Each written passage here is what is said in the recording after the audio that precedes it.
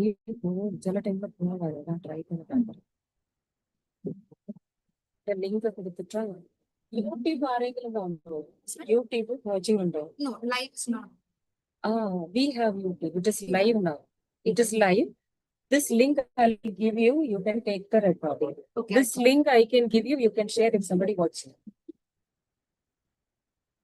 Anybody wants to watch, I can share the link.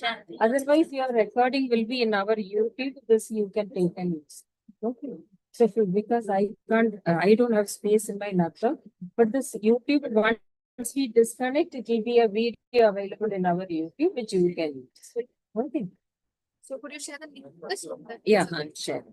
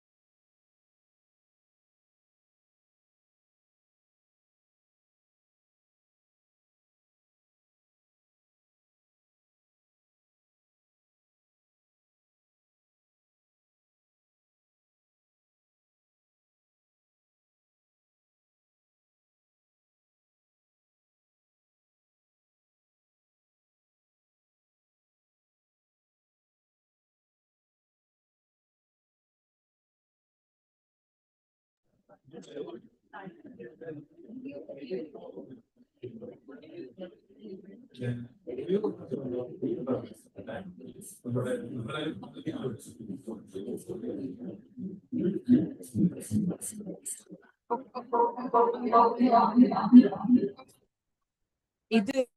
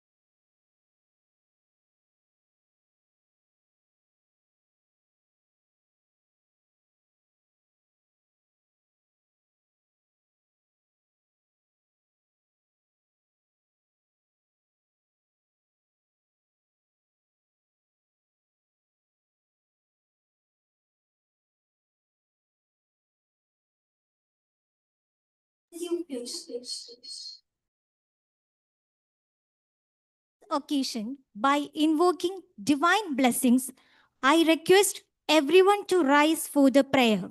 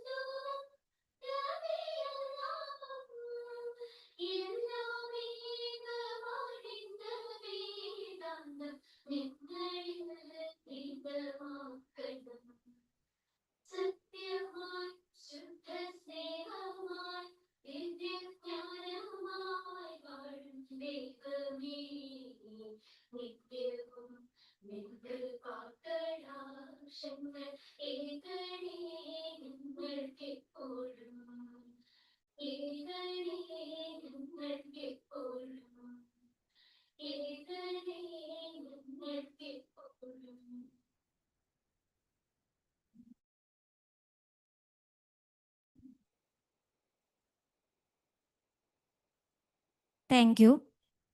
To extend a warm welcome and set the tone for the conference, I now invite Mrs. M. Lakshmi, the convener of International Conference, for the welcome address.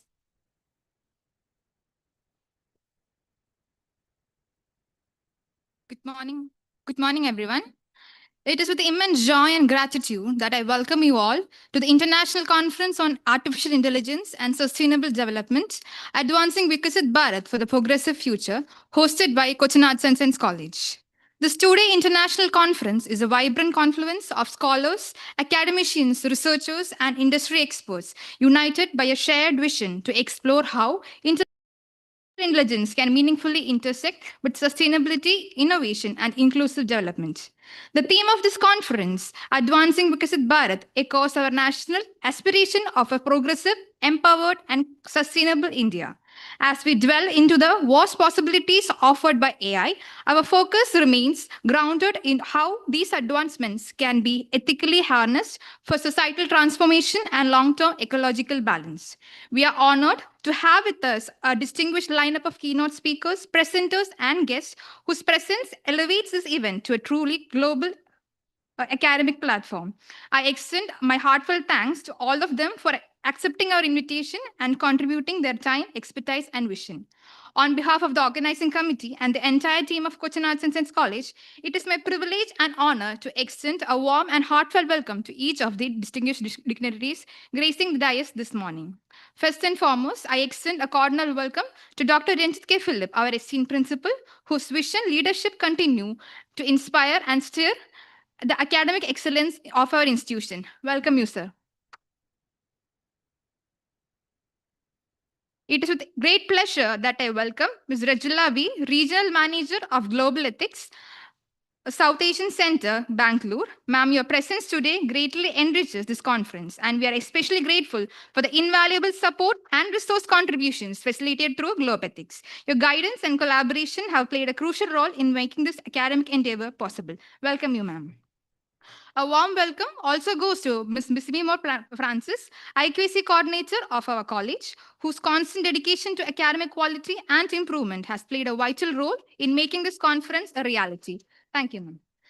I am delighted to welcome our dedicated conveners, Ms. Ayati Rajagopal and Rubina M.A., whose tireless coordination and behind-the-scene efforts have brought this event to life. Welcome, both of you. I also take this opportunity to warmly welcome all the respected members of the faculty, valued attendees, and our enthusiastic student participants who are a heartbeat of this academic celebration. Welcome, one and all of you, to the inaugural ceremony of the International Conference of AI and Artificial Development. Thank you. Thank you, ma'am, for your gracious words and warm welcome. We are privileged to have with us the guiding force behind our institution. I now invite Dr. Ranjit K. Philip, Principal, Cochin Arts and Science College, to deliver the presidential address and formally inaugurate the conference.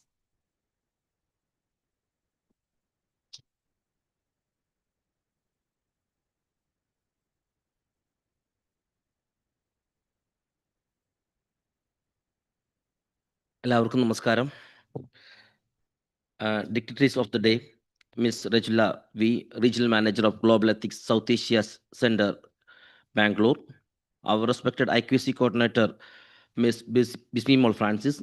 The convenience of this conference, M. Lakshmi, Rubina, and Ms. Aradi Rajagopal, Head of various departments, esteemed faculty members, dear students, and all the enthusiastic participants joining us, a very warm good morning to one and all.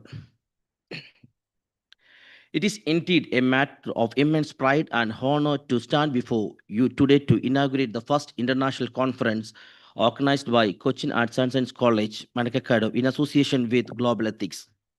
This is not just a ceremonial moment, but a significant academic milestone in the history of our institution. The successful organization of this international conference is the result of collective vision, careful planning, and tireless effort. For an institution like ours, stepping into a global academic arena with a conference of this nature is both a challenge and an achievement. It reflects our commitment to fostering an environment where knowledge is shared, ideas are nurtured, and innovation is encouraged. This conference, held under a theme that intersects two of the most relevant concerns of our time, technological advancement and sustainable development, invites us to think beyond traditional boundaries.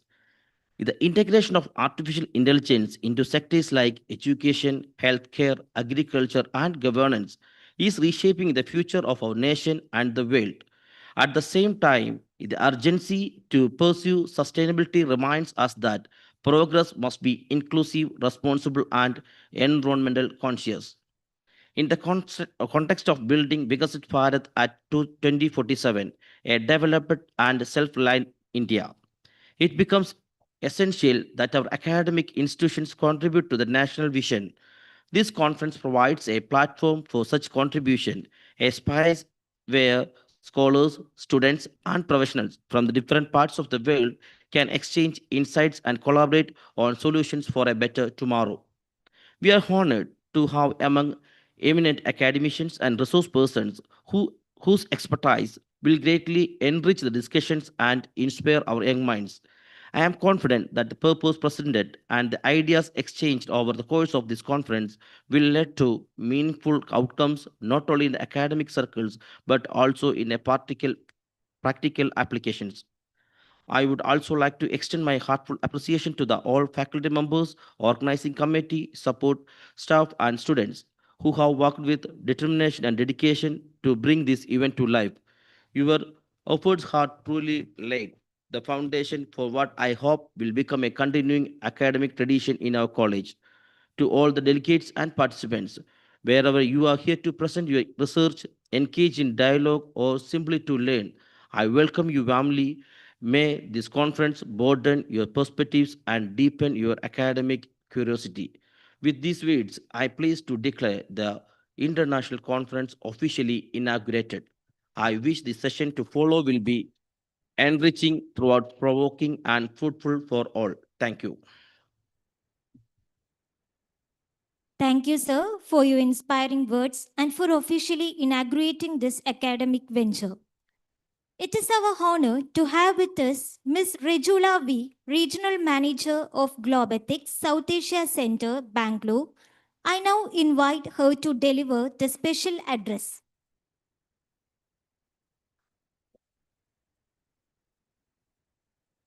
Good morning, one and all present here.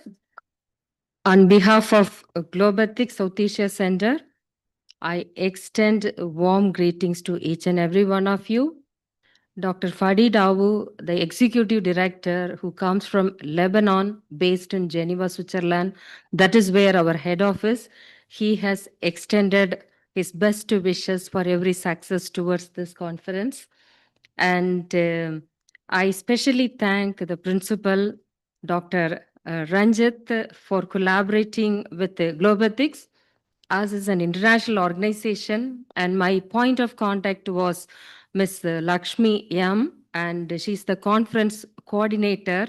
And my being here, it is really exciting, and I'm amazed because I see all young souls sitting in front of me, and it is very much matching with the conference theme: sustainable development, artificial intelligence. It is connected with Vikshit Bharat 2047. Bharat is our country, and our country is based on agriculture.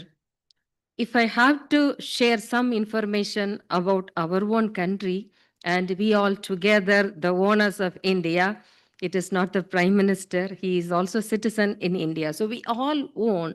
So when the government comes out with something to develop the nation, we all have a role towards that, and nobody can escape. And higher education institution, they have a major role. So, my special appreciation, and this is not a local topic or a national topic, it's international topic. And you all will know about sustainable development 17 goals: education, development, sustainability, inclusive peace. They all have major role, including climate change, environmental concerns.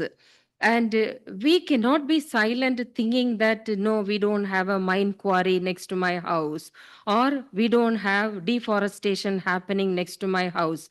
We don't have dam construction next to my house. So I don't have any problem. We cannot keep quiet when something is shaking the very livelihood of people in the North India, the Narmada River, or in Orissa, the tribal. All concern, it is our concern together with one voice, with united thinking. If we don't plan and execute, I think Vikshit Bharat will be a question mark. This 25 years of planning and investment, what will happen to that? We don't know. So my special appreciation to the principal, Ms. Lakshmi, and also the team who have worked behind this program for beautifully, agreeing with this particular concept. It is very much relevant.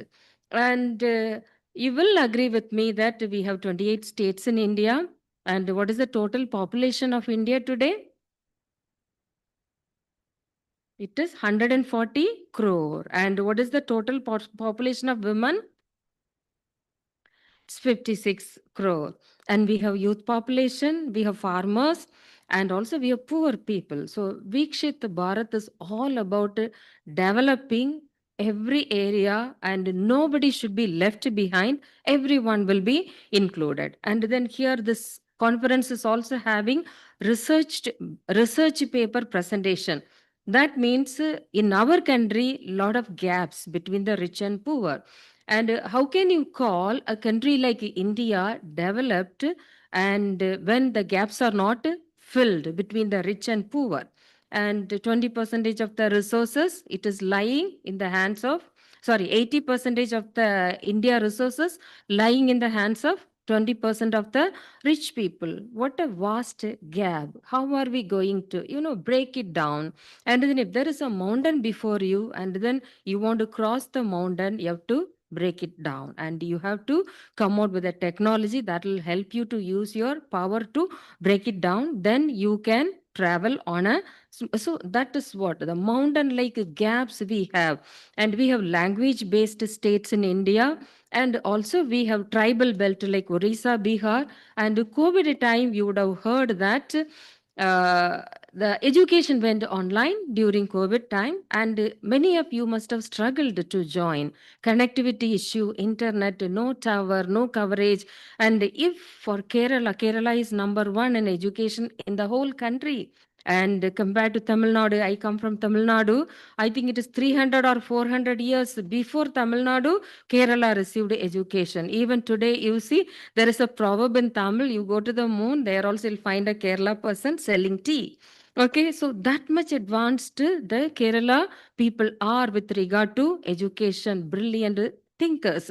So if Kerala experienced a technical issue, connectivity issue during COVID to attend an online session, think of the people who are in the northwest, especially Orissa, Bihar, even the northeast.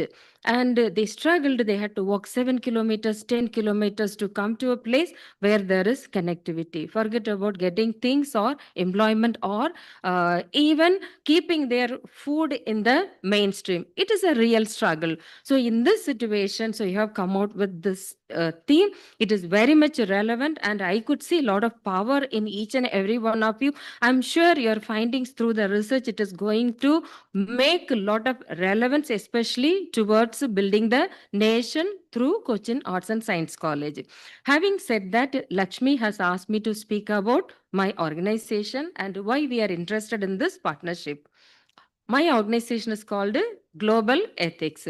So, globe is the world. Ethics is knowing what is right and wrong and always standing with the right. And we are doing a lot of programs and conferences and encourage and promote research to identify ethical practices and promote that, and also help people to come out with or make efficient decision when there is dilemma. So ethics in our mind should be a compass, and what the compass does when you are in the ocean, it always points towards north. So when you are trained to be an ethical thinker, then you will always make the right decision like the compass. So that is why, and also we feel that any data, any knowledge that is created by not applying ethics, it's nowhere going to help towards a sustainable development. So ethics has to be there. It is everyone right. And why the founder, Dr. Christoph Stugelberger, who is a Swiss citizen, started Globe Ethics. He was doing his graduation in a European country. He had African students studying with him, and being a person from Europe country, he had money to buy books and study. But he felt his fellow students from Africa did not have enough money. They could not buy the books. So they were failing in the exam. So my founder felt that this is not fair. And knowledge or education is the birthright of everyone, not only in India, throughout the entire world. So he decided that he will create knowledge, he will have a team of people dedicated in working on that, and everything will go online and it will be available at free of cost throughout the world. So today in our website, we have an online library. We had 8 million books all about Indian ethics, and then any ethics in any form existing in the world, you will find PDF books on our website, and it is available at free of cost. You can download and use. If you want a hard copy, you have to order from Amazon. And what you have to do, take a free subscription and you will start receiving our newsletter. Our newsletter, we have more than 200 international partners working with the Global Ethics. So call for paper and job related, many job advertisement from different organization. And then what is the upcoming events with the Global Ethics, everything will come in the newsletter. So that is the main purpose that he started Global Ethics. And Global Ethics is a network again. And we have research scholars and teaching faculty and higher education institutions from all over the world connected through the online platform for working on ethics and values in higher education, for teaching faculty, higher education institution, and also administrative people. We don't even ignore the people who are in the administration, like HOD, supervisor, vice chancellor, registrar, rector, principal, etc. We have programs for them also, because it is challenging and we fall into dilemma, temptation. So when we are trained in ethics, when we are trained to think in ethics, so we will be able to make the right judgment and we may not go wrong. And what is the benefit for the institution when ethically some institution is functioning? It will have a good reputation and more people will want to study in your institution. So that is the benefit for institutions. We also have an academy and we have courses.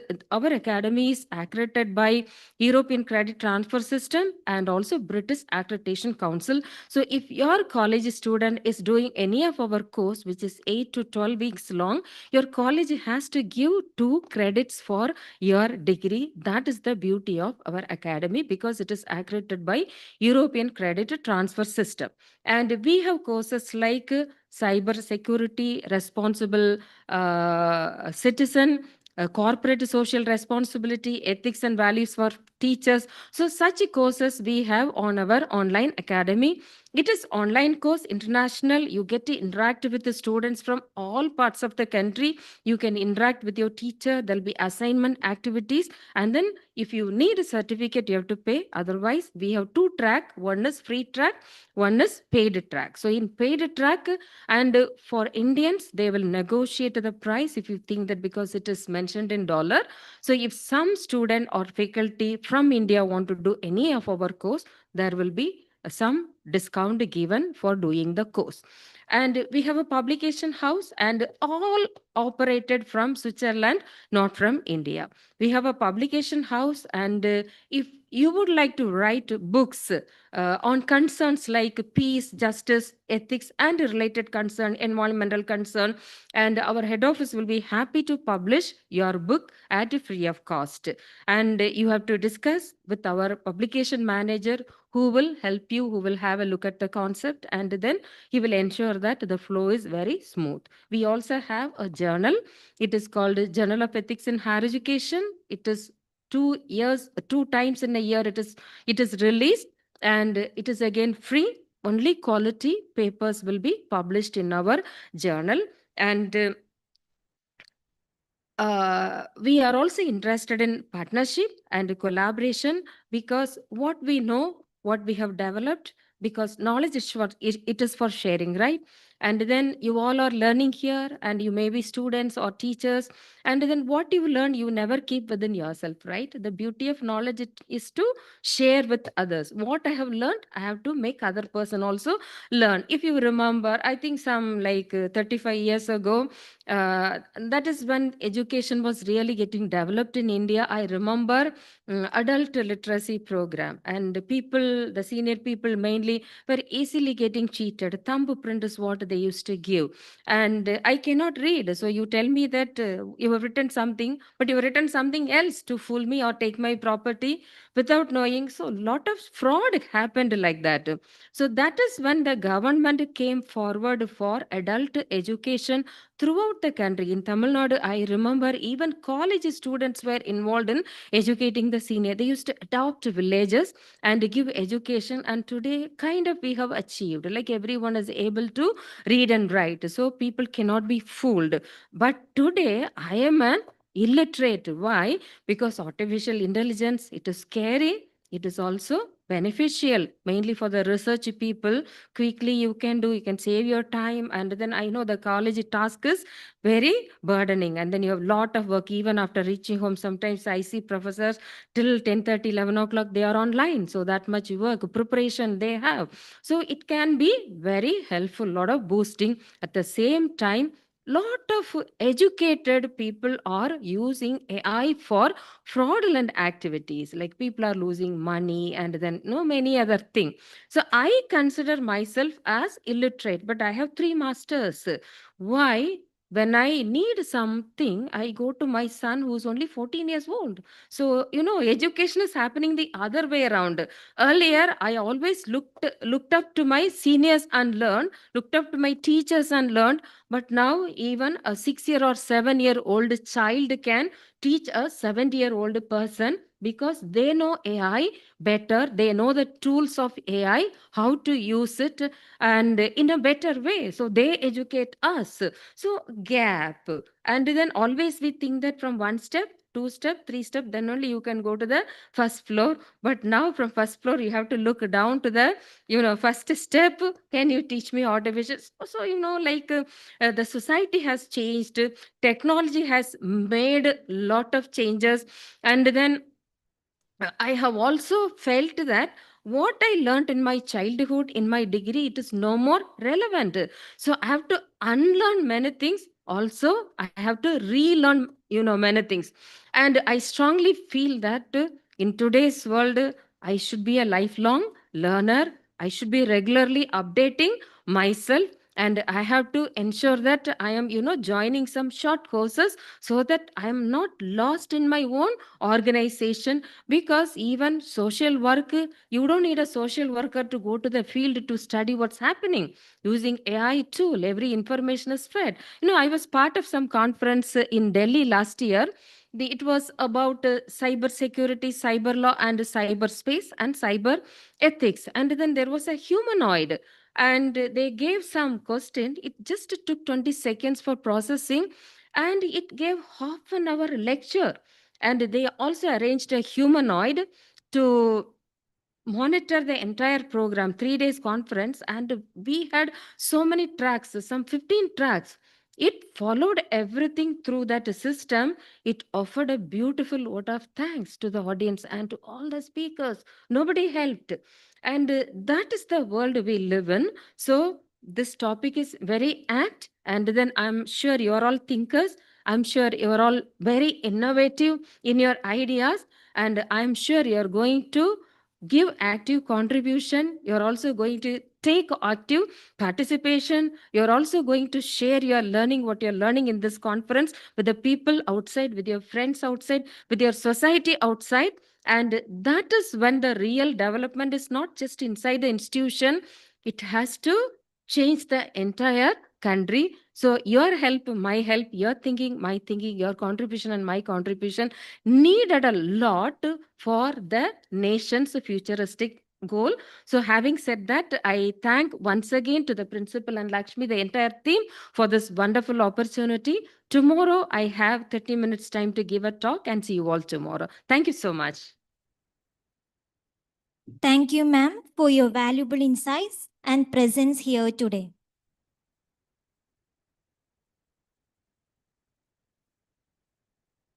To conclude the inaugural ceremony, I now invite Mrs. Rubina M.A., convener of International Conference, for a brief special address as we move forward into the academic sessions.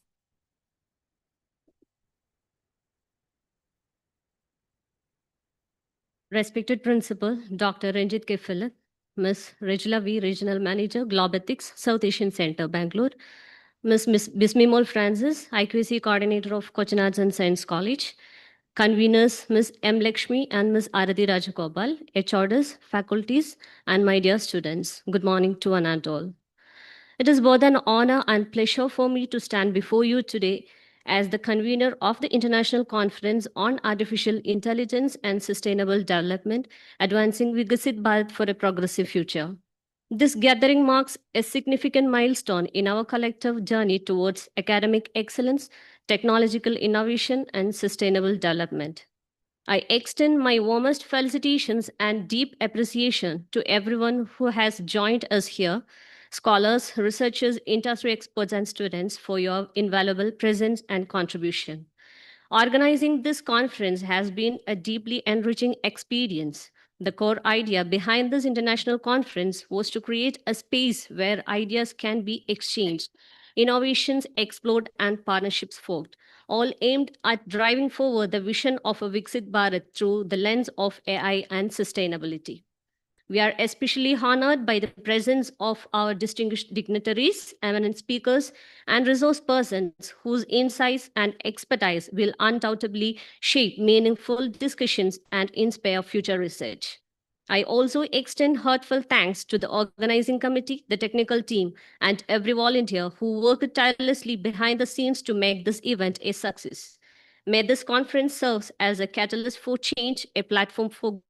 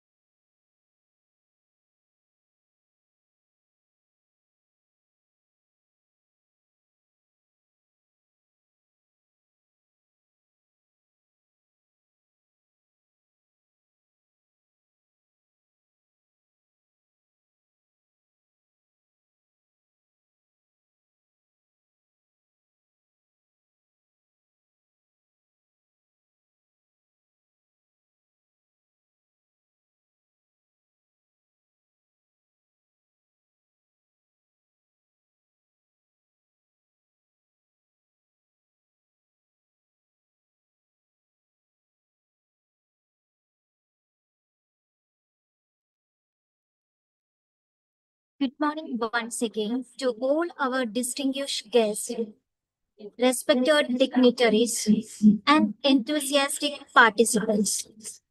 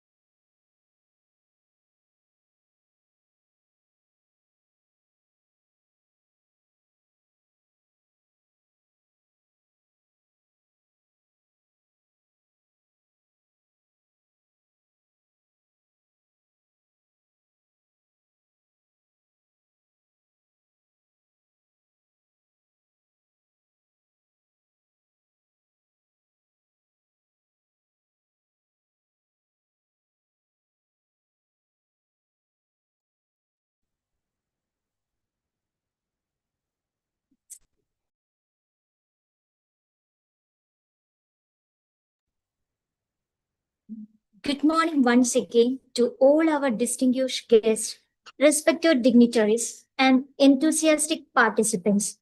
We now proceed to session one of the International Conference on Artificial Intelligence and Sustainable Development, Advancing Vikasit Bharat for a Progressive Future. This session is dedicated to exploring the transformative role of artificial intelligence in reshaping commerce and ensuring inclusive economic growth. It is our honor to welcome a speaker whose visionary leadership and innovative thinking have left a lasting impact on both the corporate and educational landscapes. We are delighted to introduce Mr. Vivek Pillai, Director of IQ Telecom, Pune. Mr. Vivek Pillai is a trailblazer in the domains of technology, corporate strategy, and education. Throughout his distinguished career, including his impactful tenures at HCL Technologies and various edutech ventures, he has consistently championed the cause of innovation, employability, and excellence in education. As a frequent speaker at national and international platforms, Mr. Vivek Pillai is widely respected for his forward looking insights on the convergence of technology and learning.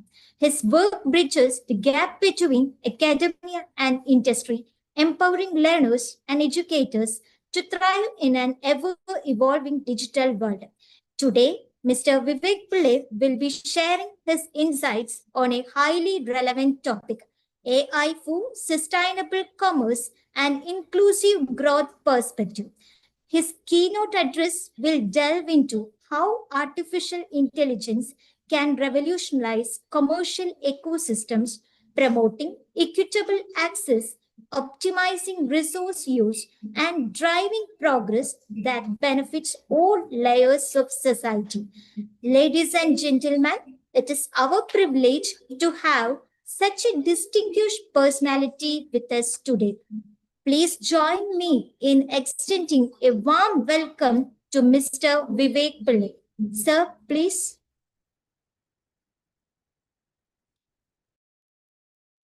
Thank you.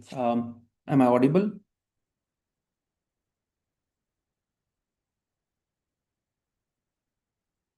Can you hear me?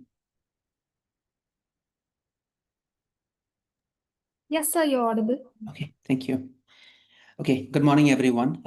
It's an honor to be here to speak on the topic that sits at the crossroads of two transformative forces of our time. One is artificial intelligence and sustainability, and how their interaction, is going to define commerce as we know it.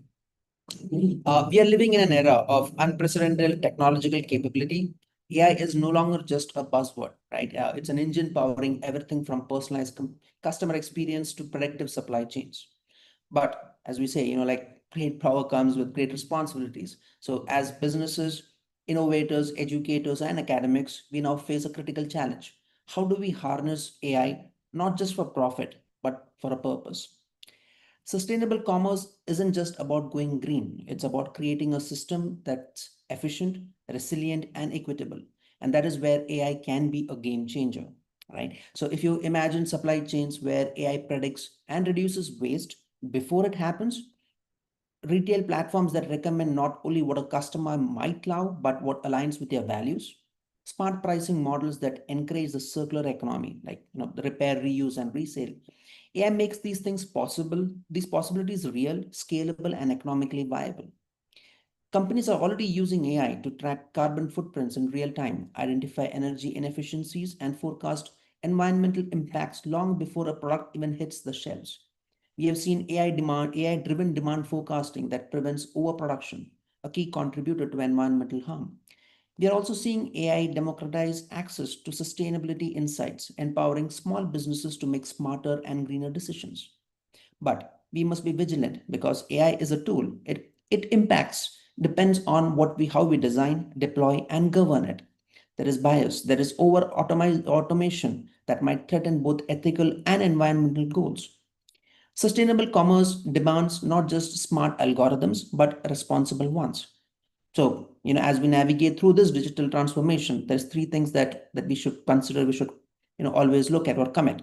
First one is ensuring that there is transparency and ensuring that AI systems are explainable and accountable. Second, we talk about collaboration, bringing together technologies, policymakers, and communities. Third one is action, that is moving beyond pilot programs to the real world impact at scale. So if you think about it, in short, the future of commerce isn't just smart, it's sustainable. And with AI, we don't have to choose between profitability and the planet.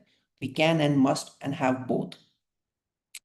So with this, I would just come up with a small presentation trying to take you guys through, through the various things. Like, it could be it's a little bit of what sustainability means, a little bit of what AI means. I'll take you through some real life examples of how we look at both these things. So just give me a second and I'll share my screen.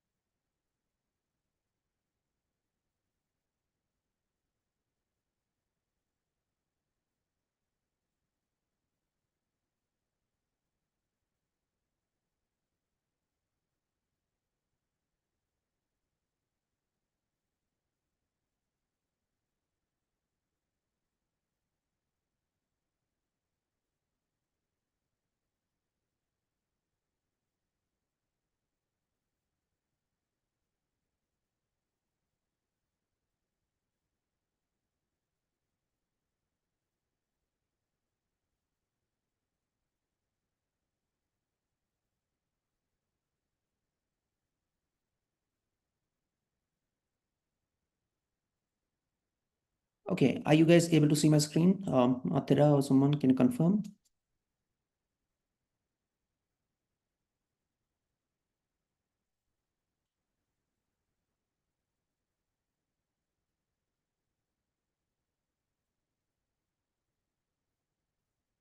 Hello?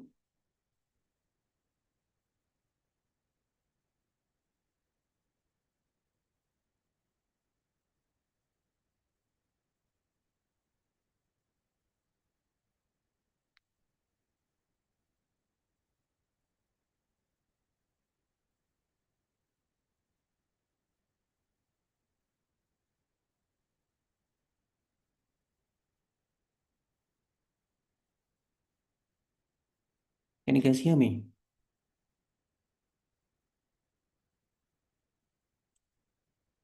Yes, sir, you're audible, but we cannot see your screen. You cannot see my screen? Okay, No. just give me 1 second. Okay, I'm sorry for the delay. I'll just exit and like dial back in. Okay.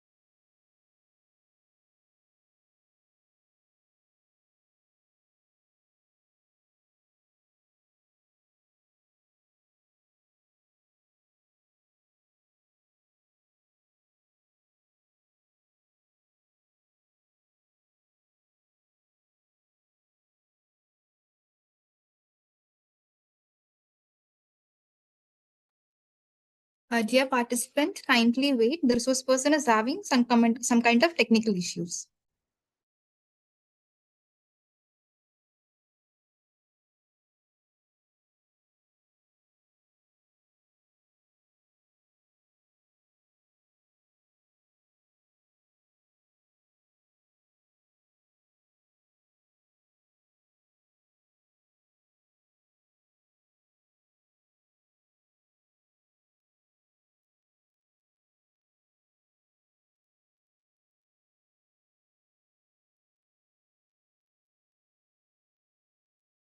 Um, So the PPT is visible.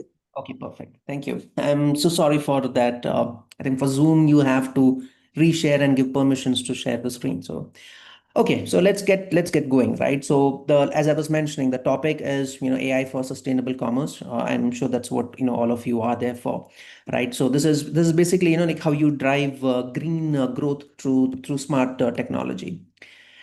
So we can begin with, what is commerce? Simple. Everyone knows what is commerce. That's the activity of buying and selling goods, and it involves the process and systems that help in exchanging of products, right? But when you add the word sustainable to it, what does it mean? It means that you're not just looking at the profit portion of it. You're trying to integrate your business with environmental and social responsibilities. In this case, you're not looking at short term goals, like where you do a business, get some money, but you're also looking at the long term profits. And based on that, you have a concept called as triple bottom line, which is basically people, planet, and profit. So in short, sustainable commerce means doing business in a way that benefits society and the environment while still making a profit. It balances three core areas to ensure that there is long term success. So what is triple bottom line? Now, all of you know what a bottom line is, right? So a bottom line is basically at the end of the balance sheet and where you need some profit. I mean, where you make profit. This basically tells you, if it is positive that the company is doing good, if it's negative that the company is not really good. And that is basically used by the investors, stakeholders, and business leaders in assessing, how a business is performing. Now, if we add one more thing to it, which is the triple bottom line, which is the human needs, the social, environmental needs of the planet, right? So when you add this into your bottom line, into your balance sheet, that is what is called as a triple bottom line. So it's basically a framework that expands on the traditional focus on the financial performance of the company, right? Now, this stands with three P's, right? The first P stands for people. Now, when you talk about people, what do you mean? You talk about social responsibility. So that means you need to have fair labor practices. You need to have community engagement. You need to have equity and inclusion.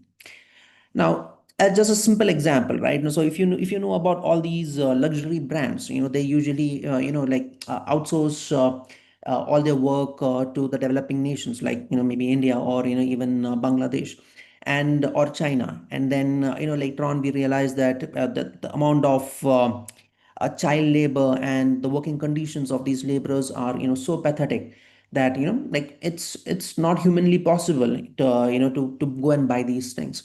So that's why like initially everyone was just concentrating on the profit, but as we move into the new world, we see that people are more and more concerned about how the stuff is being created, how the people are being impacted, what are the people who work on it, right? So as we move on, we'll dwell into a couple of more things in terms of how this gets done.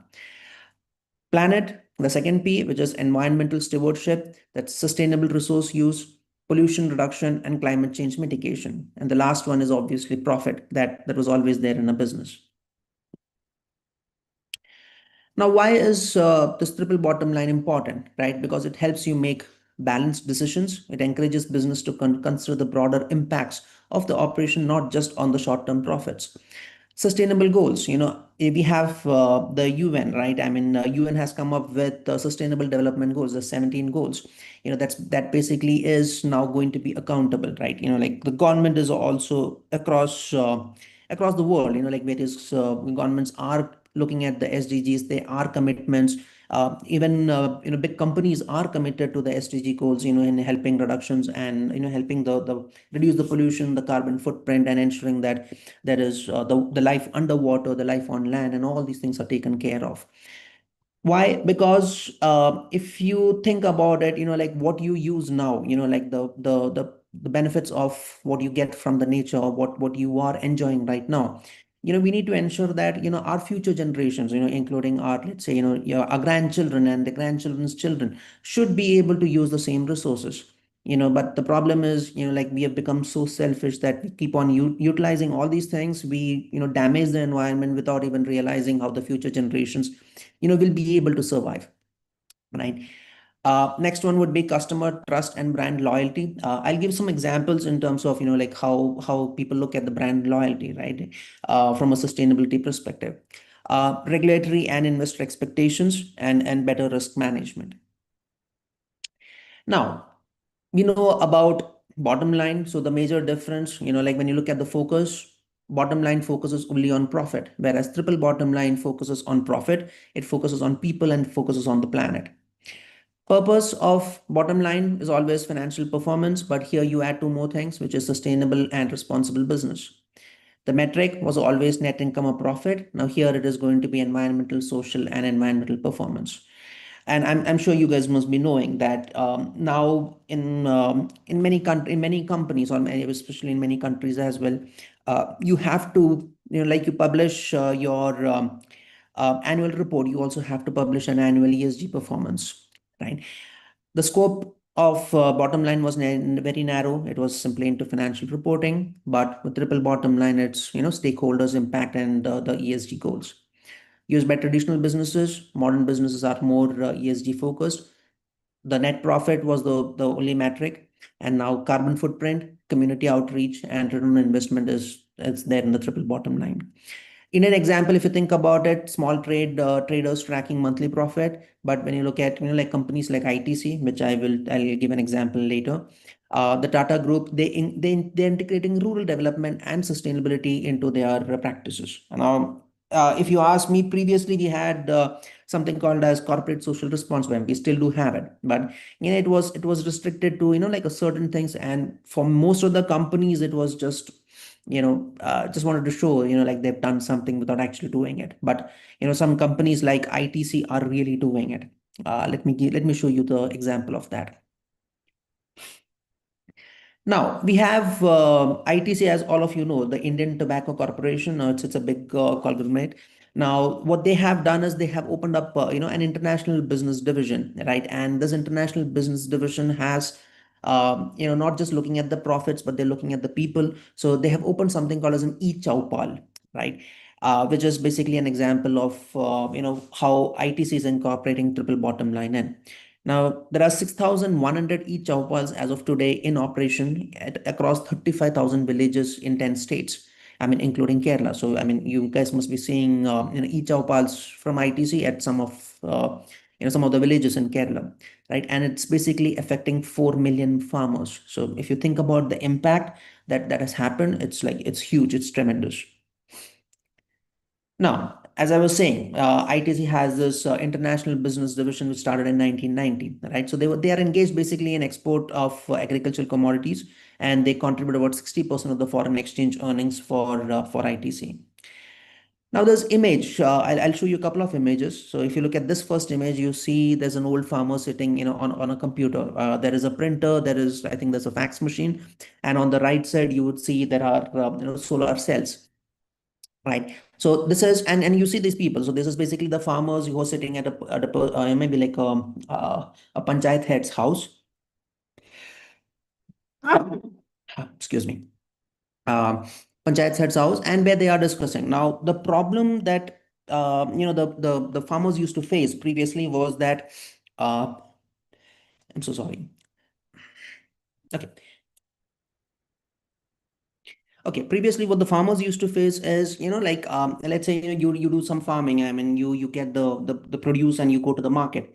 Now you are either directly selling it to the market, or you're selling it to someone intermediary in between, who becomes then the wholesaler. Then he sells it to a company, and you don't know the actual price of what your product should sell. But with access to the internet, with access to the global market, you would know like what should be the price of the product that you're going to sell. So this basically like ITC helps them do that by setting up internet connection, setting up access to the market. And since it's a village, right, so they have set up these solar panels, so there's enough backup, right? So if you see this, they have these mini vans that they run around, where there is this person here who is explaining what they can do, because some of these people are not literate enough to understand how to use the computer. So there is somebody who gets trained, and that's all done by ITC, right? So like I was saying, Chowpal is a Hindi word which means village, and E stands for electronic. So it's a virtual marketplace where vendors and customers come together to do transactions. right? So it basically uses a symbiotic micronodal model, as both parties were making profits at different levels. Now, if you think from a company's perspective, ITC's perspective, the way they're making profit is, they are eliminating the middlemen. That way, like the thing that comes to them, the product that comes to them, comes at a price which is much lower because they don't have to pay all these commissions to the middlemen. Right now, this is how, if you look at this image here, you would see, like how a farmer would have, multiple, like things happening to him. Then there are big brokers, there are small brokers, there's a trader, and then finally it goes to ITC. But with too many intermediaries, it creates information blockages. Like I remember that. I'm based out of Pune, so we had this shortage of tomatoes some time back, and then we realized that like they were selling tomatoes at around, I think, 100 rupees, or like 150 rupees a kg. Right, that was one time they were doing that. And then, like suddenly, like a couple of weeks back, I read a news where there were these tomato farmers, who were coming up with big trucks or tempos filled with tomatoes, and they're just throwing it on the road. Because what was happening is they were getting just about like 5 rupees or 10 rupees per kg of tomato. Whereas, like when it finally comes to the person who's buying it, it was like, 150 rupees. So you can imagine the amount of information, misflow that is happening in this case. Right now, with e-Chowpal, if you see everything, the farmer is, they have direct access to the e-Chowpal, and then there is one intermediary who would then work with ITC to get their products sale. Right. So again, advantages: there is no hierarchy. Internet is used as a low-cost medium of communication, and intermediaries are used for physical delivery of products, maintaining low cost. Okay, now with what is happening is, how do EPALs get set up is ITC with solar power backups and VSAT connectivity. The equipment cost of the each EPAL is borne by ITC, right? And allows farmers to compare global and local market. Now, with this example, you would understand. Let me just quickly take you through the next. So with this example, you would understand that, like a global company, like a big company, they are not just looking at their profit, but they're also figuring out ways to help the people, that is in this case the farmers. So that way, they are empowering them, and they're also they're using technology. Now in this case, like the satellite internet connectivity and the computers. But like what they're also doing is, they are also making a profit out of it. Now let me move on and give you a little bit more examples of other industries where this happens. So if you look at Infosys, all of you know Infosys. So Infosys is an IT service company, right? Now the TBL here, what I mentioned here is basically the triple bottom line. So if you look at the people, right, they have a policy that they need to ensure that the people, there is people from diverse environments, there is inclusion, and employee well-being programs are well known with Infosys, right? Now if I talk about diversity, so that would mean that there is no gender bias, there is no there is no distinction between people coming from a rich background or a poor background. The only thing that matters is education, right? They are carbon neutral, and they are LEED certified campuses, which ensures that the carbon footprint is much lower. Profit, if you look at Infosys, they have a consistent revenue growth and the global reputation. Second company that I would like to talk about is Mahindra Automobiles, that you guys know about, right? So what they do is, like if you look at the people perspective, they have opened up a lot of schools, like the Mahindra Pride schools, which is basically helping the people, right? If you think about the planet perspective, yes, they're looking at electric vehicles and green supply chain. But you always think, like from a big company, okay, electric vehicles is basically something that they're selling, right? Yeah, obviously, because any company needs to have profit. So they look at profit, but their focus becomes, a little bit more on the electric vehicles to ensure that the environment is, least impacted. They're expanding their footprint in EV and in agri tech sectors. Hindustan Unilever, FMCG company, they have something called as Project Shakti for rural women empowerment and entrepreneurship.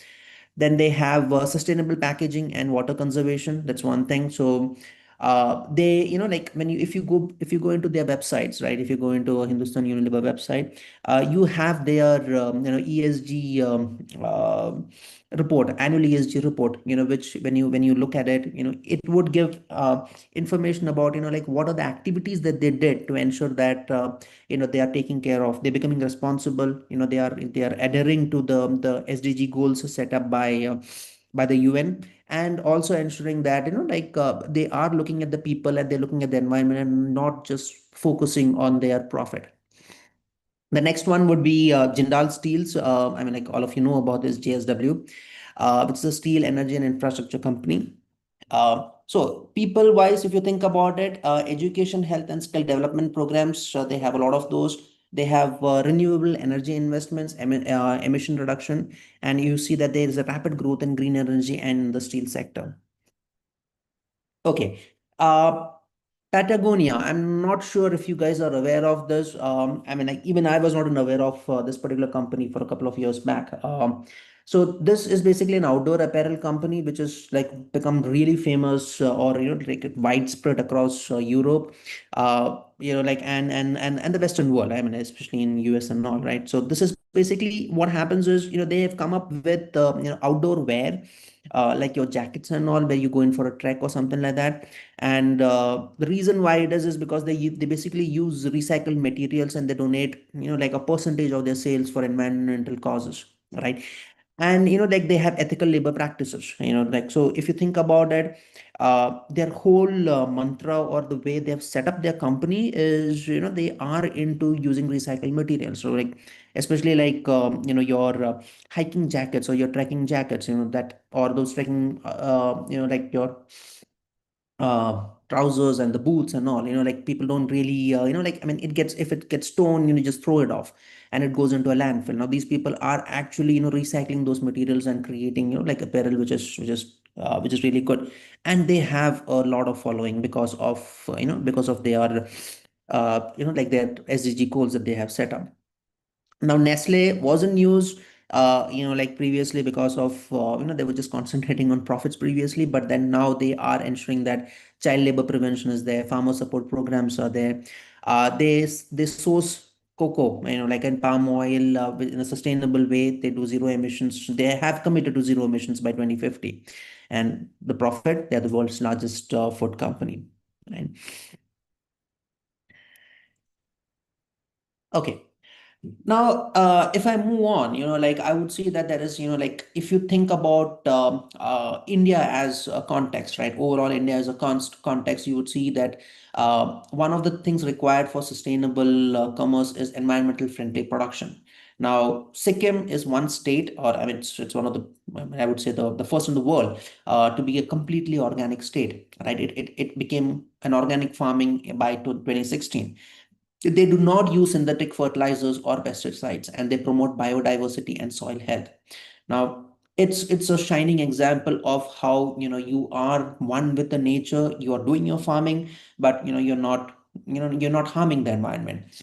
One example I could think about is like if you think about sugarcane, right? So they say that sugarcane production creates a lot of issues, because for one, for the fact that you need a lot of water for sugarcane. Second thing, there is after the sugar is extracted, they burn the molasses, and like, which again creates a lot of pollution in the environment.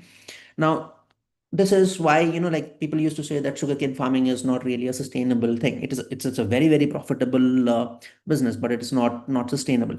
But over the years, like there has been a lot of thought process that goes into it, and now with the molasses, they have come up with a biofuel, which our honorable our transport minister said that he would be setting up some kind of factories to use those to power our vehicles in the future. So which would mean that there would be less pollution, less dependency on petrol. So if you think from those perspectives, a little small things, which can be converted, into doing, much better for the environment.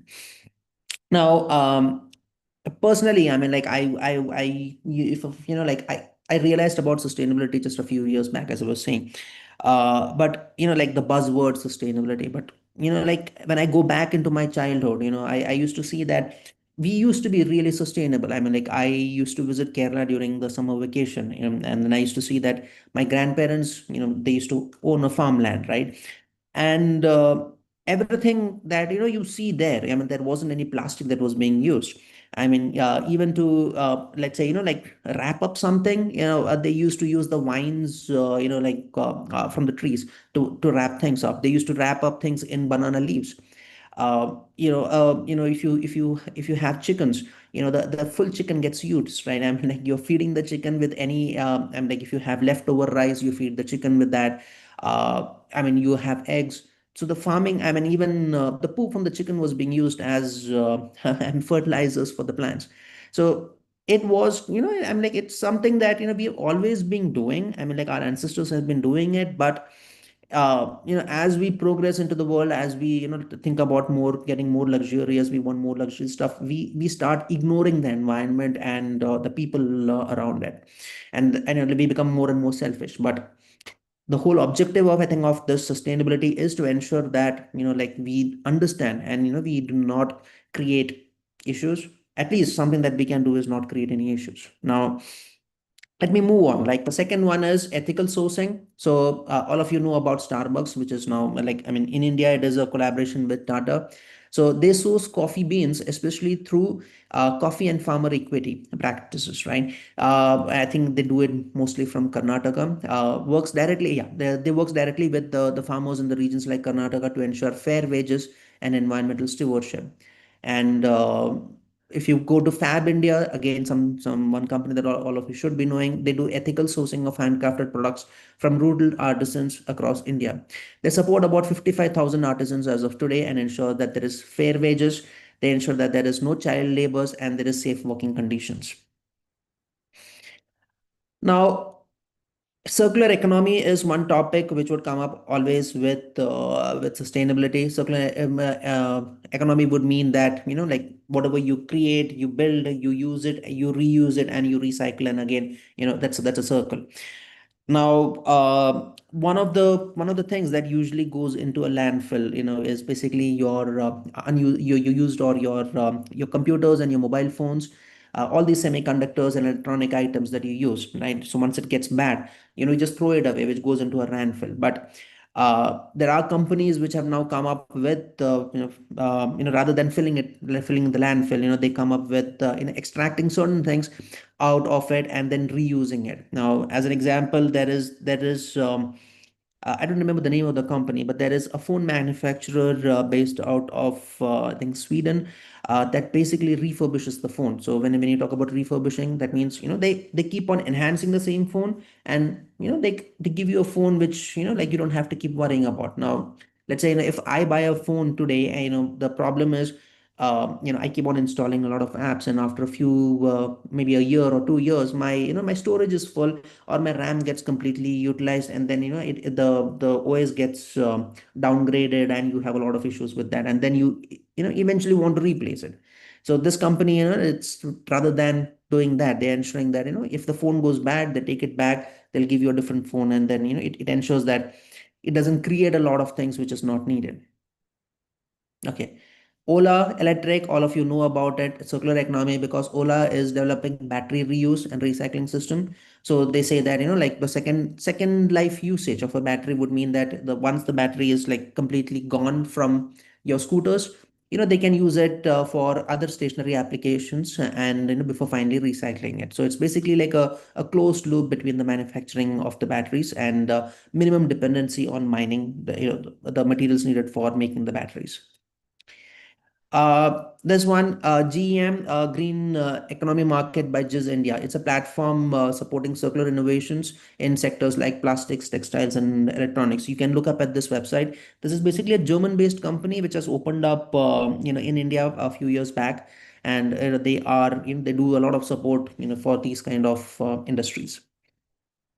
And again, like we talk about India, so there is like the Ministry of Environmental, Forest and Climate Change of India. Now, this is a really good platform which has come up, organized by the government of India, where you can, if you have a thought about creating a startup, about reusing, repairing, and recycling things, they do support it a lot. So one of the things that you guys can look at. Now, we spoke about commerce, we spoke about sustainability. Now we'll just speak a little bit of, how AI can be used in sustainability. But before that, just a little bit introduction about what AI is. So all of you know that, AI refers to the ability of the machines, especially the computers and the software, to perform tasks that's typically requiring human intelligence, right? Now, that means what you're trying to do is you're trying to teach a computer how to think and learn so that it can help and do things faster and smarter for us, right? Now, what basically AI does, one, AI thinks, so it tries to solve the problems and make decisions. Second, it learns from experience, and from the data. And then, the other thing is it recognizes, identifies pattern, images, voice, or languages. And then finally, it acts, right? So when we talk about an act, it's basically, as an example, is a chatbot, right? So where you are on a website and you want to, there's a chat, you put in questions, and, in most of the cases now, it's basically an AI that is responding to your questions, right? Or, a robot in this case, I mean, in another example. Now, simple examples of AI, one would be like, your voice assistants. I mean, in your phones, you have Siri, you have Alexa, you have Google Assistant. So all these are voice assistants. So that's basically what is happening is it is recognizing your speech. It is trying to figure out what your question is, and it is coming up with some answers to it, right? Then recommendation systems. I'm sure you guys must be watching Netflix, Amazon, and all. So, or even let's say, YouTube, right? So what happens is you're watching something, and then, like the AI is able to predict, I mean, like they have these AI systems which basically predict, the next movie that you would like to watch. So that is the recommendation systems that AI is driving. Then Tesla is another example of self-driving cars. So if you think about a self-driving car, what is happening is there are cameras which takes images, and then, the computer has to convert those images into readable format and make decisions real quick, right? Then there are spam filters that detect unwanted emails. Now, there was spam filters previously as well, but then, this is AI enabled, which makes it, like much more efficient. Smart cameras recognizing facing or objects. I'm sure the people in Kerala who are driving vehicles know that there is like a lot of AI cameras which are installed, everywhere, and you get a challan or the police coming to your house, right? So that's basically what it is. It's basically, identifying, tracking. Now, if you think about it, why is AI doing it and why not a human? Because, like imagine if you have to monitor the traffic all over Kerala, you think about the number of resources, number of like traffic personals that would be needed to do that. But instead of that, you have AI enabled. Now, AI enabled doesn't mean that, like there is a person, there are multiple people sitting and actually tracking things. The system is generating it. The system is understanding that, if your vehicle is there and your vehicle is, like crossing a red light, the system will automatically just click the image of you, click the image of your registration number, map it up with the with the motor registration, and come up with the address and send you a challan. So imagine, like, I mean, you don't even have to there is no ambiguity in terms of, like a cop standing there and figuring out whether you actually crossed it or not. We'll quickly look through certain branches, the key branches of AI, before moving on to how it can be used in sustainability. Okay. So the key branches of AI, one is machine learning, that is the machine is learning from the data. Second one is natural language processing, that is understanding human languages. So it's basically, whatever you speak, whatever language you speak, it could be English, it could be Malayalam, it could be Tamil. So all these languages, the system should be able to understand and convert it into zeros and ones, right? Computer vision, we already spoke about it, like seeing and interpreting visual data. And then, acting in the robotics would be in like acting in the real world. So let's quickly look at some of those. Machine learning basically enables computers to learn from data without being explicitly programmed. There are two types: supervised, unsupervised, and reinforced learning. Fraud detection, recommendations, stock prediction, all these can be done. Some popular tools, scikit-learn and TensorFlow and PyTorch.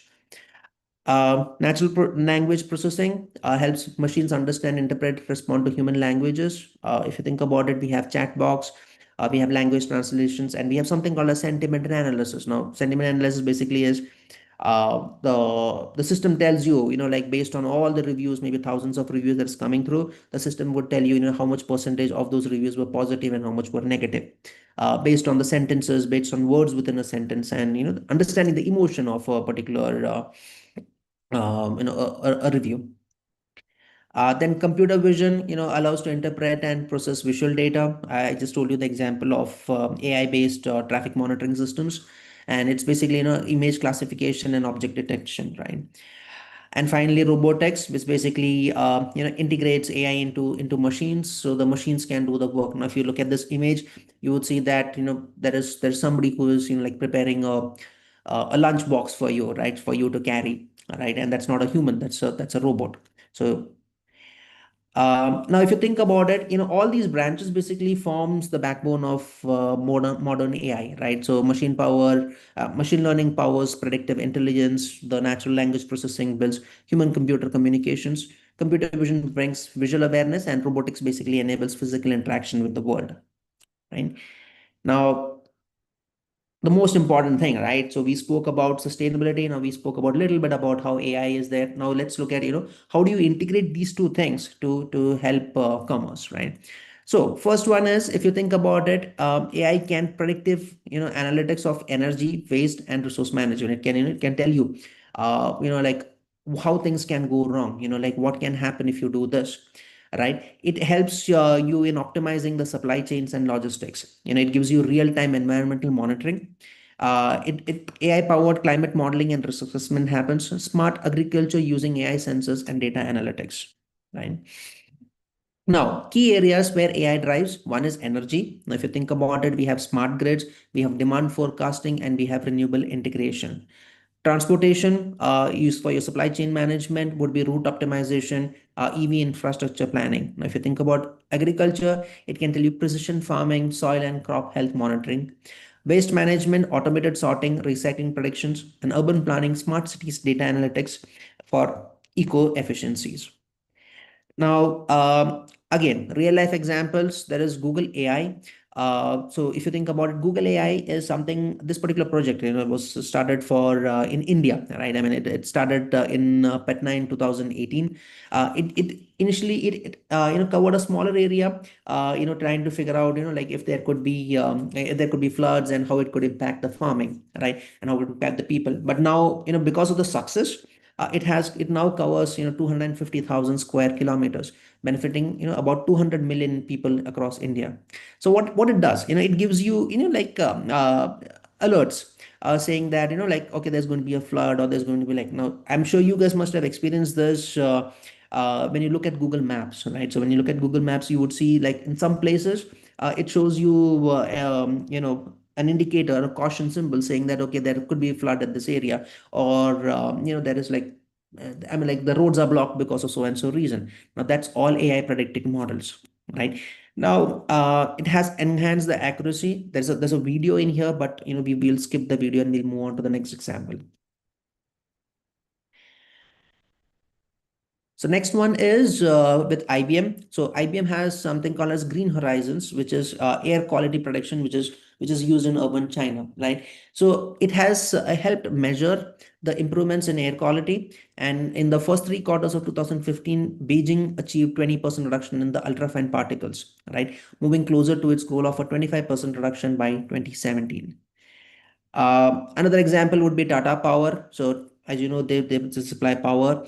AI-powered energy monitoring and control. So they have user-friendly automation and control, and AI-enabled demand response with auto grids, and real-time insights and personalized recommendations come up with this.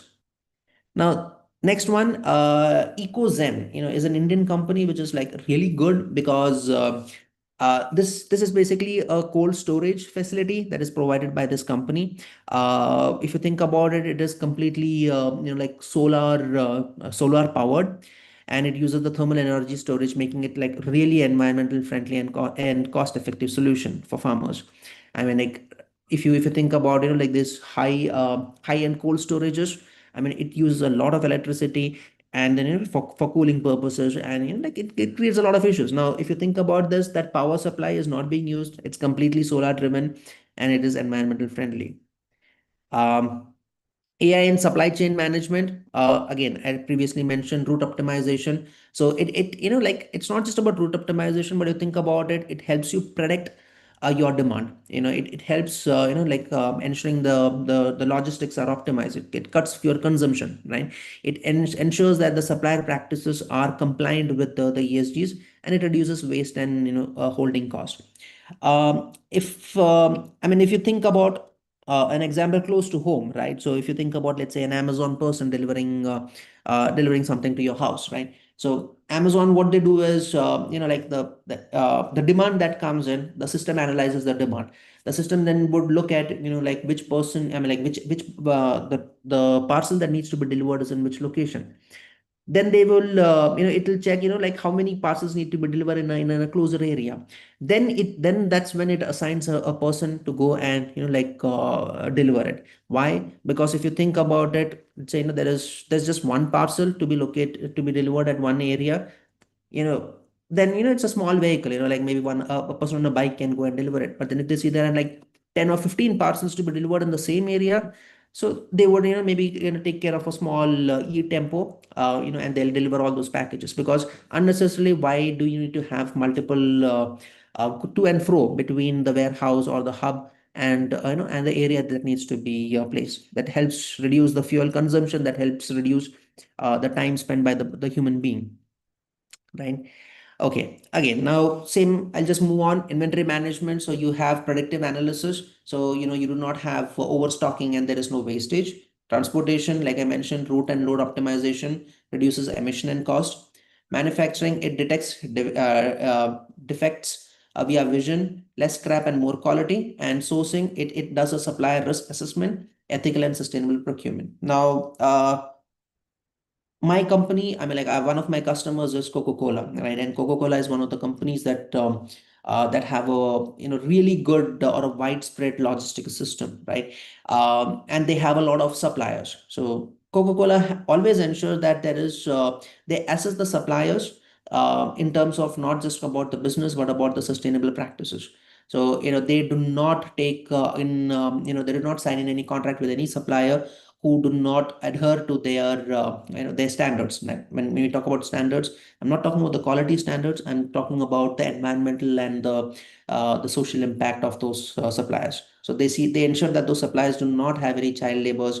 They ensure that the working conditions of the labors are really good. They ensure that the produce, like whatever they're procuring, is a fair procurement, and, it's not impacting the environment. So that's one, right? So big companies are now waking up to becoming more sustainable. Now, if you think about, again, with Coca-Cola as an example, you would see that, like previously we had some big footballer, he just kept the Coca-Cola bottle aside, like he picked up the can and he kept it aside. That was, that's impacting Coca-Cola, because, like just with that one action, it reduced their market value by a big chunk. But, like how does Coca-Cola then start ensuring that, they increase the market value by, ensuring that they reach out to the people who, like majority chunk of the people who are into sustainability, who are looking at getting in green products. So if you see, they are now recycling everything that's coming through. So sorry, guys. Okay.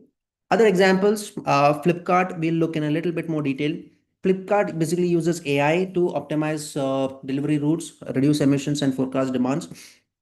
Tata Steel also use AI-driven logistics and inventory systems for material flow optimization. ITC, we spoke about ITC for the e-Chowpal, but ITC also uses AI in agri supply chain to reduce spoilage and improve farmer productivity. Unilever uses AI for traceability. Walmart and Mercer, right? So, okay, benefits of AI in sustainable supply chain. First one, obviously the environment. Second one is economic. Third one is operational, and fourth one is ethical, right? Now let's quickly look at Flipkart as a case study. So Flipkart has significantly transformed its delivery network by integrating advanced AI technologies, and enhancing efficiency, accuracy, and customer satisfaction across India, including the tier 2 and the tier 3 cities. Right now, how do they do this? They used AI-driven automation in warehouses. They address intelligence and geocoding. So like the physical location is now geocoded or geotagged.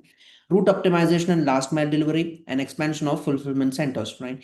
And they, if you look at it, like especially in Bangalore, I think they have started using electric vehicles to reduce the pollution, and they are enhancing accessibility in rural areas.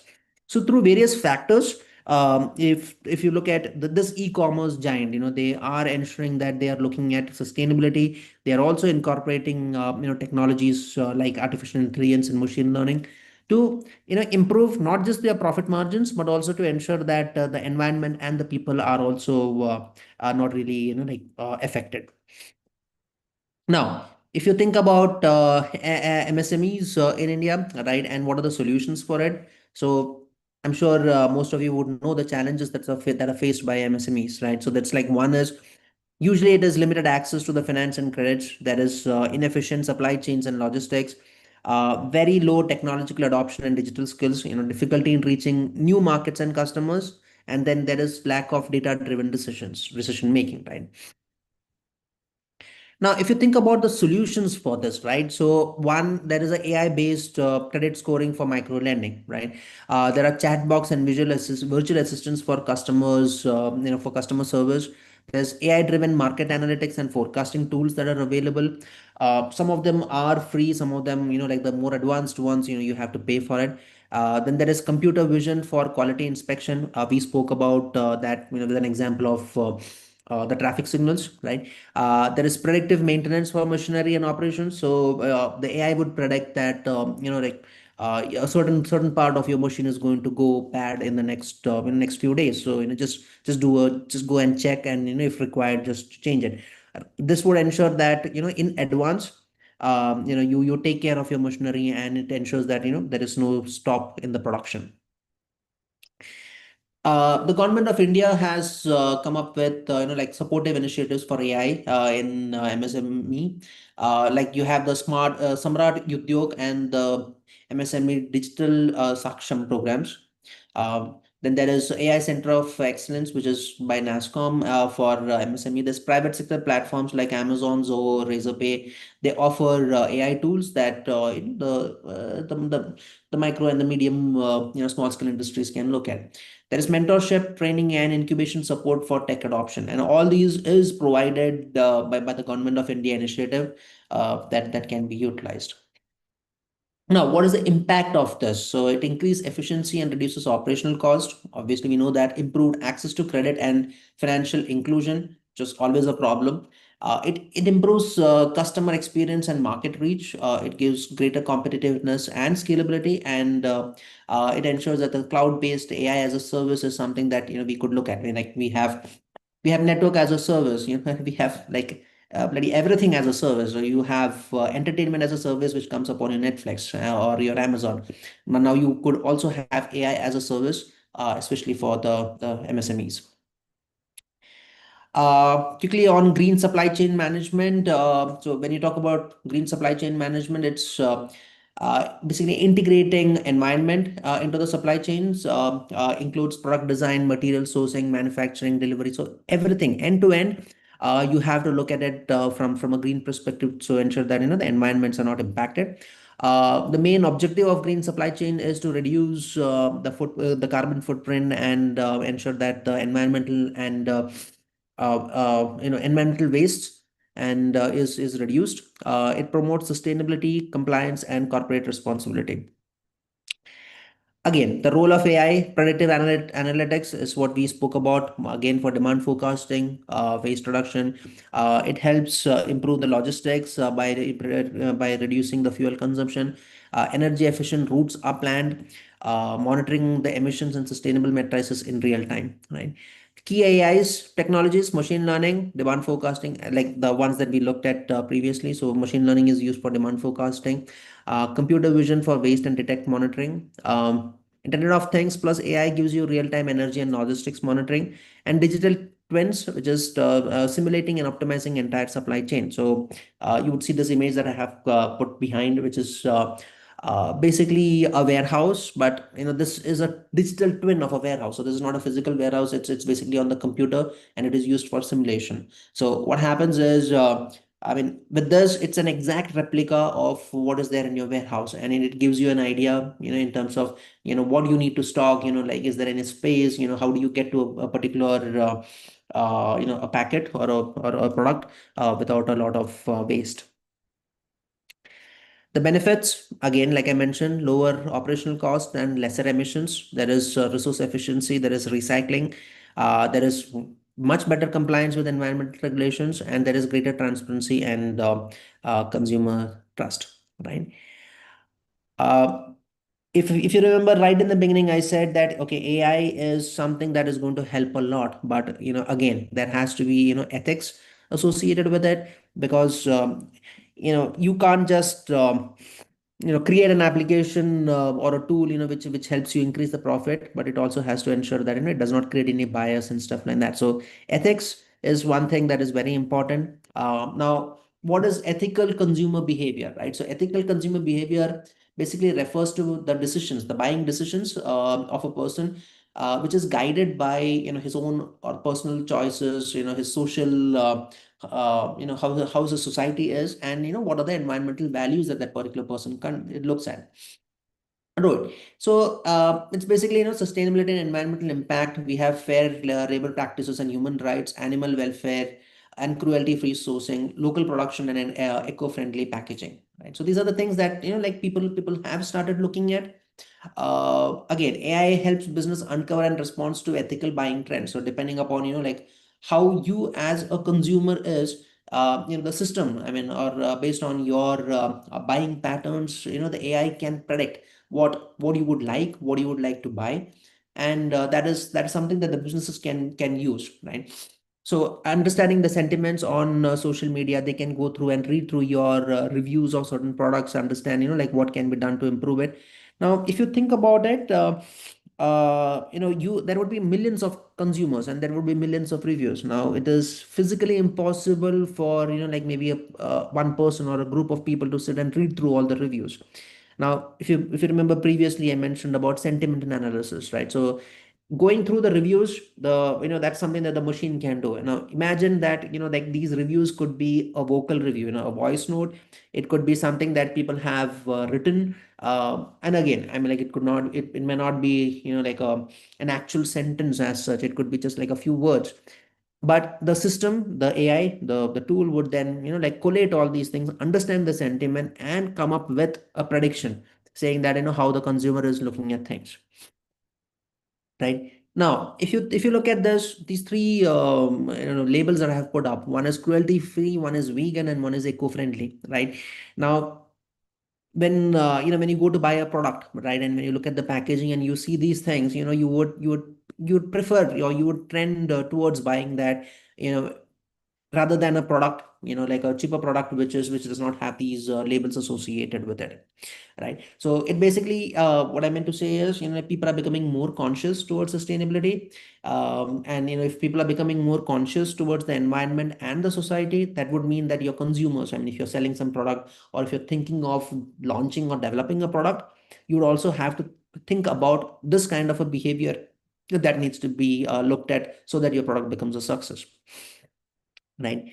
Now the tools, like we already spoke about those four branches of AI. So NLP, which would help in analyzing the sentiments. Machine learning methods predict the purchasing behavior based on ethical trends. Computer vision, like to verify the product packaging, these labels that comes in there, and recommendation engines to suggest ethical alternatives based on the user's behavior. Uh, Quickly, the benefits for the business, because it helps build trust. It gives you a loyal customer.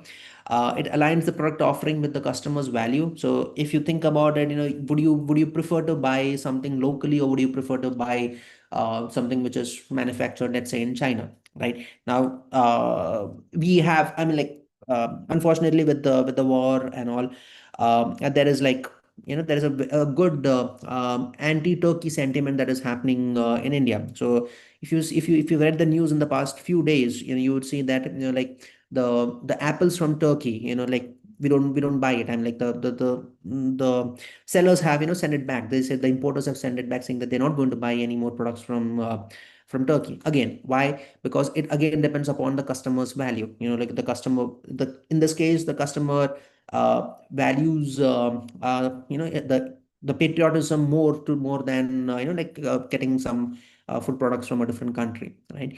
Then all these things can be predicted. I mean, like looking at it, AI would be able to predict the how the consumer's nature would flow. It informs about ethical sourcing, it boosts compliance and ESG goals. And for the consumers, it gives you better transparency, right? So, like we have a few more slides where I would take you through, how blockchain is. Then better transparency of the product's origin, access to ethical alternatives, and personalized recommendation that align with their values. Real world examples. We have Leroy, which is from Paris, which uses AI to track social sentiments about sustainability and adjust branding. Amazon offers filters for climate-friendly products. Good On You is an app which uses AI to rate fashion brands on labor, environment, and animal impact. And H&M analyzes consumer responses to eco-conscious collections for future design decisions. Blockchain for an AI. So all of you know what blockchain is, and why do you need transparency? Because like it gives you the traditional challenges that you face was opaque supply chain and fraud. There would be counterfeit goods and false certifications, delay. So when I talk about false certification, you could also think about greenwashing. There is delays and inefficiencies in customs and logistics, difficulty tracking origin and sustainability compliance. So need for transparency is builds trust between customers, consumers, businesses, and governments, and ensures ethical, legal, and sustainable trade practices. Why blockchain is important? Because blockchain is basically like putting every block or every transaction that happens is verified like by all the stakeholders, so that ensures that there is enough traceability. People cannot do any fraud on the blockchains, right? And there is we can go way back all the way till like the farm or the farmer who did that. For example, if I buy an apple today, buy an organic apple, and there's a barcode on it, and if I scan the barcode, it tells me like where that apple has come from. So it'll tell me like, let's say the apple has come from a farm, let's say in Shimla. It was this is the farmer who planted that apple. These are the fertilizers that he's used. From there, where did it go? Like, did it go to a warehouse in Delhi? From Delhi, did it come to Pune? So, if you think about it, it gives you the entire history behind, that particular product, which basically, like makes you more confident in eating that, because you hear news about, like a lot of pesticides, or using calcium carbonate to like ripen the mangoes and all. So all these things can be avoided. I mean, like you would, but again, it's not cheap. It would be like a little bit expensive. But as we progress into the coming years, these technologies will become more and more cheaper. Then AI ensures intelligent analysis while blockchain secures the data. AI verifies blockchain entries. Blockchain ensures transparency and accountability for AI decisions and enables self-executing smart contracts driven by AI insights. Right. Real world examples of companies using AI and blockchain. One is IBM, that is Walmart uses IBM Food Trust, which is an app that you can see. Then there is Maersk, which uses TradeLens, that is digital freight management using blockchain and AI for customs and logistics. There is something called as Ever Ledger, which tracks diamonds and wine authenticity using blockchains. Now, if you know, diamonds are one of the products which has a very low quality on the labor environment. So like when like the people who work in the mines, they work in really poor conditions. So Everledger basically tracks that, right? And then you can decide like if the workers had a really good working environment, like were they paid properly, and like all those things helps in your buying decisions. Indian Coffee Board, again, uses blockchain to trace the origins of the beans, and like it has the potential of AI to use it for quality protection. To conclude, if you think about using of AI in sustainable commerce, it basically helps you reduce. It helps you optimize the resources. So when I talk about optimizing resources, we would say it helps us reduce the waste. It helps us use the energies efficiently, and it also predicts across all the operations and supply chains. If there is any problems, it forecasts it in advance. So you don't have to wait for quality issues to happen before you rectify it. Like in advance, you have these predictions which can help reduce time and improve the efficiencies, which invariably helps improve your profitability, right? It's very, very transparent, like blockchain integration and real-time monitoring, ensures ethical sourcing and environmental accountability, right? It empowers the consumers because, I would get, if I think about it, I would get personal recommended products. Right now, if you go to Amazon and you buy something, right, the next time they will predict based on that, right? Like based on what you purchased. Did you buy it from did you buy an expensive one, or did you buy something which was environment conscious? So based on that, your recommendations come. So that's actually helping me because I don't have to keep searching for things. Then it supports policies and compliance because it automates the ESG reporting. And as I mentioned previously, ESG reporting is now kind of mandatory for the big companies to have it published along with their annual reports, right? So if you go to Infosys website, or if you go to let's say Microsoft website, and you go into the ESG section, you would have the reports which are published over the years, because these companies have also committed to ensuring that there is zero carbon emissions and a lower footprint by like by 2050. That's a goal that we have, right? And it drives inclusive growth, right? AI solutions tailored for MSMEs and rural enterprises foster equitable and green economic development. So that's pretty much what I have from my side. I hope it was not boring. It was a little bit interesting to you guys.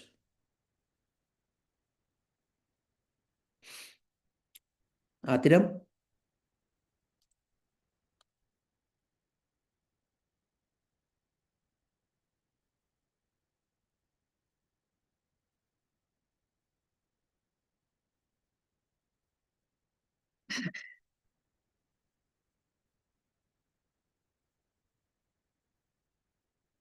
Can you guys hear me? Or did I put everyone to sleep?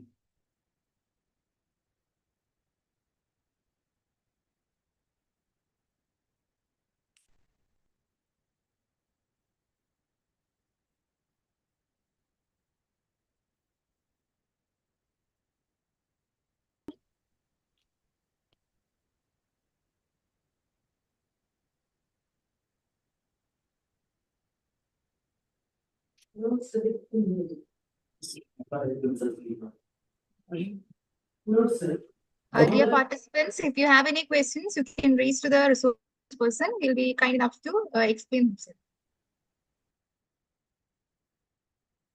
Yeah, I know I've basically covered a lot of topics in a short span of time. Uh, but it's interesting because technology and sustainability combined together would ensure that we have a really sustainable commerce, ensuring that there's more than enough profit, but it also ensures that like your environment and your society are not adversely impacted, but they positively impact it. And I'm sure like all the papers that would be presented over the next 2 days, right, would be looking at all these aspects.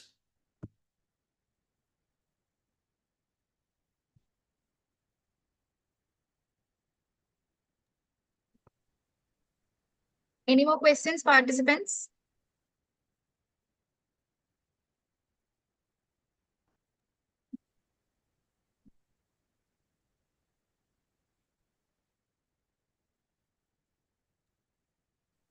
With that, we conclude the session. Thank you so much, Mr. Vivek Pillai, for that enlightening and thought-provoking keynote address. Your insights on the role of artificial intelligence in fostering sustainable commerce and inclusive growth have truly added depth to our understanding of the conference theme. You have not only highlighted the technological advancement, but also emphasized the human-centered approach needed to ensure that growth is equitable and sustainable. Your words will surely resonate with our participants and inspire further research, innovation, and collaboration. With that, we conclude session 1. We now request all participants to stay tuned for the upcoming sessions. Yeah. Thank you, everyone, and have a nice day. A feedback form will be shared, so please fill it, okay?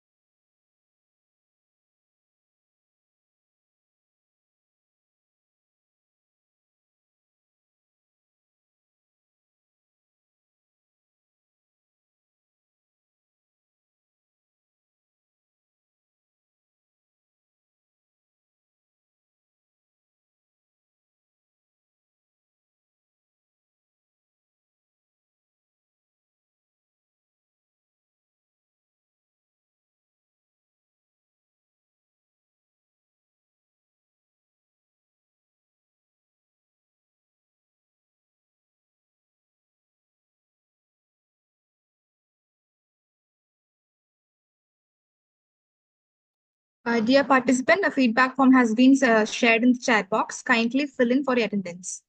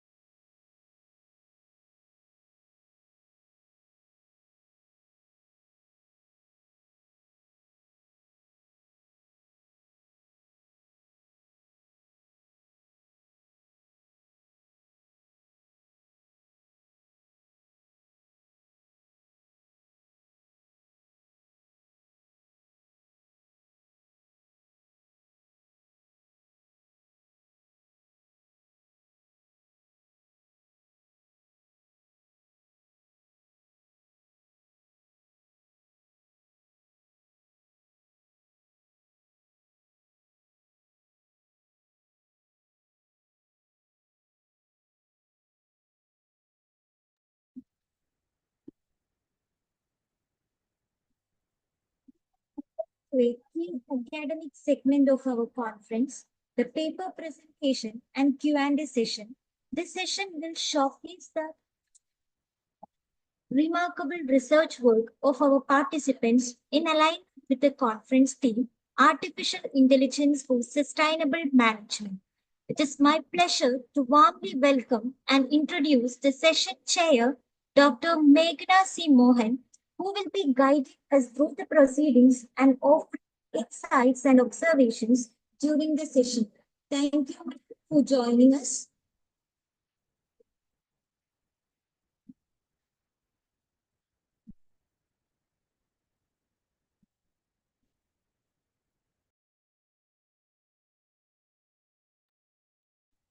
Audible?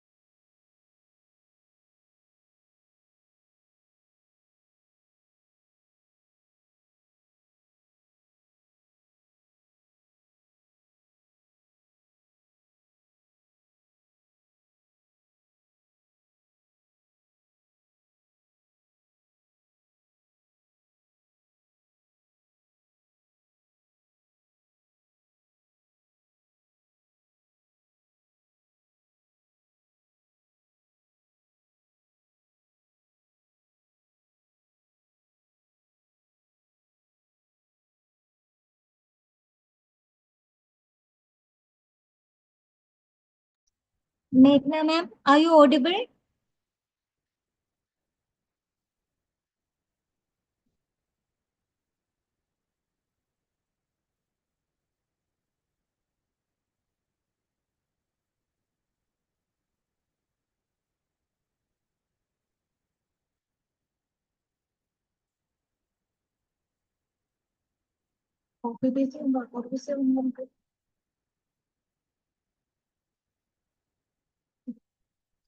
പക്ഷെ ഇവിടുന്ന് പോകുന്നുണ്ട് ദേ.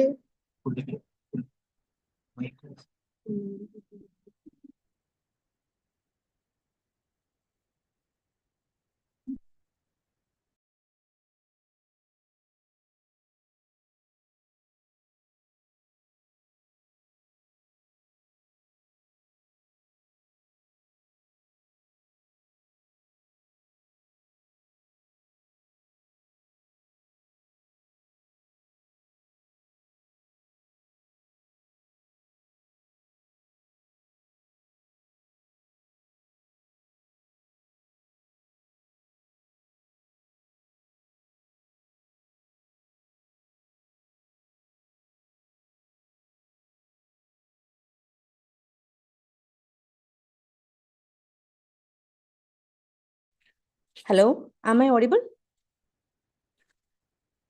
Yeah. Yes, ma'am. Yeah. Can we start We with the know. presentation? Yes, ma'am. Yeah. First presentation. Before that, instruction for the participants. Each presenter will be given 7 to 8 minutes for their presentation, followed by 2 to 3 minutes for their questions and answers.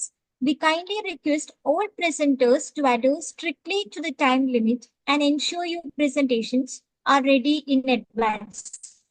Now, let's begin the presentation in the order listed in the schedule. Title: Winning Customers Through Experience, the Impact of Experiential Marketing in Sports Retail Stores. Presenters: Amrita P. and Dr. Anup KK.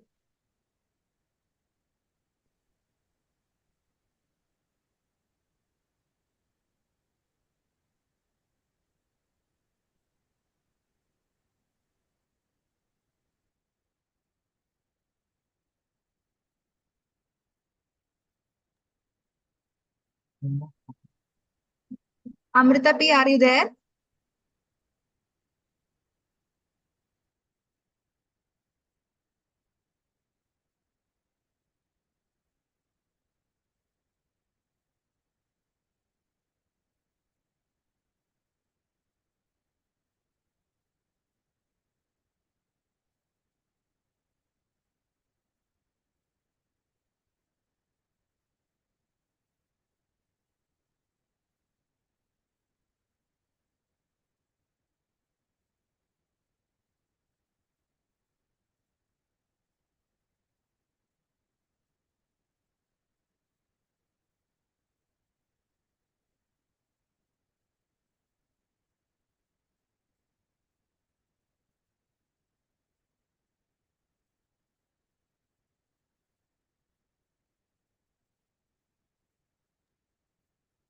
Amrita, are you here?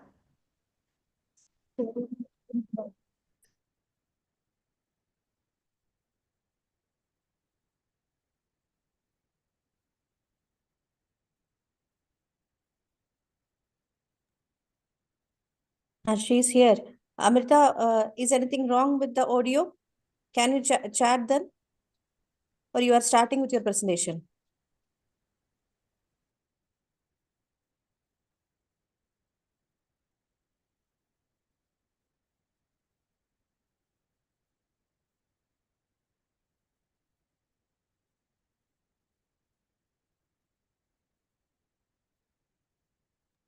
No, it's not audible, Amrita.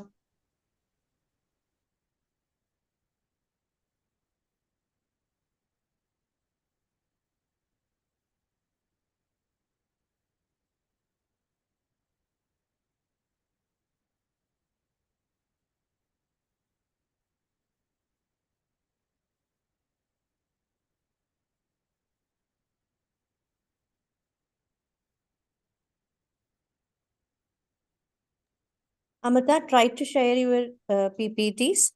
Then first disconnect and again log into the audio. You can disconnect and again rejoin the audio.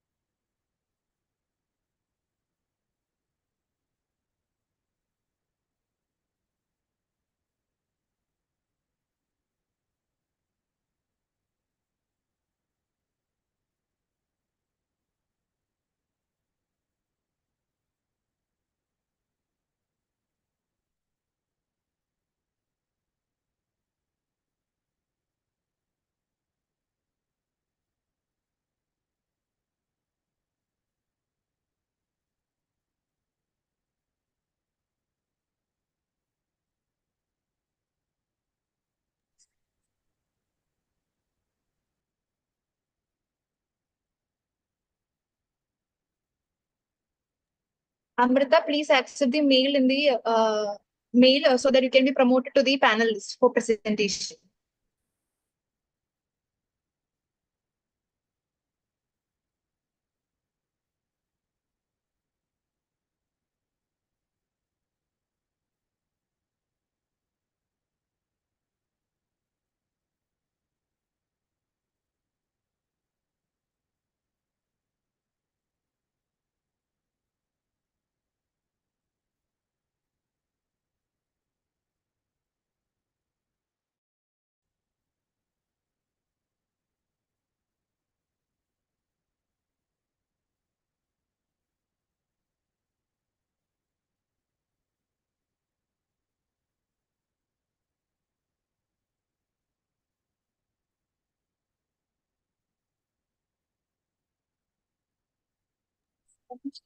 Amrita, please accept the invitation to be promoted to the panelist. You're still declining it.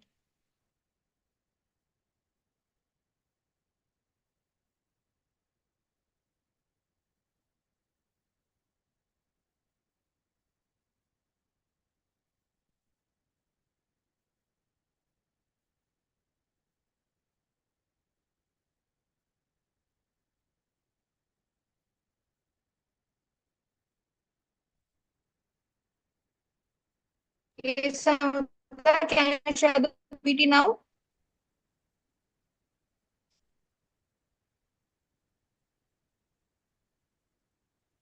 Amrita, please unmute yourself.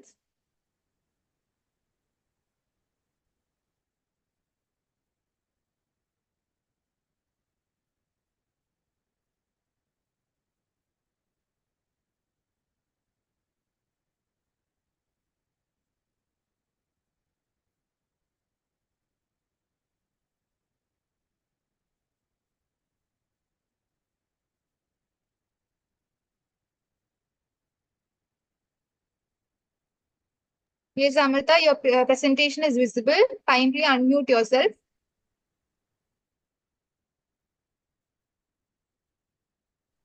Hello, ma'am. Is it audible now? Hello? Hello? Yes, you're audible.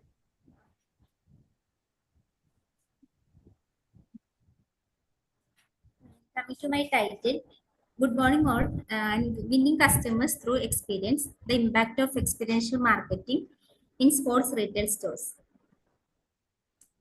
And my name is Amrita, a research scholar for Kerala University Fisheries and Ocean Studies.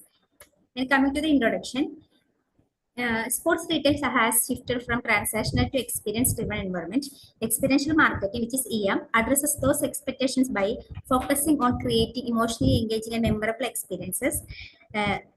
Smith is mainly defined experiential marketing, and it includes 5 dimensions: sensory, affective, cognitive, behavioral, and relational.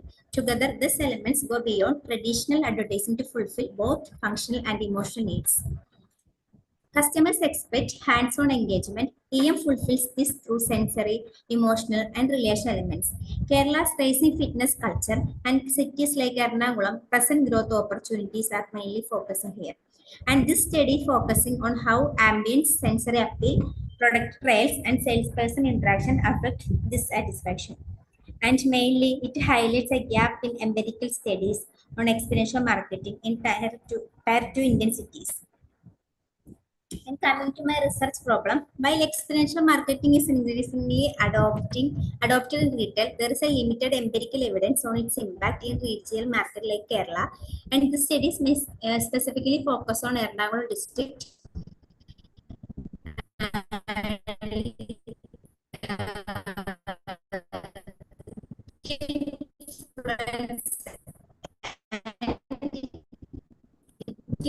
Mainly indicates the exponential market elements, store ambience, sensory appeals, product trial, and self. This studies mainly aims to fill that gap, effectively drive lasting consumer relationship. And the objectives of my study: first one, to assess the individual and collective impact of store ambience, sensory appeal, and etc. And second one, to explore the extent of demographic variations in customers' perceptions of experiential marketing, and to offer practical recommendations for enhancing the effectiveness of experiential strategies in sports retail environment. And coming to the research methodology, research design is descriptive and quantitative, and the sampling, convenient sampling method is used. 100 respondents from Decathlon, Cosmos, and Extras. And the tool used is structural Google from Cosmere, and the analysis mainly descriptive statistics and chi-score tests and cross tabulations. And the major findings, the study found that all 4 experiential marketing elements, store ambience, sensory appeal, product trials, and salesperson engagement, positively influencing customer satisfaction in sports retail outlets. And the store ambience, mainly 76% are there, and sensory appeal, product trials, salesperson engagement. Analysis confirmed that significant association between all elements and satisfaction, with the product tile being most influential. And the demographic differences in consumer perceptions based on age, gender, income, and occupation. Several key patterns emerged. Mainly 21 to 30 age group are preferred interactive elements like trial songs and music, and the females are most influenced by the ambience and sensory cues, and the higher income groups are expected personalized and expert service. Generally, it interprets that in sports retail, where product often require physical interaction, product trial zones, and serve not just as a functional area, but also emotional touch points that build confidence in purchase decisions. Ambience and sensory appeal are not just aesthetic considerations; they shape customer mood, time, and purchase intention. A well-designed space can transform a routine visit into an engaging brand experience. Sales staff play a critical role in experiential marketing by acting as facilitators of the customer journey. Their expertise and business skills influence not only purchase outcomes but also customers' perception. And these findings highlight that retailers should move beyond transaction selling and focus on designing holistic experiences that combine emotional, sensory, and social elements. And coming to the conclusion part, experiential marketing significantly enhances satisfaction in sports retail, and mainly four core dimensions are most influential. And invest in dynamic layout, multi-sensory zones, trial spaces, staff trainings are the major indicators, and community even can boost loyalty. And in my study, there are some limitations like Ernakulam. Only I will take Ernakulam district, and there is no. That's all. Thank you. Thank you, Amrita. Audience, do you have any questions to Amrita?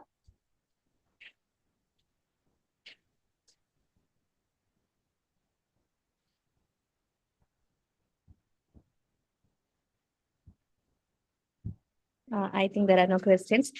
So can I move to asking you a question? Amrita, are you there? Yes, ma'am. Yeah. I just want to know whether you have taken chi-square, right, to analysis? Yes. Sorry, I can hear you.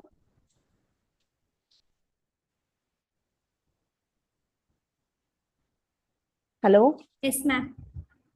Hello? Hello? Hello? Wait Is for it a audible? second. Yeah. Tell me, Amrita. Yes, chi-square is used.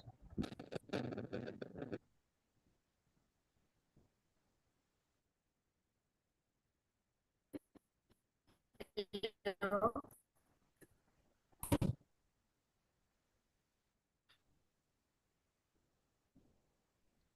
Hello?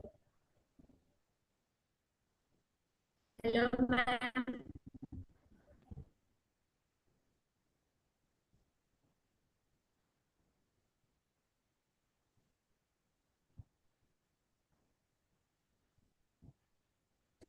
Audible?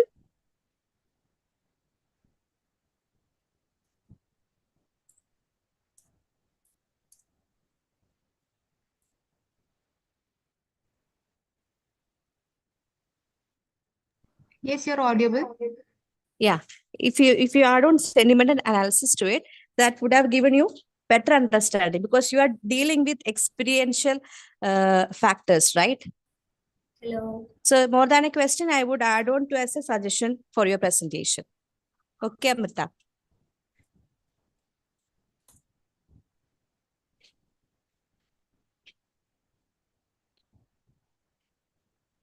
Amrita, are you there? I think she lost the connection, I think. Anyway, Adra ma'am, can we move on to the other presentation? Next presenter.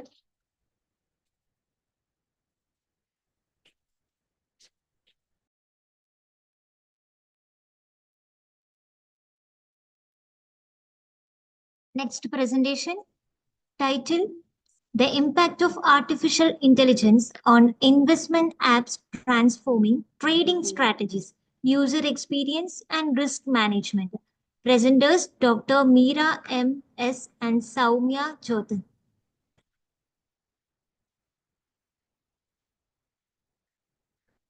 Soumya John, are you there?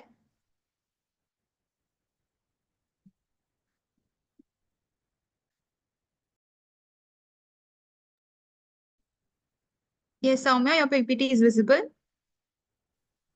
Ma'am, shall I? Yes, Sam, you can start your presentation. Okay. Am Just I put audible, your ma'am? presentation.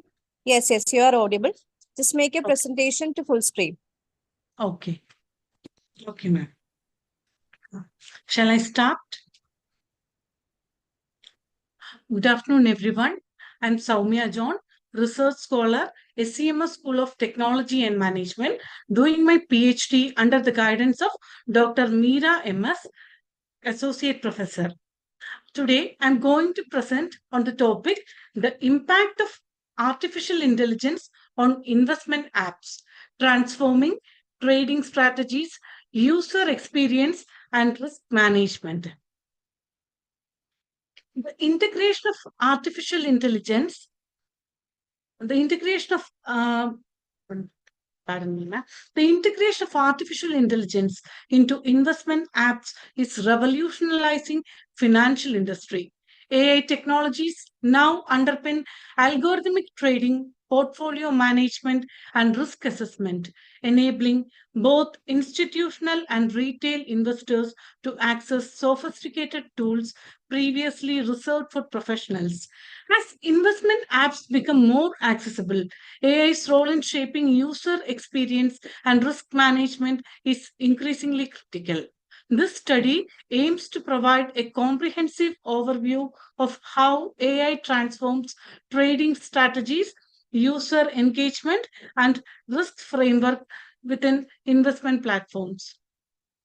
While moving into review of literature, AI in trading strategies, we can see AI systems use machine learning algorithms to analyze large amount of historical and real-time data, helping to identify patterns and trends that guide trading decisions. These systems have transformed traditional trading strategies by portfolio optimization, predictive analytics, and algorithmic trading. Numerous studies emphasize the efficiency gains and enhanced accuracy linked to AI-driven trading, highlighting the potential to improve market efficiency. AI and user experience. AI integration in investment apps has significantly improved user experience by offering personalized recommendation, that's tailored investment advice based on users' risk profiles and goals, educational tools, that is interactive tutorials that guide novice investors, customer support, that is instant assistant, and market updates through AI chatbots. These advancements have made complex trading tools accessible to more users, allowing a broader range of individuals to engage in financial markets. AI in risk management. Risk management is a vital function of investment apps. AI has brought several innovations to this area. First one is fraud detection. AI system monitor transactions for suspicious activity, thereby enhancing security and ensuring regulatory compliance. Market surveillance. Through a real-time analysis, AI can identify abnormal trading patterns and detect potential market manipulation. Dynamic risk assessment. AI continuously evaluates portfolio risk and adjusts strategies to mitigate losses in volatile market. The literature emphasizes AI's crucial role in strengthening risk controls and protecting investors' interest. Objectives: to systematically analyze the literature review to understand the impact of AI on investment apps, to present identified findings using PRISMA methodology, to offer recommendations for stakeholders and suggest areas for future research. Methodology used is the systematic literature review, SLR, adhered to the PRISMA guidelines to guarantee transparency and replicability in the selection of analysis studies. This review included peer-reviewed articles, conference papers, and industry report published between 2015 and 2025. The databases search for Scopus, Web of Science, and Google Scholar. Inclusion criteria. research on AI applications in investment apps, studies addressing trading strategies, user experience, and risk management. Publications must be in English. Exclusion criteria. Exclude non-academic sources unless they are industry reports with substantial data. Exclude studies that are unrelated to investment apps or AI. Identification.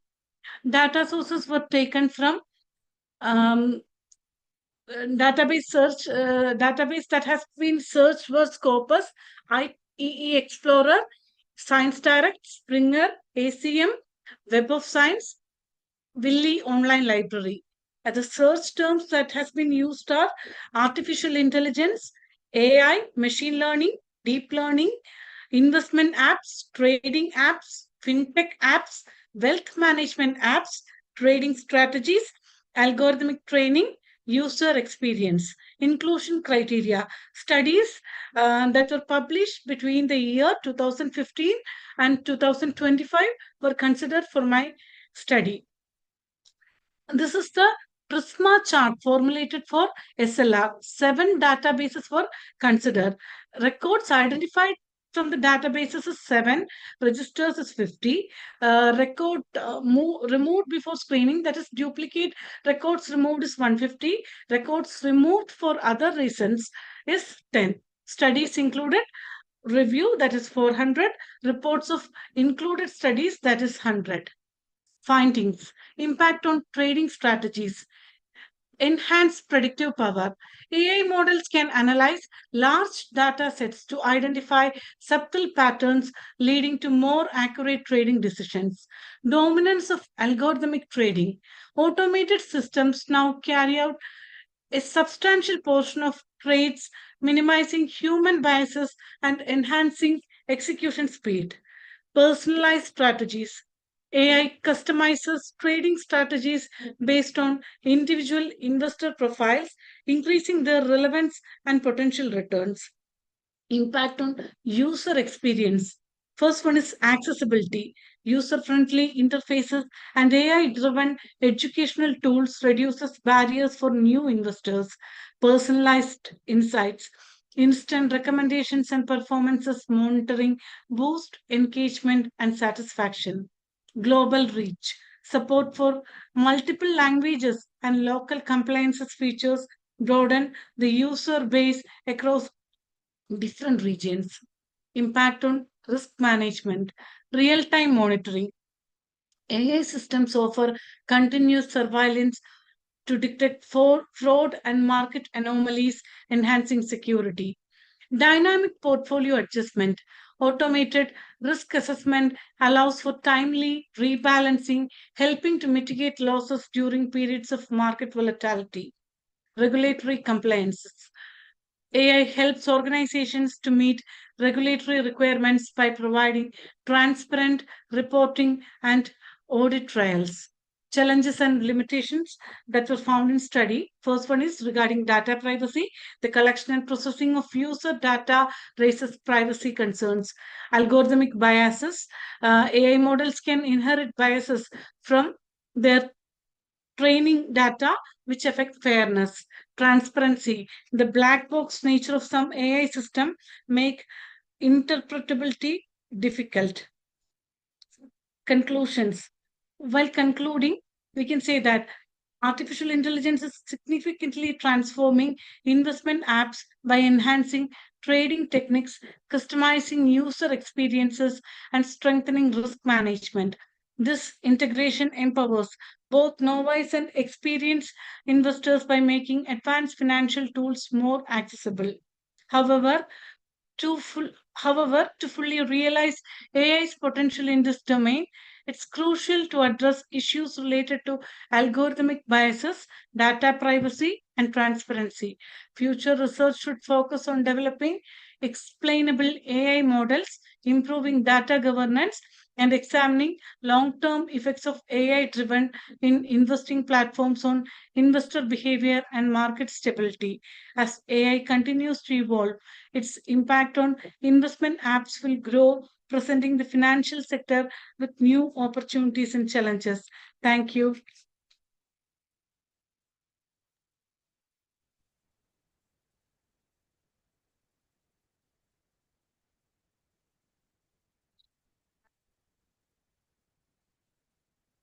Ma'am, am I audible?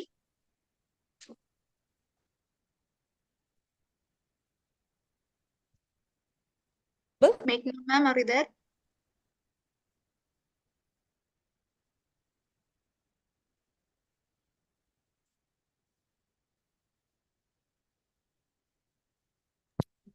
Meghna ma'am? Hello, am I audible?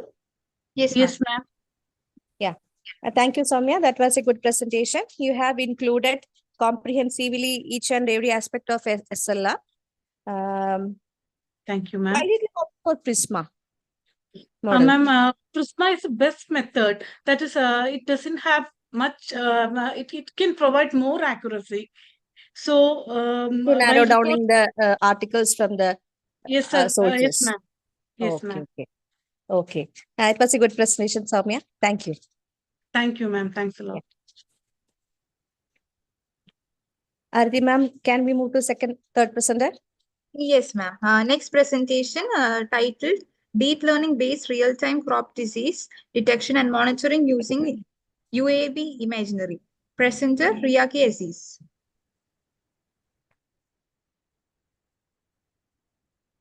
Riyaki Aziz, kindly share your presentation. Hello, ma'am. Yes, your presentation is visible. You can start your session. Okay.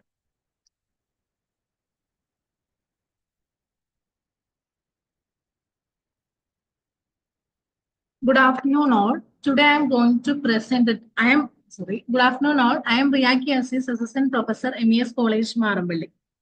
I am audible, ma'am. Hello? Hello? Yes, you're audible. You can continue. Okay. Today I am going to present the topic Deep Learning Based Real-Time Crop Disease Detection and Monitoring Using UAV Imagery. In my presentation, includes introduction, literature review, methodology, experimental result and discussion, conclusion and references.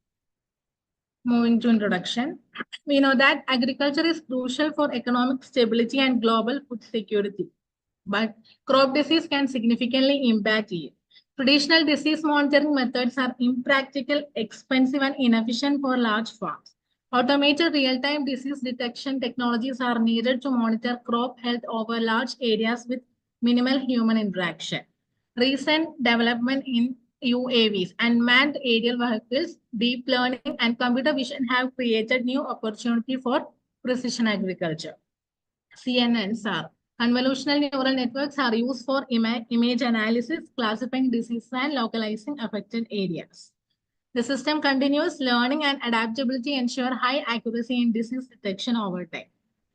Then, in my study, nearly 50 to 20 paper, I read and understand the various problems and the solutions. In March 2023, one of the paper discussed the use of UAVs equipped with AI for early disease detection and precision pesticide application in cashew farming. Later, for efficient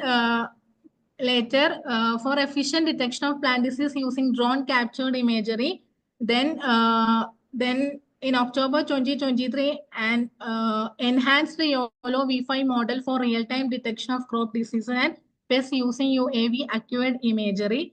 In November 2023, a new study proposed monitoring maize leaf spot disease using multi-source UAV imagery.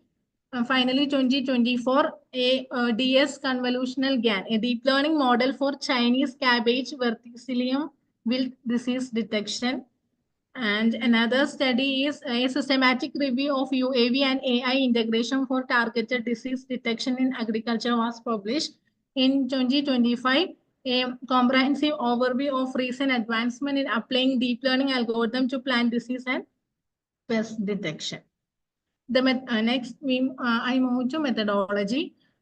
The proposed system uses UAV image acquisition to capture high-resolution crop field images, a deep learning model trained on a curated dataset of diseases and healthy crops, and a cloud-based dashboard to visualize disease spread and send automated alerts to farmers. The dataset includes 25,000 plus annotated images of multiple crop types affected by various diseases, A custom CNN was designed and trained using transfer learning and Adam optimizer.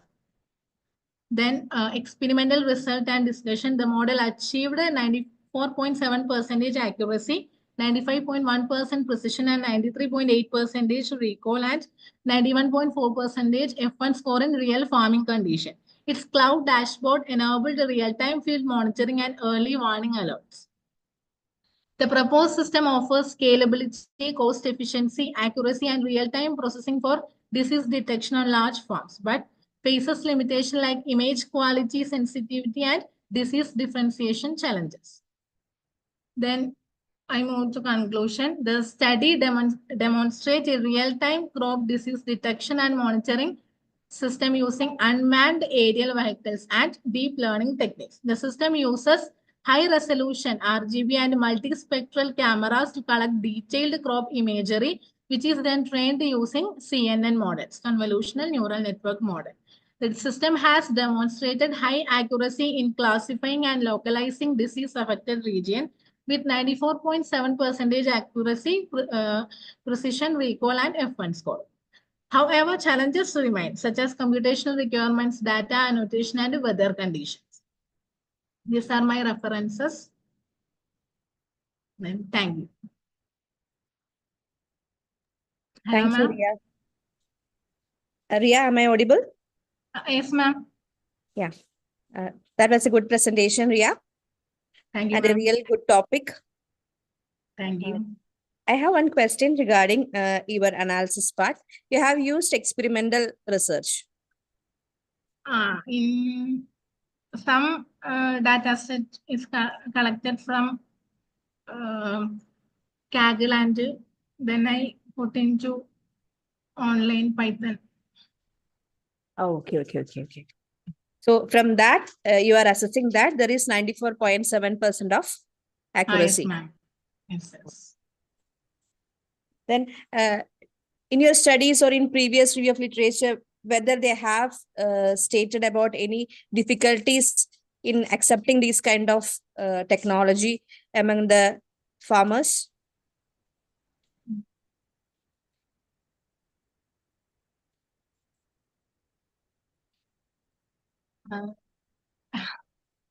No, it's fine. I just asked. It was just curious to ask. That's right. That's fine. That was a good presentation, Ria. Thank you, ma'am. And thank you. Yeah. Aditya, ma'am, can we move to the fourth presenter? Okay, ma'am. Yeah. Next presentation, an analytical study of tourism policies of Maharashtra state. Presenters Harshada, Kartika, Supriya. I invite Harshada or one of the co-authors to begin the presentation. Ma'am, am I audible?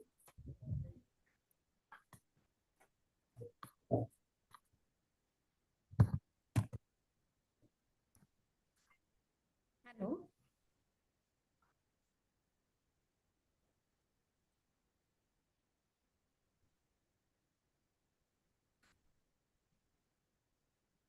Dr. Harshada, can you share the PPT? Yes, am I audible, ma'am? Yes, it's audible.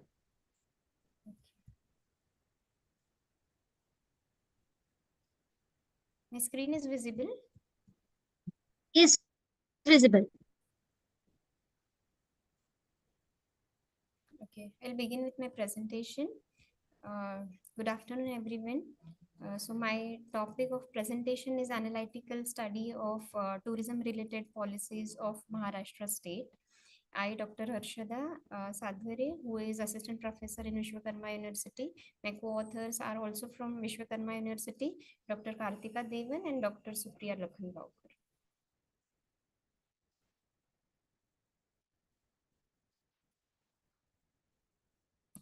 So introduction of the topic is like tourism is one of the important industry in Maharashtra, and Maharashtra is a leading tourism state in India in the aspect of foreign tourism also and domestic tourism also.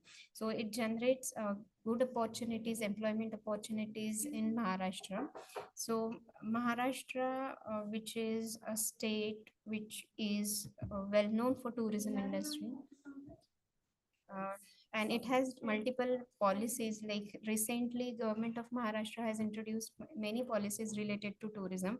Earlier, it has one state tourism policy which was introduced in the year 2006. After 10 years, the government introduced a new tourism policy in the year 2016.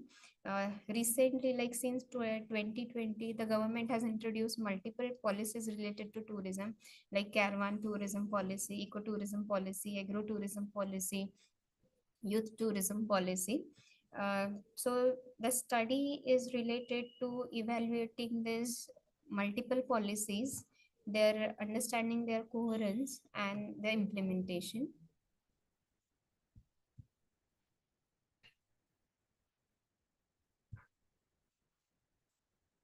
Objective of the study is to analyze Maharashtra's tourism related policies, then identifying their strength, limitations, and challenges. Objective 3 is to provide actionable policy improvements and recommendations.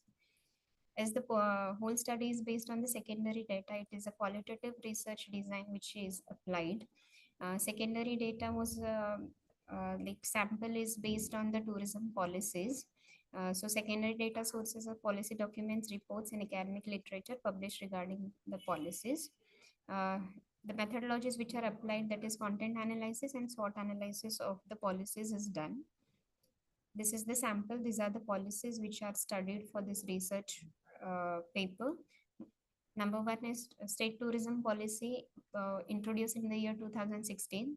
Then agri-tourism policy, caravan tourism policy, beach shack policy, adventure tourism policy, AAI policy, that is I.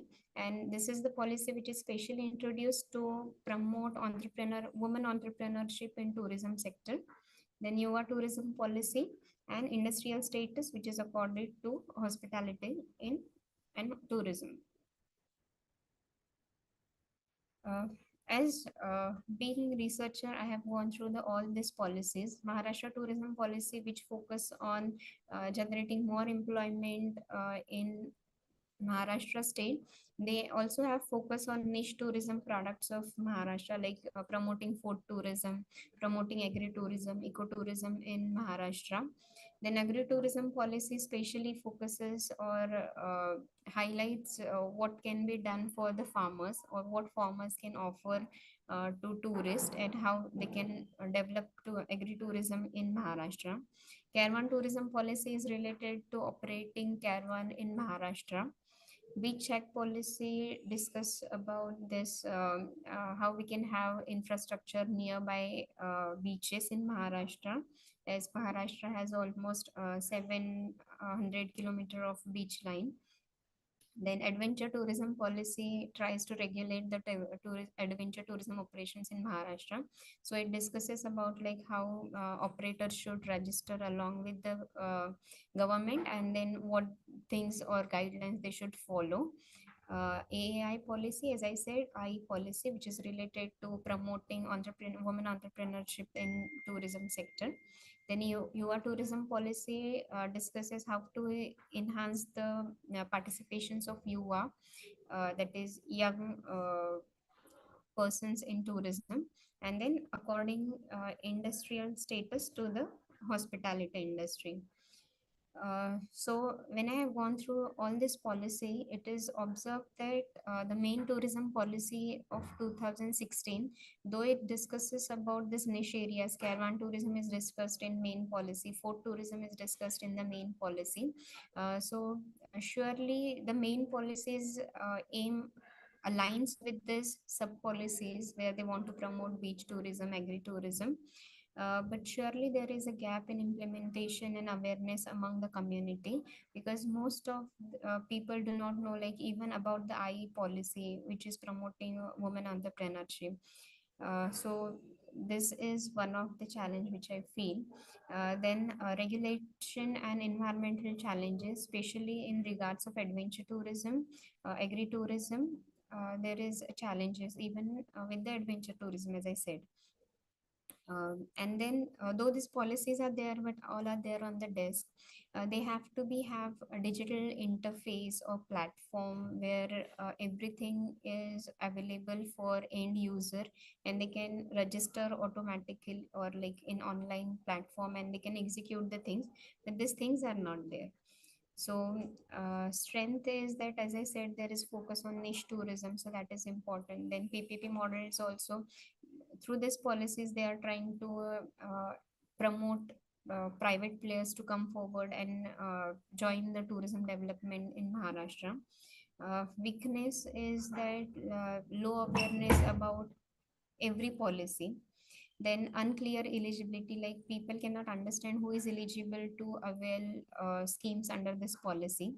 And then poor monitoring, like as I said, like though there is implementation, but there is no evaluation whether the implementation is going on well, or whether there is a success in the implementing this policy. Opportunities are there for, like they can promote CSR, or they can encourage CSR, and they can enhance the implementation of these policies. Digital platforms can surely help in implementing these policies easily. As I said, there is already a youth tourism policy, so surely in coming future youth will be the major segment, so this is important. Then threats is like changes in the policy making, bureaucratic delays, and then environmental degradation. This is the overview of each and every policy, and then details what analysis of each policy, which I discussed in brief already. So recommendations from my side in this situation is they can have the centralized monitoring and evaluation cell for implementation of every policy, because every policy is implemented individually with separate departments. So there can be the central monitoring which can evaluate the implementation. Then proposing one digital platform for dissemination and tracking of each and every policy will be really useful, like rather than having separate registration for each and every segment, and then that way the policy is implemented. Better than that, they can go for the one common digital platform where everything can be resolved.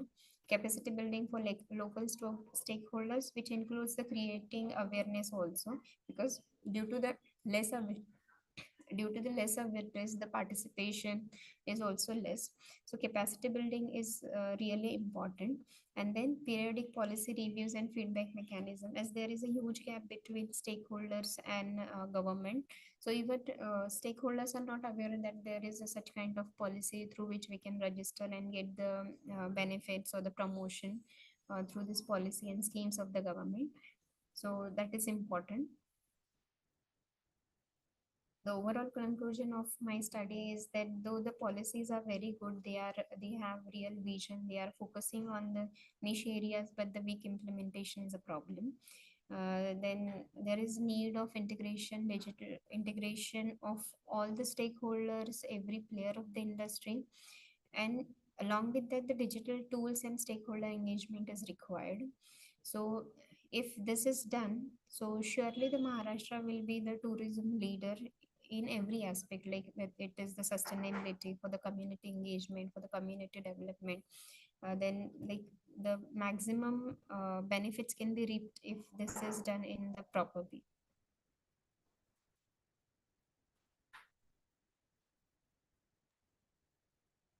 So the presentation is, this is overall from my side.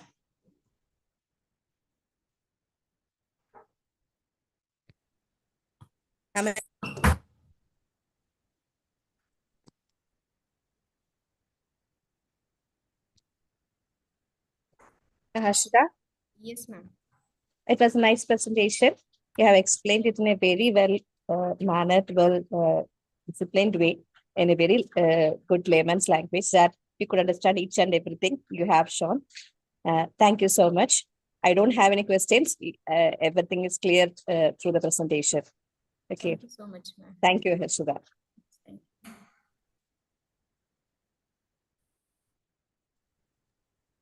you. Audience, anyone have any questions?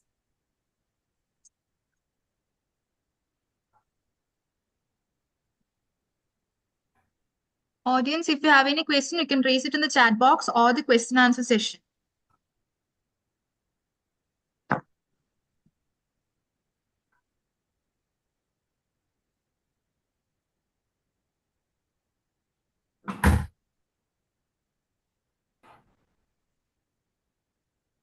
I think there are no questions. If any questions come up, we will get back to you, Harshada, then. Thank you. Okay, thank you. Thank Aarti ma'am, can we move to our fifth participant? Okay, ma'am. Yeah. Next presentation, artificial intelligence for personalized marketing and consumer behavior analysis, enhancing engagement and conversion rates. Presenters, Alan Biju, Arya Vikumar, Sandra Suresh. We now welcome Alan Biju or one of the team members to present the paper in this session.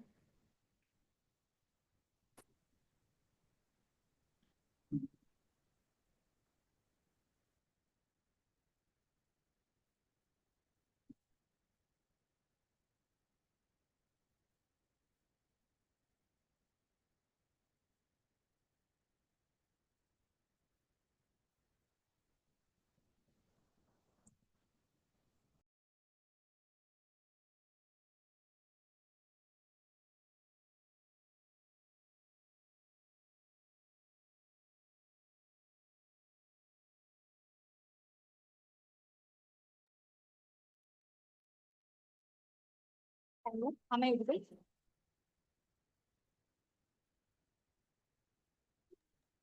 Yes, let's start the presentation. Good afternoon, everyone. Today we are going to present on the topic artificial intelligence for personalized marketing and consumer behavior analysis, enhancing engagement and conversion rate. Abstract overview.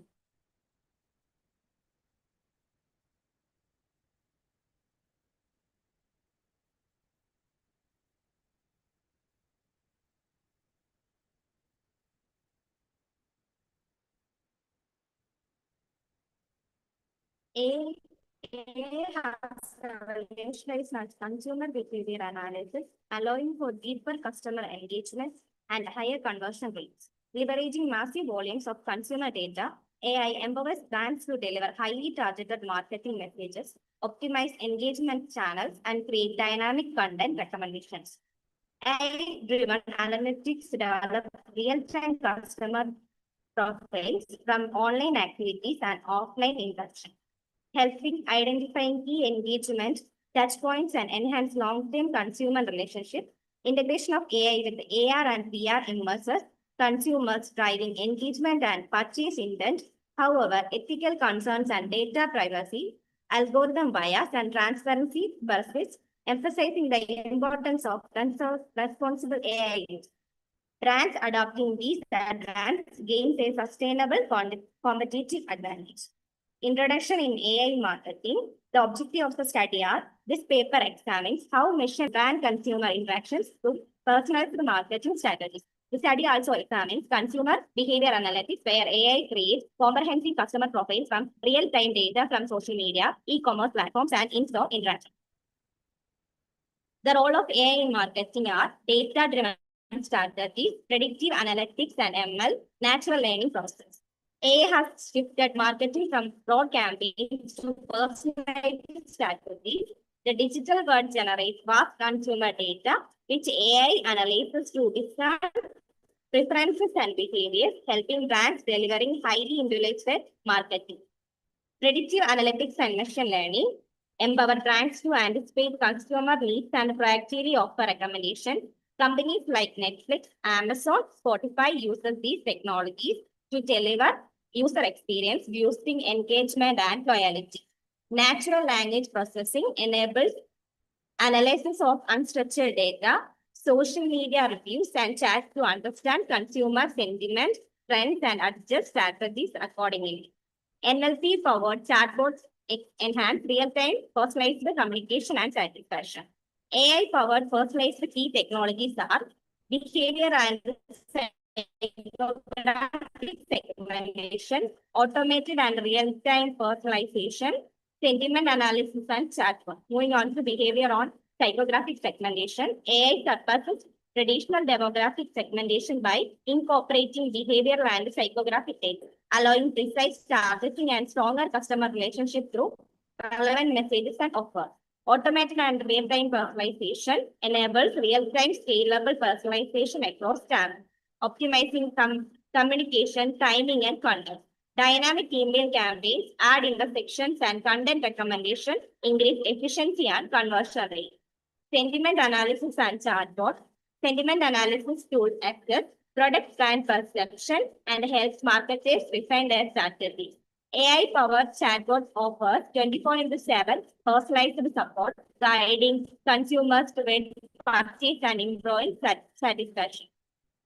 Advanced application and industry practices are recommendation engines, facial recognition and geolocation, A/B and multivariate testing. Moving on to recommendation and engines, platforms like Amazon, Spotify, Netflix related AI recommendation engines to analyze user activity and deliver tailored content, significantly improving engagement and reducing churn.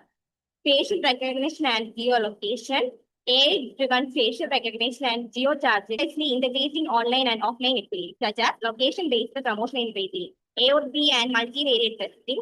AI automates the accelerate campaign testing, running multiple variations and optimizing creative for maximum effectiveness, leading to improved engagement and conversion rate.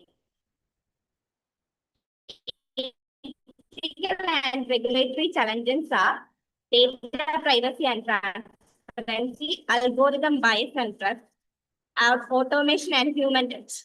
Data privacy and transparency growing, consumer requires marketers to be transparent about the data use, safeguarding user privacy while leveraging AI for personalization.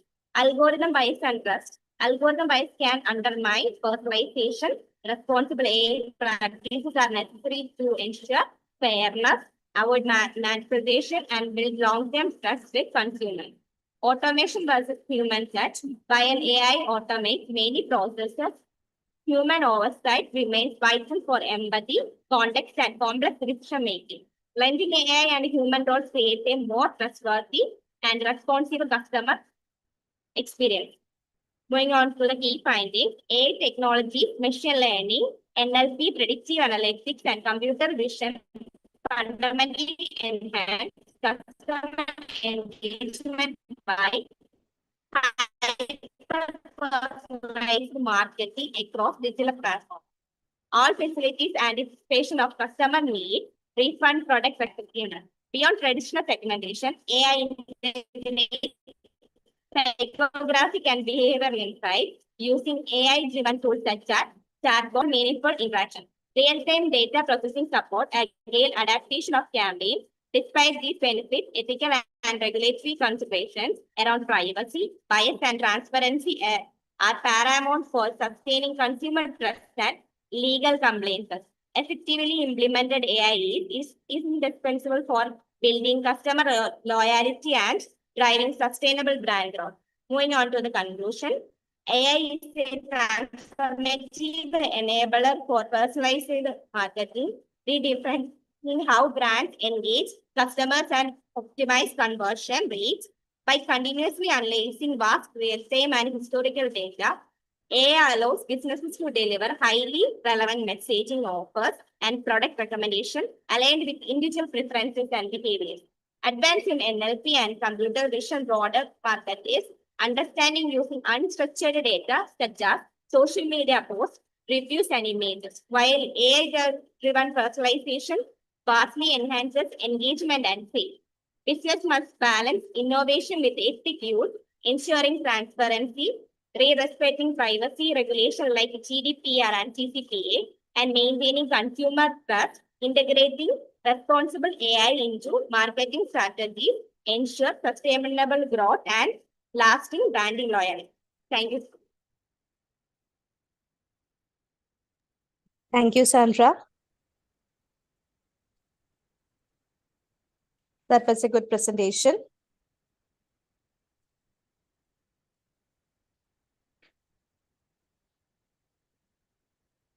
Sandra, I have one question.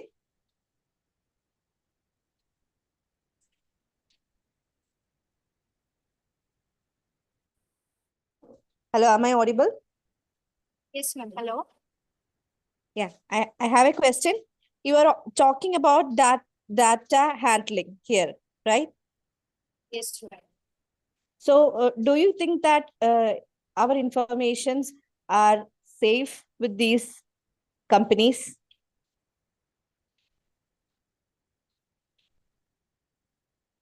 As of now, it's safe, but more regulations and control from the part of the company and government should be initiated. The company should follow strictly ethical practices, robust data protection protocols, and regulatory complaints to ensure the transparency of the data, transparency and security of the data. Oh, okay. Good. Thank you. Thank you, Arya. Thank you, ma'am. Thank you.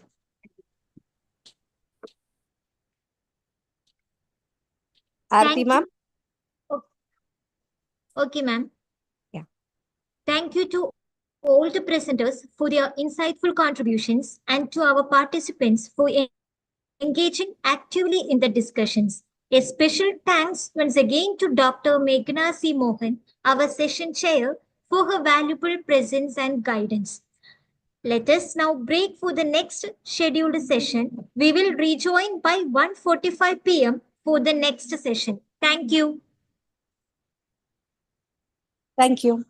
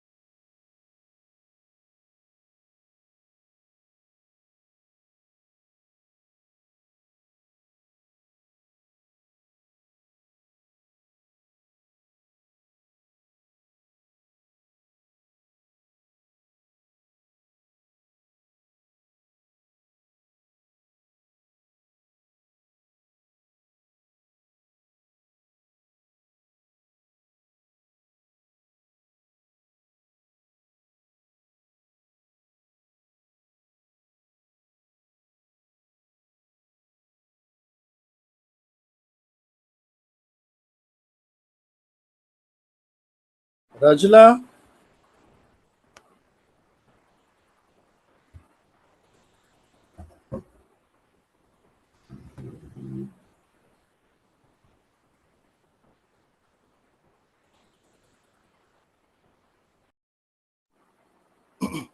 Hello, everyone.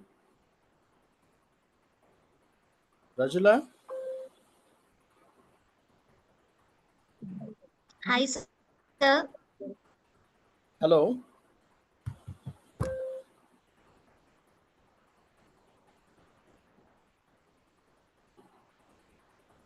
Hello, can you hear me?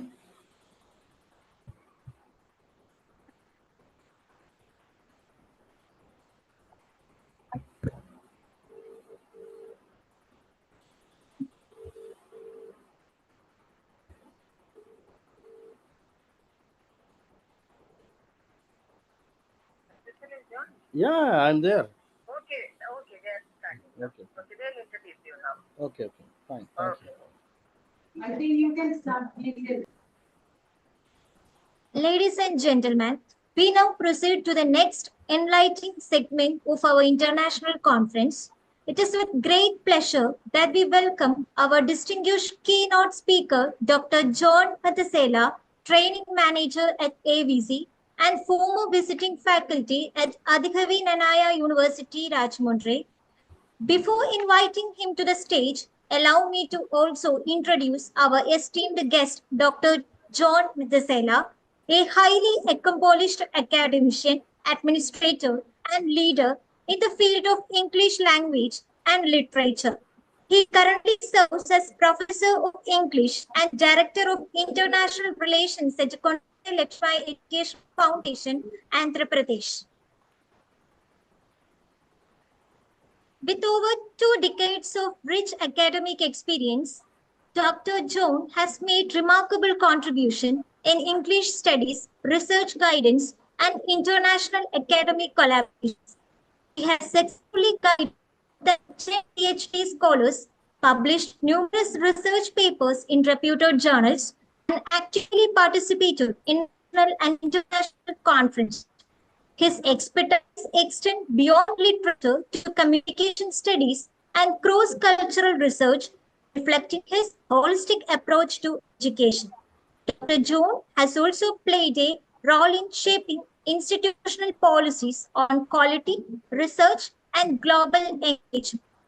He continues to serve as a resource person and reviewer for academic bodies across the country. We are truly privileged to have him with us, and we look forward to the valuable insights he will share during the conference. Turning to our keynote address, Dr. John Matasela brings a wealth of experience in education and training, with a particular focus on integrating sustainable practices within academic frameworks. Today, he will speak on a topic that aligns closely with our conference theme, Education for Sustainable Development. As we face global challenges and navigate innovations driven by artificial intelligence, it becomes imperative to reflect on how education system can evolve to build a more equitable, sustainable, and future-ready society. With great anticipation, I now invite Dr. John Matasela to deliver his session.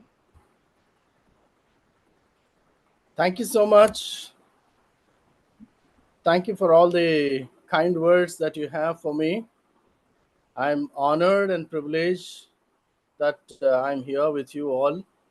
And really, I think there are stalwarts here on this meeting. And I feel very proud that, I'm a part of this program. And that too representing Globethics here. I think there are 35 participants excluding me. Yes. And then, of course, the organizers, it would be somewhere around 30, I suppose. That is what it shows here. Thank you very much, wherever you are. We are going to deal with a very interesting topic, which is very close to the hearts of all of us. Very, very close to the hearts of all of us. Because we are talking about the human resource development. Why am I talking about human resource development? Because universities, colleges, schools, all the educational institutions, they are all meant to develop human resource, right or not? May I have some responses from you?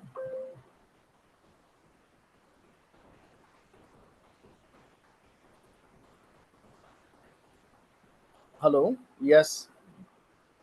So I would like to tell you a very, very disturbing thing when we agree that universities and colleges are going to nurture or are meant to nurture the human resource of any nation or of the world. Now, an economist, I don't remember the name of the economist, but then he said, human resource is a perishable goods. Human resource is a perishable good. Like you buy a kilo tomatoes and then leave them for some day without using, what happens to them? Do they grow fresher and fresher? Do they go fresher and fresher? Yes, some response from you, please. Otherwise, how would I know that you are there?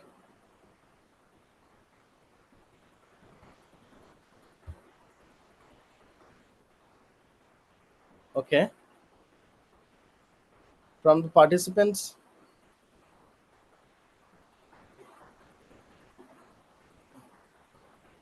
Okay. What would happen to the kilo of tomatoes if you buy them and keep them there? Because you're getting it cheap here at this point of time. Do you think that will keep them fresh? How long can your refrigerator keep the tomatoes fresh? Please type in the chat, no? If you're not able to talk. If you are able to converse here, that would be good. If not, at least type in the chat. Because if this is not an interactive session, then I don't think it will be a fruitful session. Am I right? Because already half the time is gone. I am left with only 15 minutes now.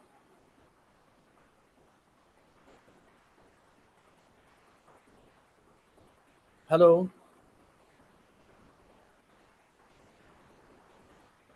A week or so, it will rot eventually. Rishona Julian, thank you so much for the response. Yes. So even if you keep in a fridge, yeah, maybe 5 days. Akila, thank you. Akila Gopal Krishnan, thank you so much. Yes, so tomatoes will not last more than 5 days or maybe a week, even if you put them in fridge. So these things which get spoiled after a period of time, they are called perishable good. Perishable good. So tomatoes, all the vegetables, everything becomes perishable, except maybe something which is steel or diamond. Diamonds don't perish, no. Rocks, stones, they don't perish if they are not in water or something that is corrosing them, right?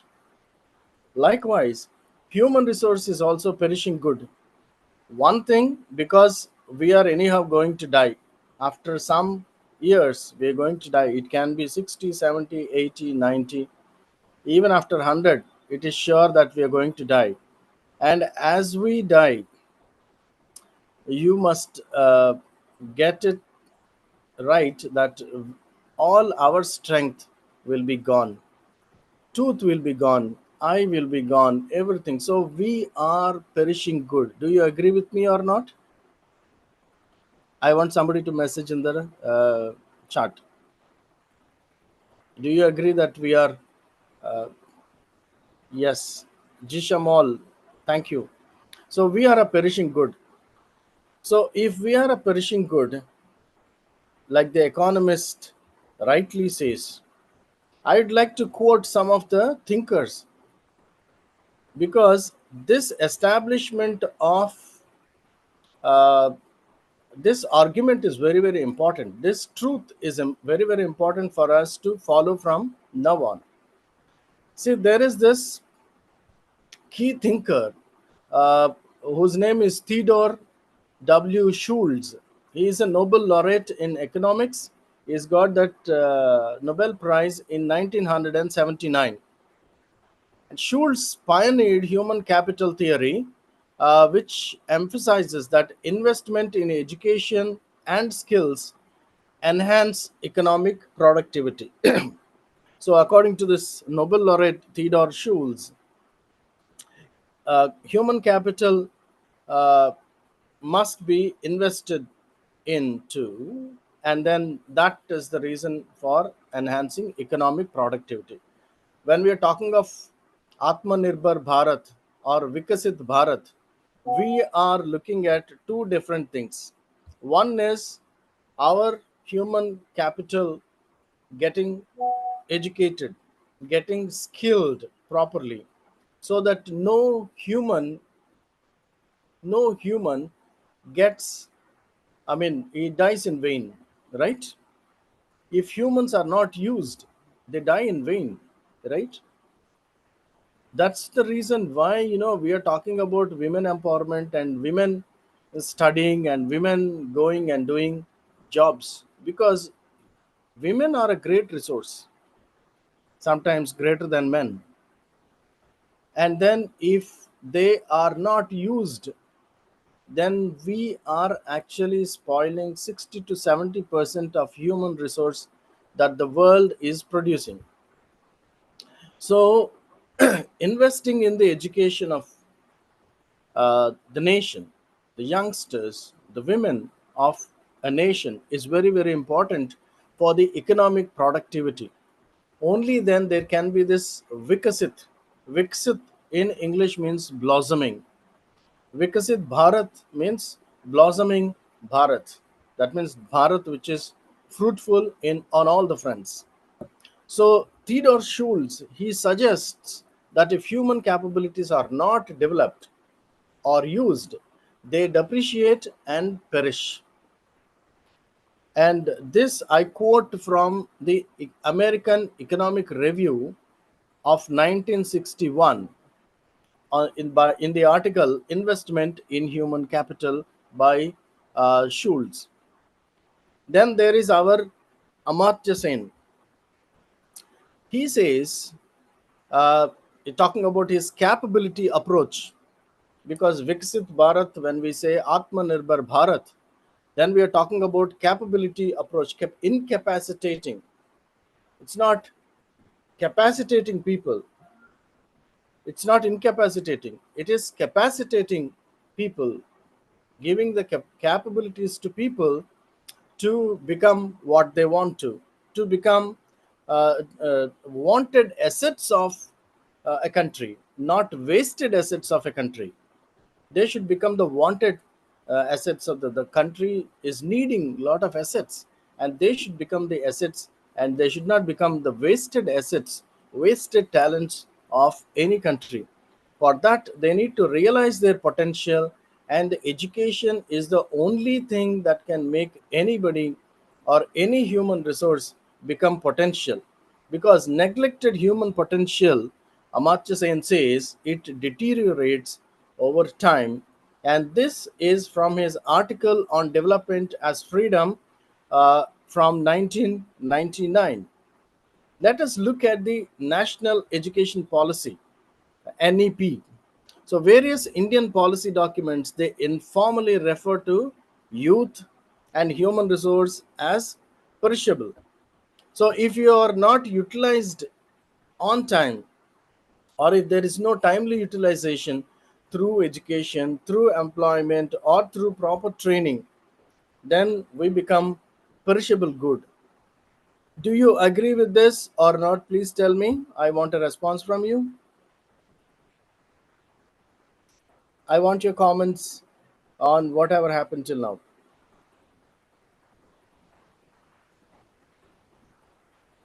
Benita, thank you. Yes, I think she is talking on behalf of everyone, I suppose.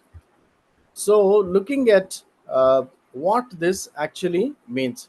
Now, now we have the United Nations giving out its projections. I mean, United Nations has set goals of education, and let me tell you, there is a good news. The goals of NEP, National Education Policy 2020, aligns completely with the goals of United Nations education policy. And let me just give you some statistics on that. The current landscape of human resource utilization in India. So the graduate employability here is, as of 2027, approximately 58.81% of Indian graduates are deemed employable, and a notable increase of 33.95% in 2013. So the things have changed from 2013 to 2024. You see the increase in the number. This is not me telling, but this is the Economic Times telling. And the underemployment, despite improved employment, a significant portion of graduates are still underemployed. So the 2024-25 economic survey indicates that 53% of graduates and 36% of postgraduates are employed in roles that do not align with their qualification. I mean, they study something else and they work somewhere else. So this mismatch is happening a lot. And look at the number. Look at the number. 53% of graduates and 36% of postgraduates are in this mismatch. Let us look at the youth unemployment. Overall youth unemployment in 2023 stood at 15.79%, and it reflects a decline from previous year, but still it indicates substantial joblessness among young individuals. This is not me telling, but this is from micro trends that I've got. So I can give you hell a lot of numbers like this. Like I can give you the labor force participation. Let us look at this. Labor force participation rate for youth between the ages of 15 to 29 increased from 38.2% in 2017 to 2018 to 46.5% in 23-24. So this indicates a growing willingness to work among the young individuals, and this is from the Director General of Education in India. So now we see that people are ready to work. They want work. Everybody is infused, or they are brought into the culture of, let's go for work. So people are getting ready for work even when they are young. And now is the time for the universities and colleges to actually come out with different kinds of courses that can help them where they are. Like, you must be knowing this. As is where is basis. When they are selling, when any organization is selling a machinery or cars or anything, any movable property, then they give the ad in the newspaper, and they say, as is where is basis. I mean, the jeep may be somewhere on flat tires, completely rusted, and then if somebody wants to buy it there. We cannot bring it to your home. You have to buy it there, as is where is, in whichever condition it is. You have to buy it there, take it home, and do whatever you want to do. That is what. So our people, 58% of them only are educated. What about the rest? And we have seen that a small percentage of them is employable. So with these challenges among our midst, now how are we going to tackle? Now, can we take the youth on a as is where is basis? I mean, whichever standard they are at, whichever marks level they are at, or whichever intellectual experience level they are at, whatever may be their experience or background, do we have institutions that can customize the curriculum to make this human resource uh, non-perishable or usable, or are we still going with the very old process, and then are we trying to pull these people into the process? So now is the time for the process to change.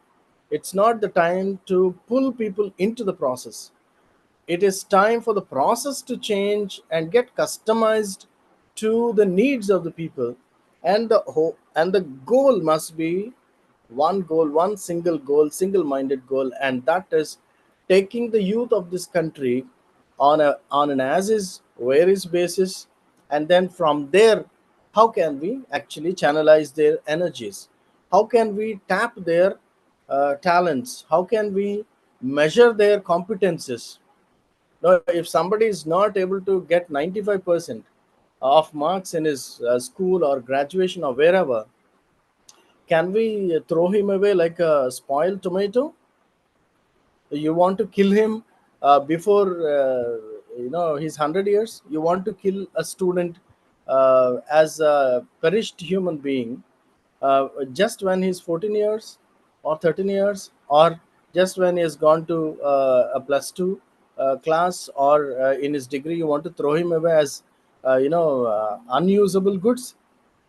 This is a sin, this is a crime that would happen if something serious is not happening, because we are talking about Vikasit Bharat. Now, are the universities and the colleges and the institutions, educational institutions, Vikasit first in the way they are thinking? Yes, the UGC has come up with very, very disturbing and the normal shaking. I mean, they have come out with initiatives which shake the normal things that are happening for a very long time. So, status quo, they are questioning whatever changes have come from UGC. They are actually questioning the status quo, and which is very good, because you cannot proceed with a process that is going wrong and taking people in the wrong direction. So things are changing, but are the educational institutions taking this change? This change from the UGC or from the policymaker has to come into the implementers, and from implementers, it has to go to the people who are directly affected by that, and only then things can be changed. So while we are happy about whatever changes are happening in the country, we should also look at the changes going around the world, because this is an international conference. Now people are there from around the world here, and then when they are here from around the world, are we actually networking? Are the colleges and institutions networking with international colleges and universities, or at least within us, within the country, are we networking? I'll give you one example that I have done. I was the head of the Department of Training and Placements for Amet University, Chennai. When I was there, I have actually collaborated with a Japanese university. That's the Tsukuba University in Japan. So what we did, we conducted an online program. This is an online exchange program we have done with the students and the faculty of that university, and that was very well received by people in Japan. I mean, institutions in Japan. Unfortunately, because I came out of that institution, we could not continue that anymore. But these days, you need not send the students abroad. You need not call the students from abroad to India to visit, because it means a lot of costs. But online, we can have such exchange programs where we can learn from entrepreneurs, we can learn from educational institutions, we can learn, we can see what is happening outside and learn from them how we can change. There should be a serious change in the way we are teaching, if we don't want our resources to stop perishing. Hope you will agree with me. I think my time is done. Any questions?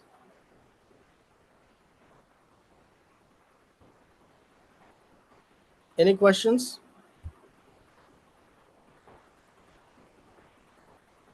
Ma'am, any question?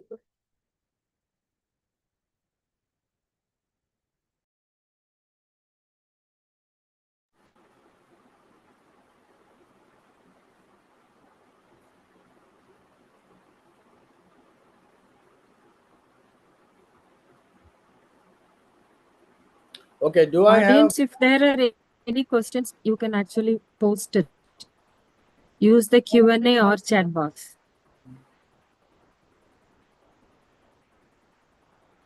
Okay, as you post the questions here, I would like to talk about the important thing here.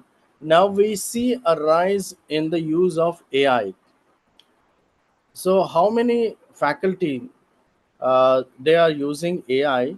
They're actually taking special classes on AI now. How many of the faculty are getting ready?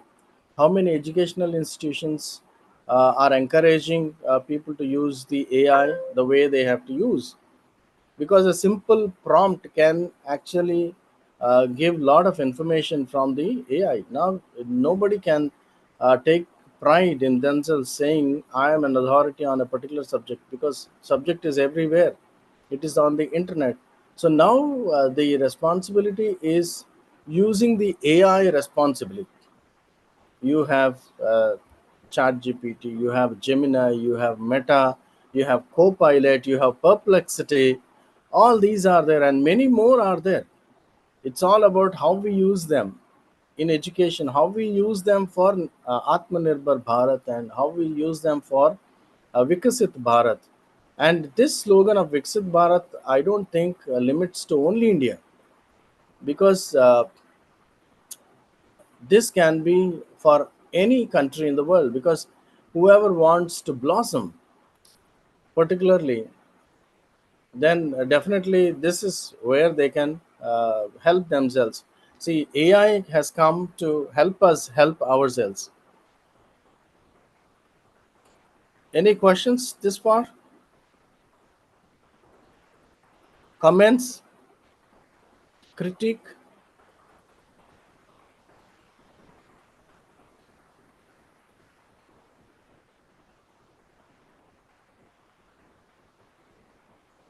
Can we have people switching on their camera, please?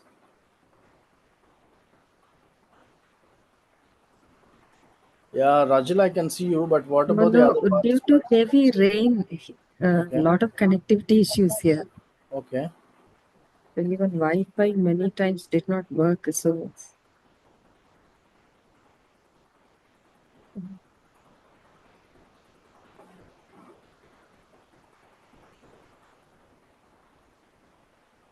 attendees cannot turn on their camera. Okay. At least they can chat. Yes, I think they can post messages. Yes. Jisha, Penita, Rishona, Reshmi, Jisha, Akhila, Srikanth. These people have responded. I think I should thank them for the response.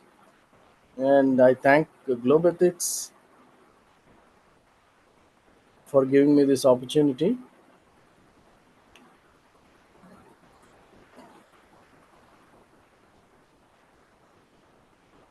Do we have questions, audience? My time is very short. That's the reason why we could not interact much.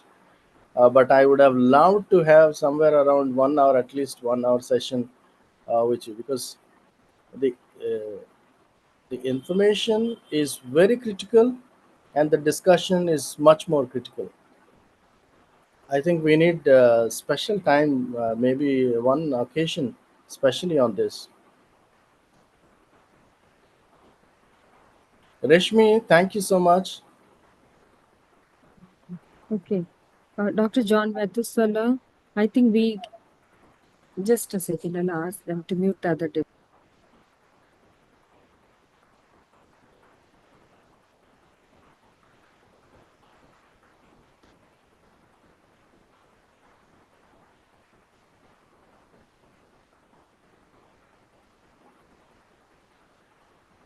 We had lot of technical glitches here.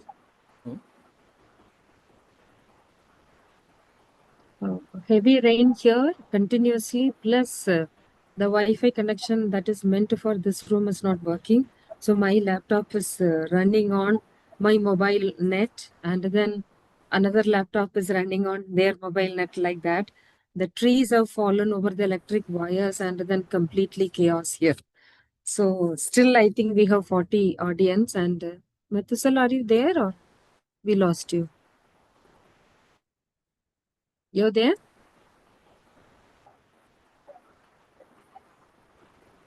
Rashmi, actually, instead of saying thank you, I would actually appreciate You're if not you audible, people Mathusal. can, if you people can give your comments in the chat, your critique or whatever feedback. You can give your feedback in the chat. I would actually appreciate Reshmi, Penita, Jisha, Rishona, and you people to give a feedback, to type your feedback. Akila and Srikant.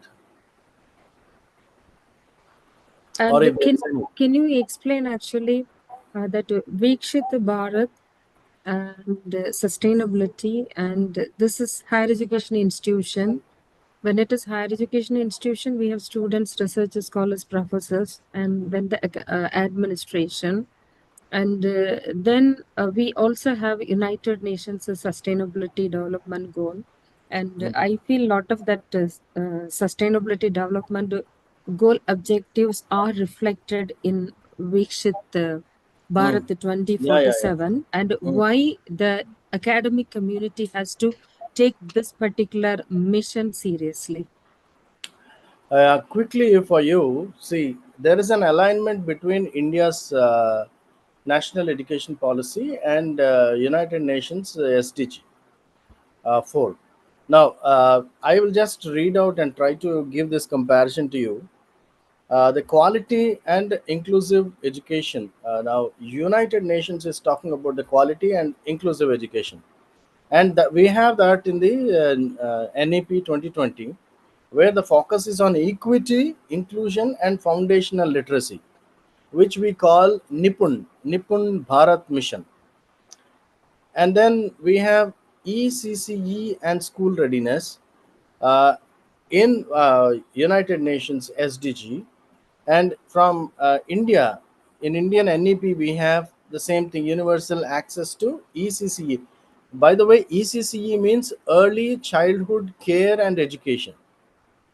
So this we are trying to achieve by 2030. Then we are talking about, then the UN talks about gender equality in education, and in the NEP we have schemes for girls, special education zones, inclusion for transgender and disabled children. Now UN SDG has relevant skills for work, and Indian NEP also has that. It has vocational training from grade 6 onwards, then internships in the industry, and skill development also along with the industry, all the with the participation of the industry.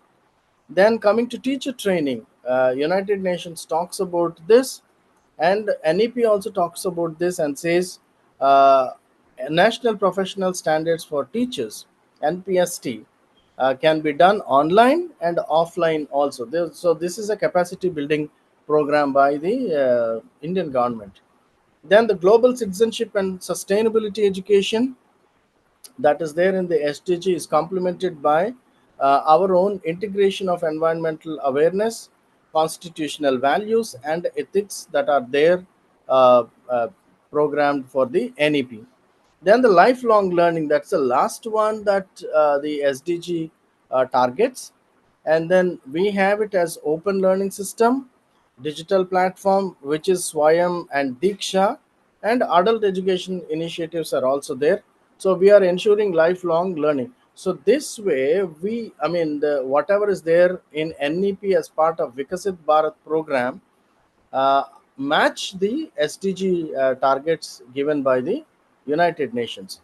So, to talk about your question of the implementation challenges in education, lack of coordination across states and institutions is one implementation challenge.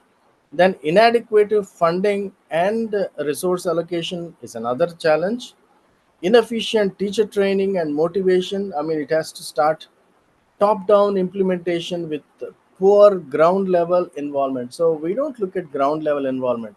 We just give orders from the top, and then we think that ground level must be implemented, and we assume that it is implemented.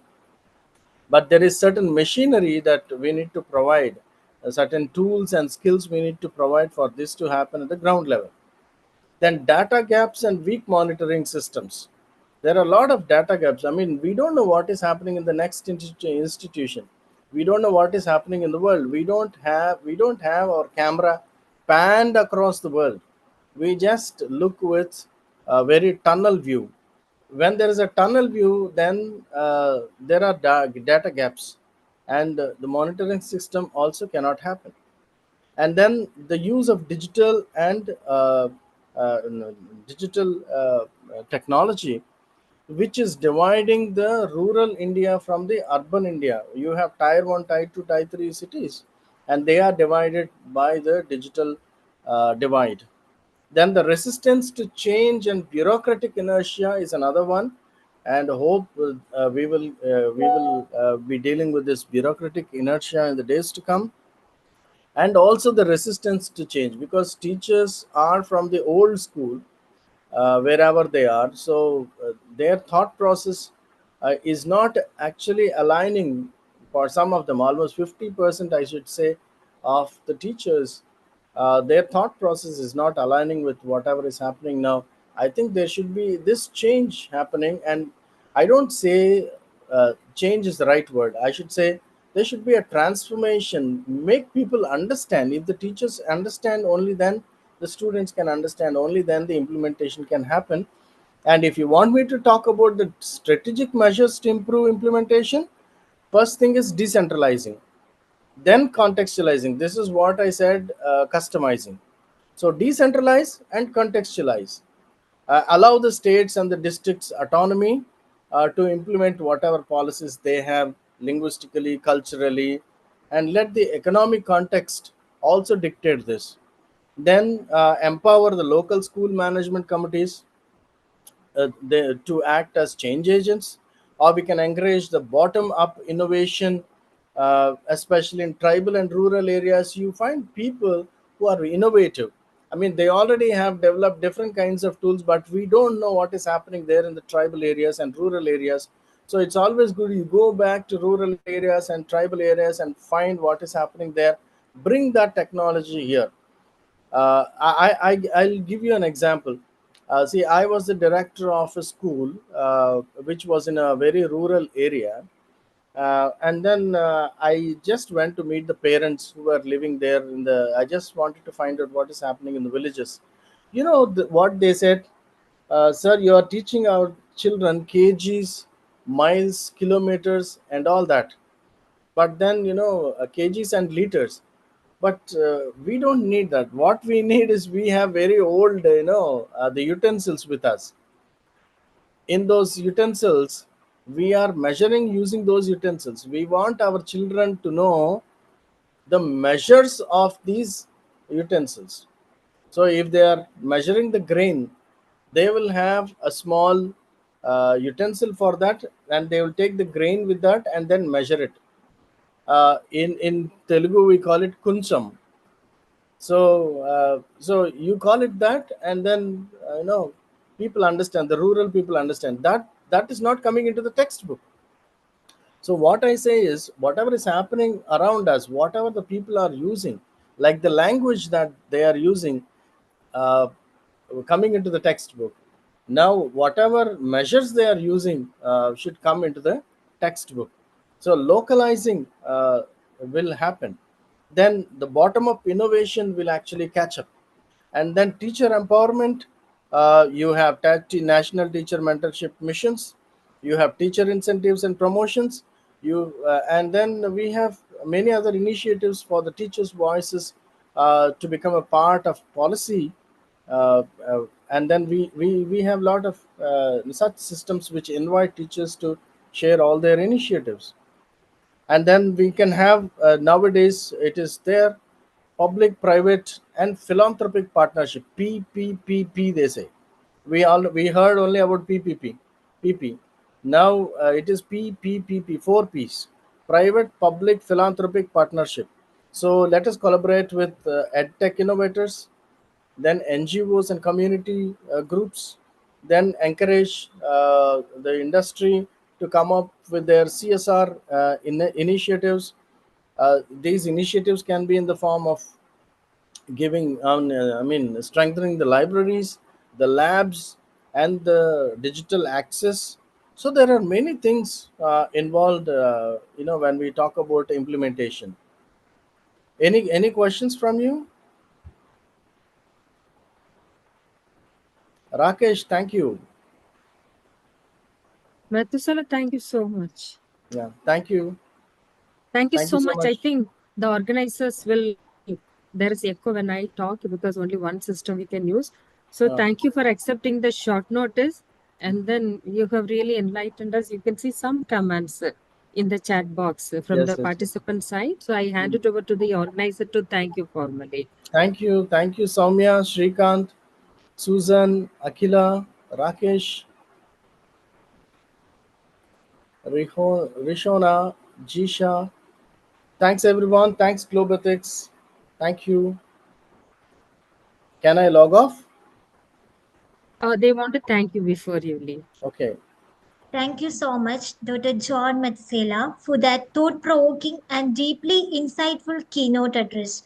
Your reflections on integrating sustainable practices within educational framework have not only resonated with the core theme of our conference, but have also inspired us to rethink the role of education in shaping a more conscious and future-ready world.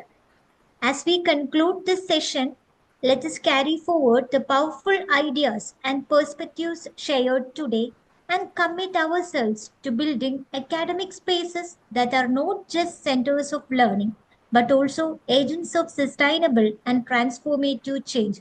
Once again, thank you, sir, and thank you to all participants for your attention and engagement. Thank you. Thank you so much, and all the participants. It's an honor and a privilege.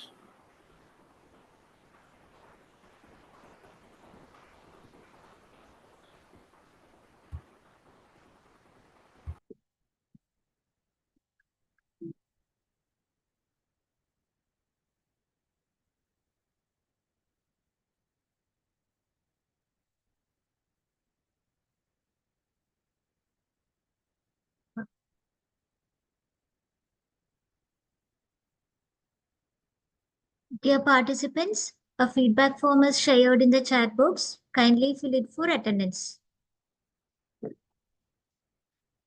We now move on to the next session of our conference. Ladies and gentlemen, as we continue this intellectual journey, we now transition into an exciting and thought-provoking segment, the paper presentation session.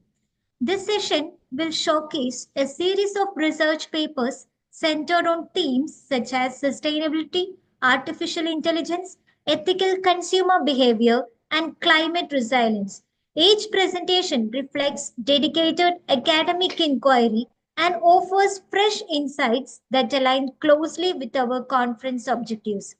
We are honored to have Dr. Manju Malati as the chair for this session. Dr. Manju Malati is a distinguished academician and a respected figure in the realm of interdisciplinary research, known for her critical insights and contribution to higher education. We extend a warm welcome to her and thank her for graciously agreeing to lead this session.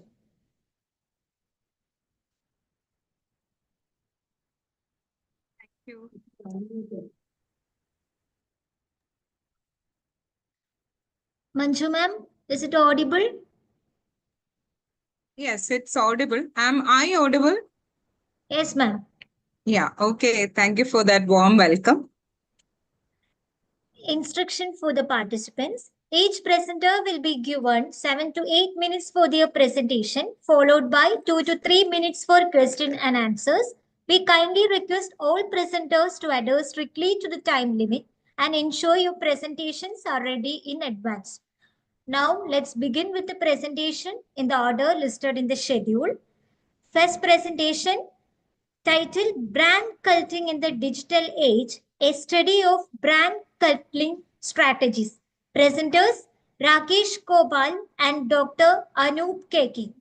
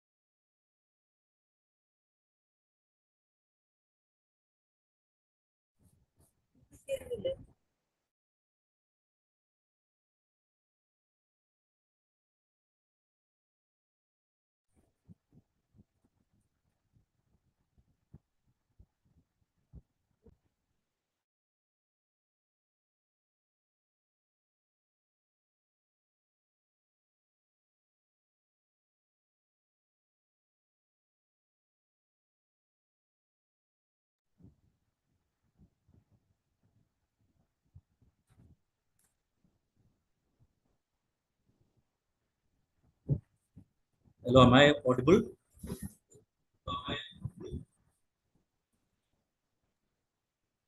Yes, sir, audible.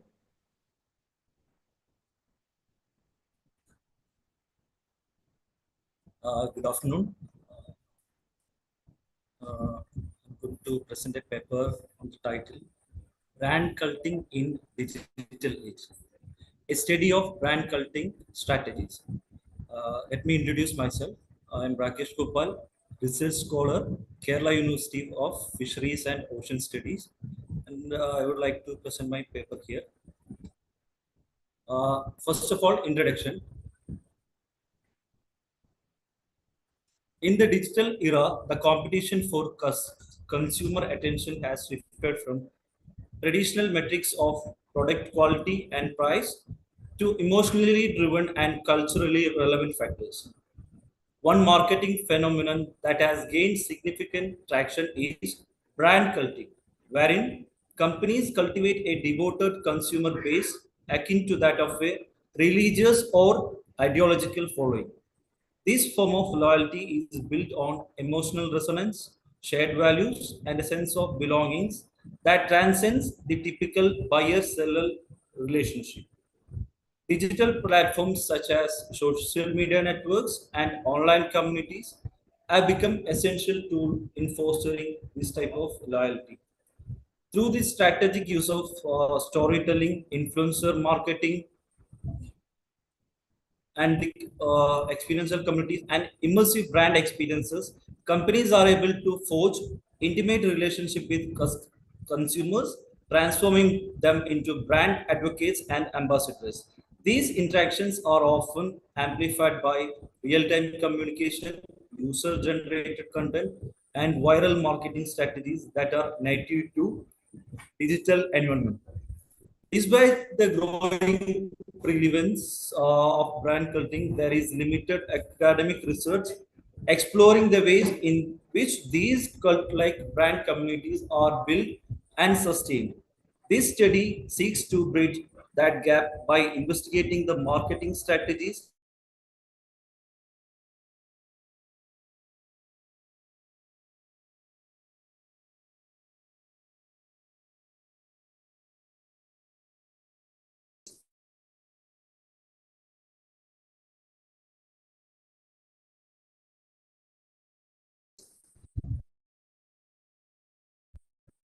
to develop such communities and the psychological motivations driving consumer sales problem. As we know that is saturated with branded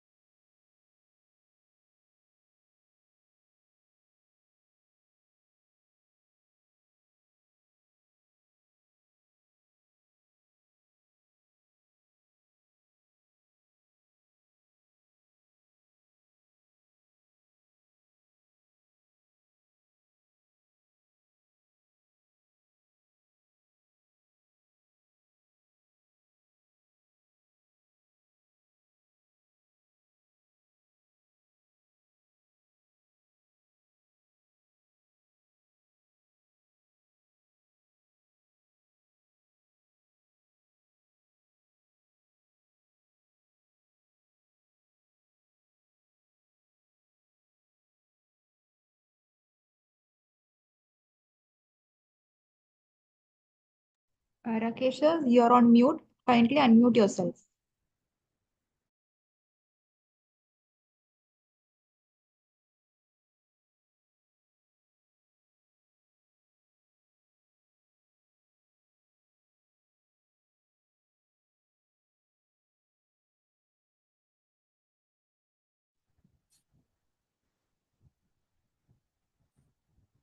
Second one, to explore the psychological and social motivations that drive consumer participation in brand culture, including identity expression, sense of belongings.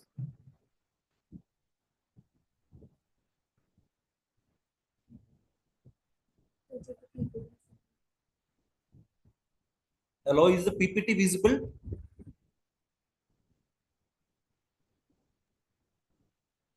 Am I audible? It is, you're audible, but your PPT is not visible for me. I thought it may be my technical problem. It is not visible, sir. Oh, sorry, let me check.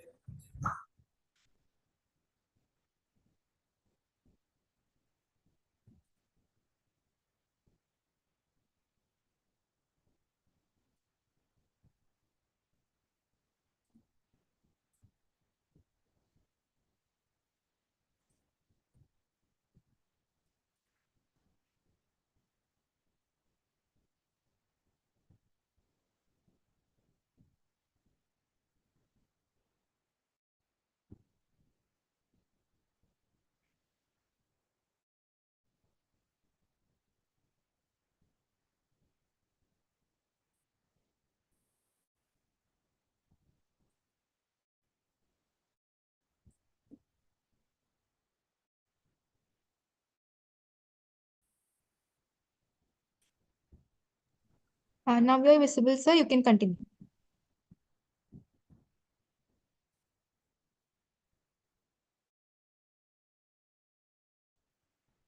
Sorry. The third objective, amplifying these brand culting strategies through real-time engagement, user-generated content, and viral marketing.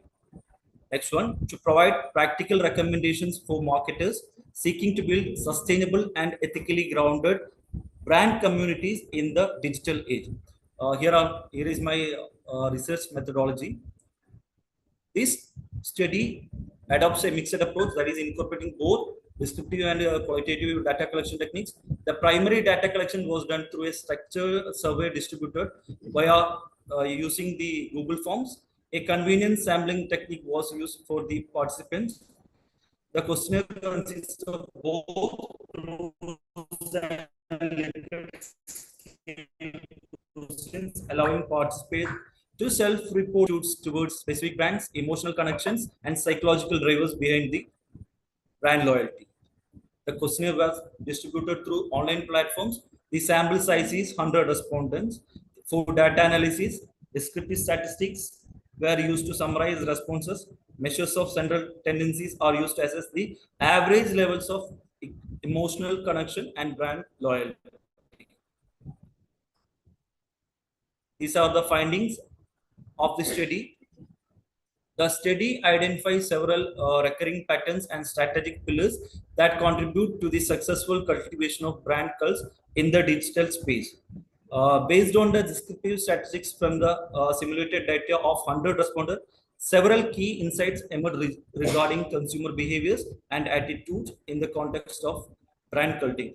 Overall, respondents reported a strong emotional connection to the brand with a mean score of 3.82, indicating that emotional attachment is a central aspect of their loyalty. Similarly, the influence of digital content, which is mean value of 3.76, and storytelling, mean value of 3.89, scored highly, suggesting that strategic use of compelling narratives and multimedia contents play a significant role in shaping brand perceptions and deepening consumer engagement.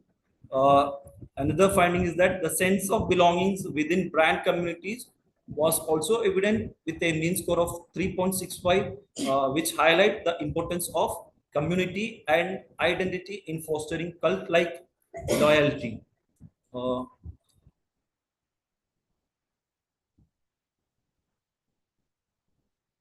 Pristine brand values was notably high, that is a mean value of 3.88, indicating that authenticity and value alignment are crucial in maintaining long-term loyalty and emotional investment.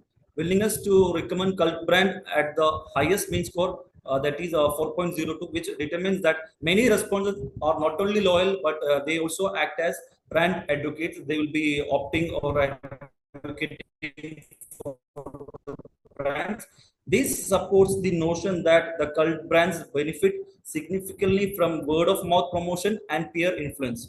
Frequency of brand engagement with a mean value of 3.5 suggests consistent interactions, while perceived brand exclusivity mean value 3.58 and the impact of influences, that is with a mean value of 3.40, showed moderate influence, indicating that while these factors contribute to brand culting, they may not be as dominant as emotional and value-based drivers. In summary, the findings suggest that brand culting is driven primarily by the emotional resonance, personal identity, and shared values, with digital storytelling and community belonging serving as powerful tools for engagement. Although exclusivity and influencer marketing support these dynamics, that is, the most influential factors are those that foster deep, meaningful connection between the consumer and brand. It is a short summary of the conclusion. This study provides valuable insights into strategic brands that use to foster cult-like loyalty in the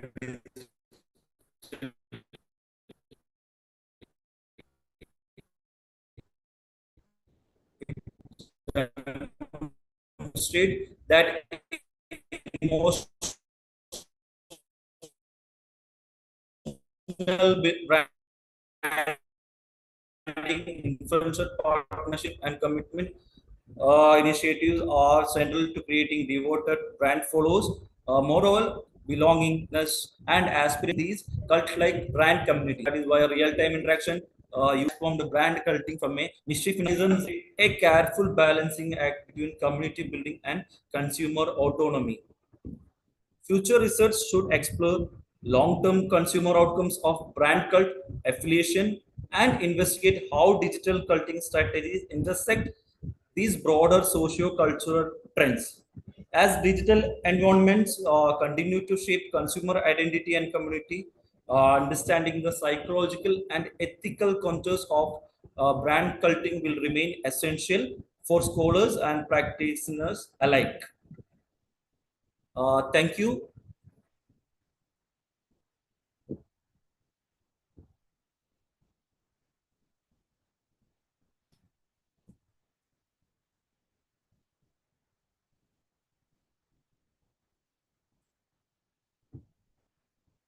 Okay, Rakesh Gopal. Yes, ma'am. Congratulations. You have presented it in a very nice manner.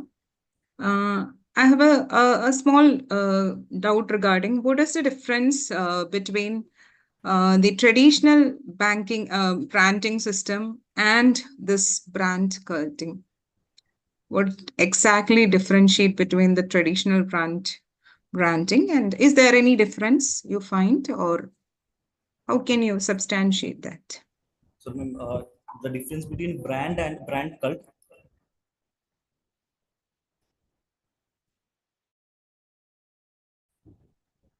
Sorry, the traditional branding and this brand cult. Yes, ma'am. In brand culting, we can see that there is a cult-like following. That is a maniac-like following. There is a depth of connection in brand cult where we can see that people try to connect with a brand. That is, as Maslow mentioned in his need hierarchy, that is need for recognition. Okay, people will be tending to be a part of a cult or a society where people are as accepted, and even they will be acting as a evangelist. So that means they are ready to advocate for the brand without any regard or something. the emotional connection is more, customer engagement is more, and the brand identity factor. Okay, they will be trying to distinguish them from others. I think these are the factors that will be uh, almost they are related, but brand cult means a little more deepened connection. That is my opinion.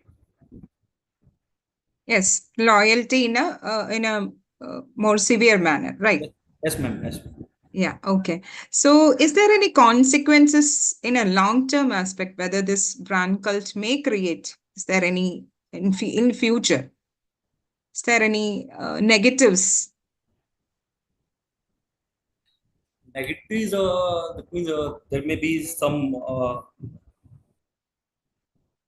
former factors, that means fear of leaving out of the people will be having some over expectations. In a longer run, there will be brand fatigue, reputation risk. Once we are part of a cult, we will be forced to follow the brand even when our economic conditions does not allow. Yes, very good. Okay, thank you. Okay, ma'am. Thank you for the opportunity and wishing a good day to everyone. Yeah, good day. Thank you.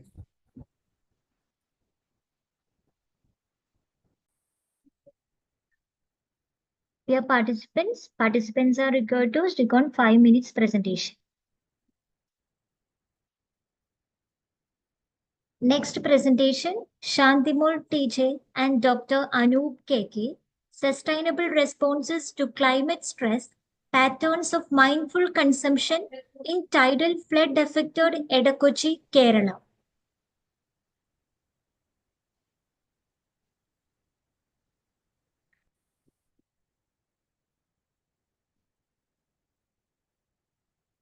Hello.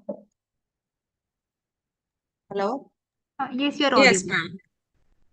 Good afternoon, all. I'm Shanti, research scholar, Kerala University of Fisheries and Ocean Studies. My topic is sustainable response to climate stress, patterns of mindful consumption in tidal flood affected communities in Edakuchi, Kerala. The climate change poses a significant threat to coastal communities. The Edakuchi in Kerala, frequently affected by tidal flooding, exemplify its vulnerability. The study explores how the residents adapt through the mindful consumption behaviors that prioritize sustainability, reduce environmental impact, and promote community resilience. The research offers insight into how the behavioral changes contribute to climate adaptation in the grassroots level.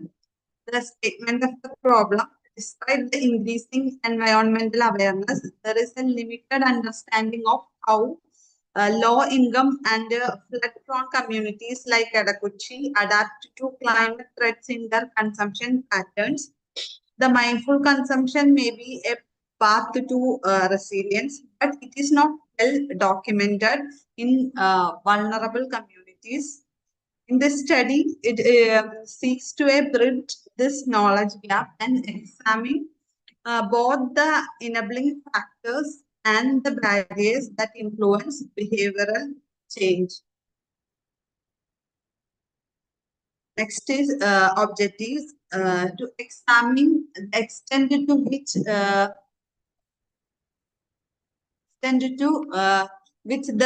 residents of Edakuchi engage in mindful consumption practices in response to recurring tidal flooding, to analyze the influence of socio-economical factors such as income and education on sustainable consumption behavior, to identify the key behavioral trends that emerge in response to environmental stress, and to investigate the challenges and the barriers faced by community in adopting consistent sustainable consumption practices.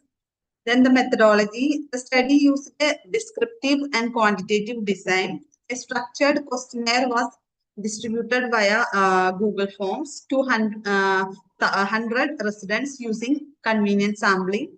It included a demographic questions and 20 items measuring mindful consumption on a 7-point Likert scales. The data were analyzed using SPSS 25, employing descriptive statistics and cross-tabulation to understand the pattern across income and educational levels.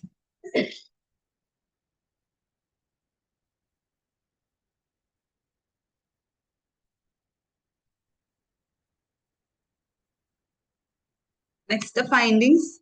The residents show moderate adoption of mindful practices like reusing items and avoiding upgrades, and income significantly influences the consumption behavior. Lower income groups often show how more sustainable habits and possibly out of necessary rather than environmental concerns.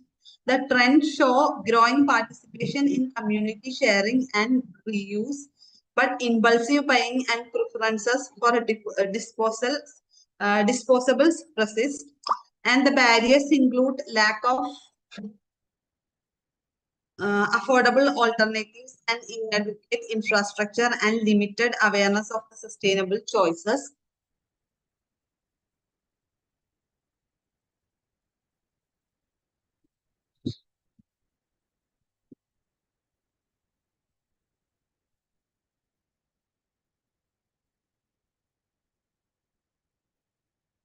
And coming to conclusion, the study highlights that mindful consumption in pedagogy in both a behavioral adaptation and necessity.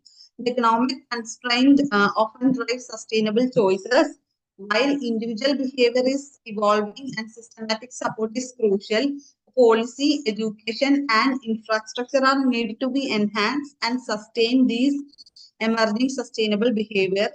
In this case, offers a valuable model for climate resilience in similar coastal communities.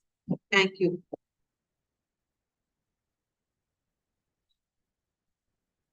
Hello.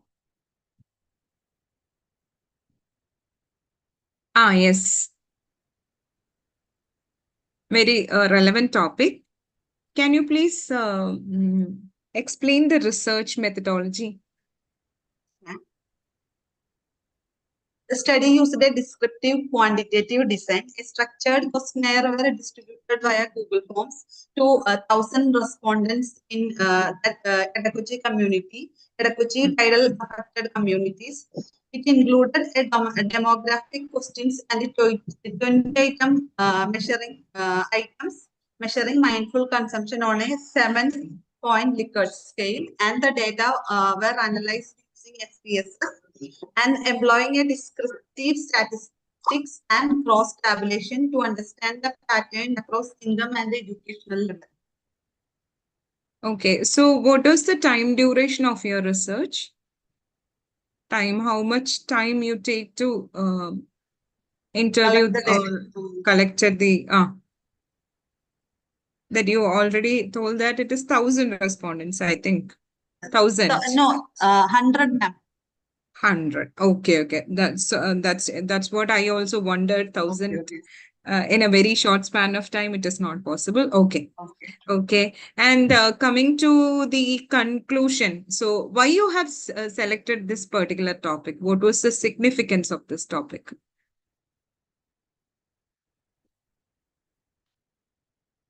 Hello? Hello?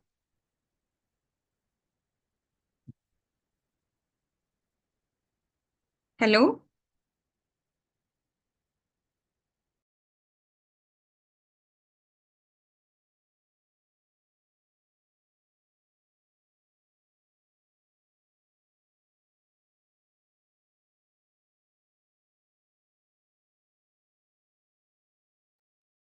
Hello, Shandival, are you there?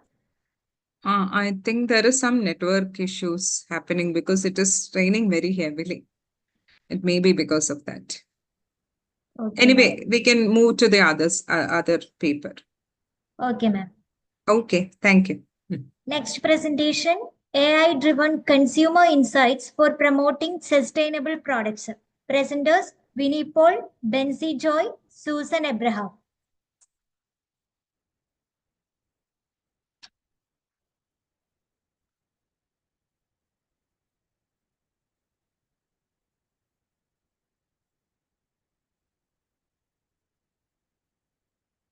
Susan Abraham, kindly share your PowerPoint presentation. Am I audible, ma'am? Yes, you're audible, but your presentation is not visible. Hello? Am I audible? Yes, you're audible. Your presentation is not visible.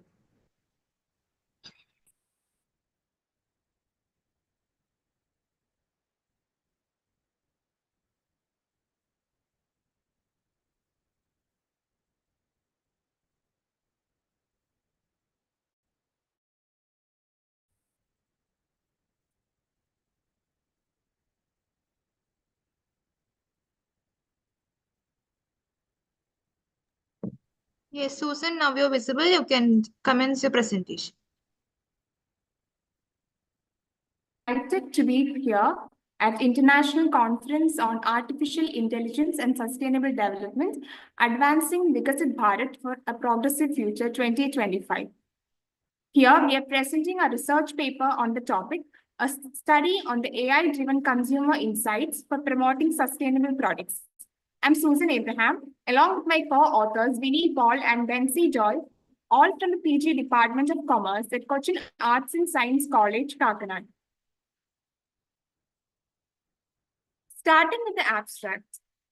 The study is rooted in the growing trend of conscious consumerism. As people become more aware of the environmental impact of the choices, businesses are under pressure to align with these values.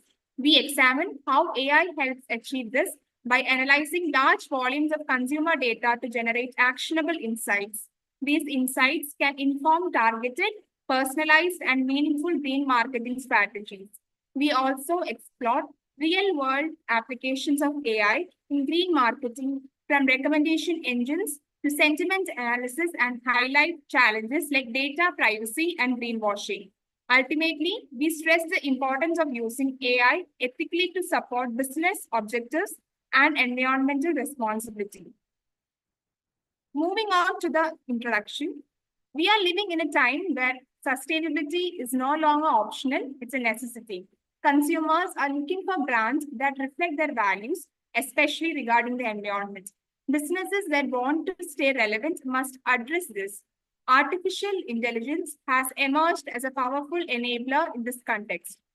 By processing vast data set from purchase history to social media trends, AI helps marketers create smarter, greener campaigns. Our research focuses on how AI technologies are being integrated into marketing systems to support sustainable behaviors. Sliding on to the statement of the problem. While many people express a desire to buy sustainable products, their actual behavior often tells a different story. There's a disconnect between intention and action.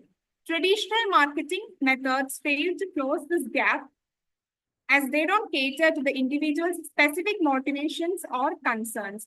We believe that AI, with its real-time data analysis capabilities, can personalize and optimize messaging for each consumer. But it's not without challenges. Our study aims to address this gap and explore how AI can serve as a bridge between awareness and action. Moving on to the review of literature.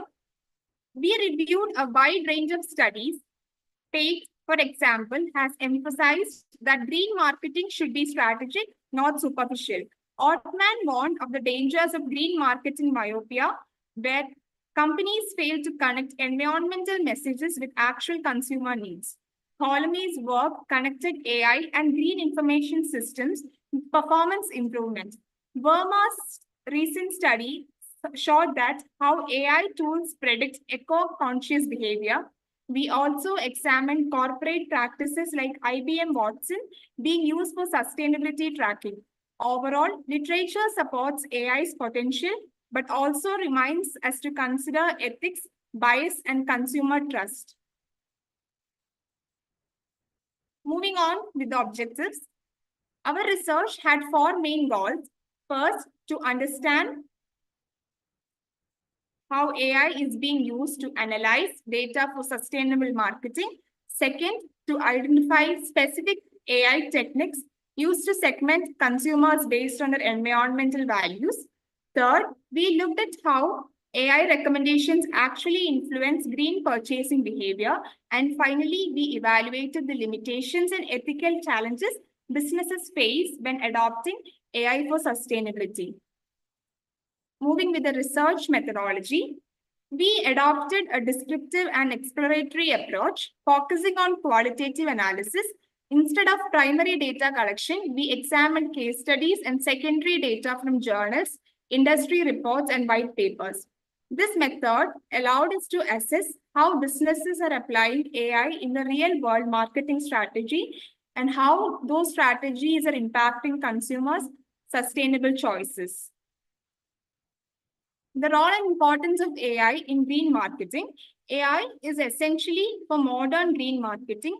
It helps marketers profile consumers more accurately and deliver personalized sustainability messages that resonate. It can also forecast future trends, reduce resource waste through demand prediction, and support companies in aligning with their CSR strategies with real consumer concerns. The key benefit is precision. AI helps connect businesses with the right people in the right way. Moving with the techniques and applications, we found that companies use various AI tools. Machine learning algorithms predict purchasing behavior based on historical data.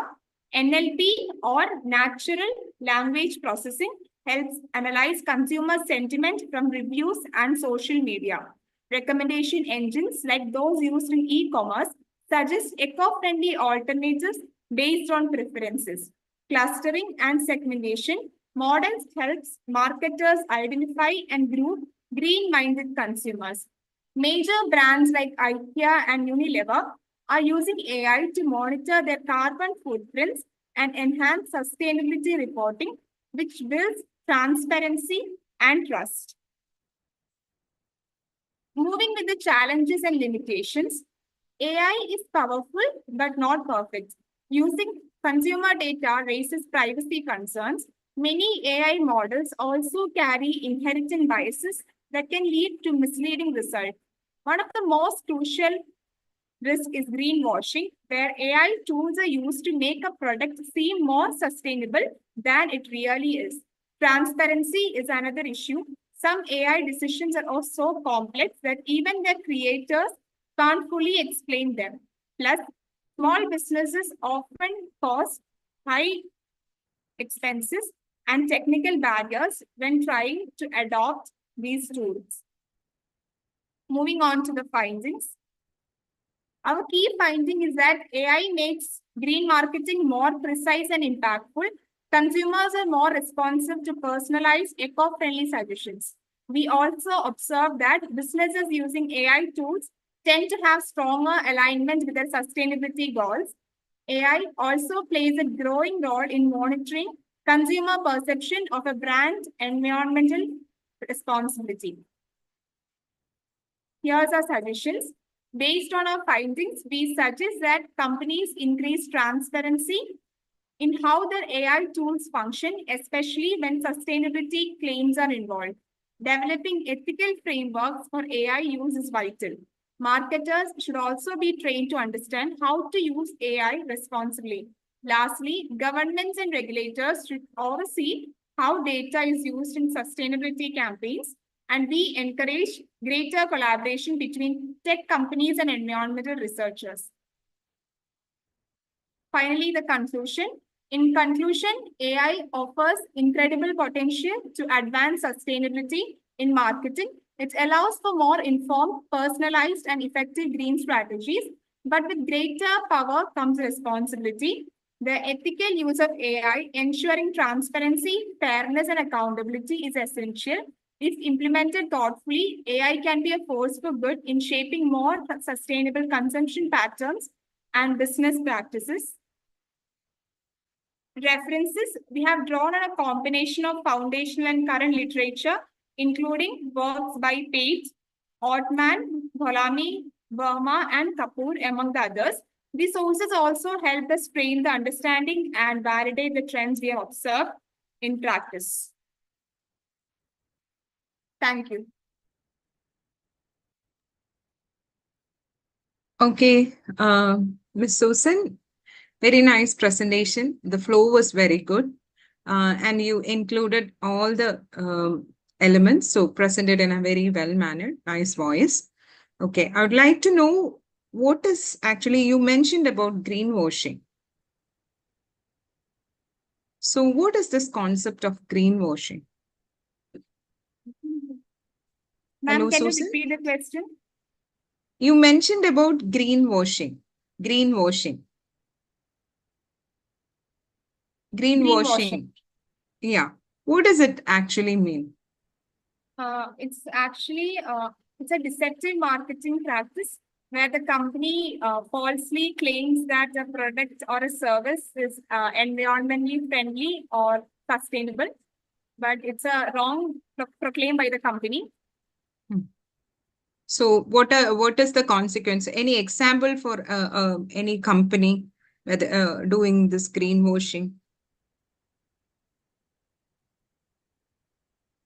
How we can understand that the company is doing greenwashing?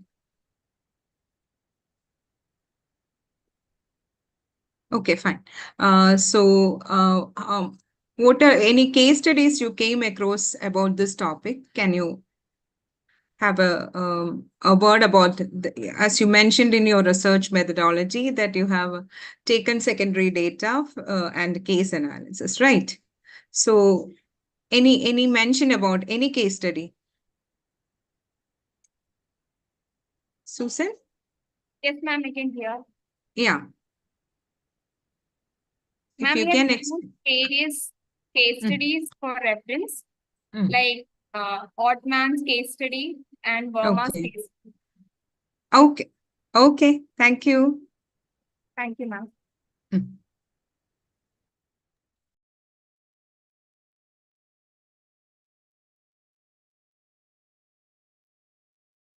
Next presentation, a study on investors' perception and satisfaction on key features of fintech investment platform. Presenter Abhishek Kulkarni.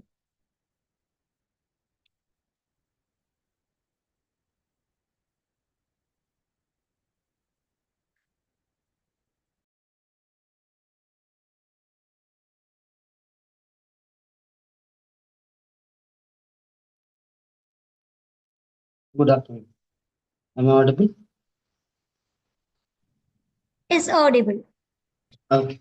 Hi, this is Abhishek, and I will be today presenting a paper on a study on investors' perception and satisfaction on the key factors influencing key factors for the features of fintech investment platforms. That's it. So, introduction for this: the fintech platforms changing the Indian investment landscapes, the importance of investors' satisfaction and platform's performance, role of AI in improving personalization, efficiency, and sustainability. Implementations, that is the actual usage of this, is user interface, trust, demographics,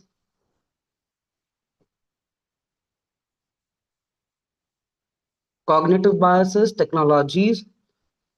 Next, objectives: to identify the key fintech features influencing the investor satisfaction, to analyze the trust, security, and regulatory impacts on the perceptions of investors, to explore the role of AI and blockchain in engagement, to examine demographic influence on fintech platform adoptions.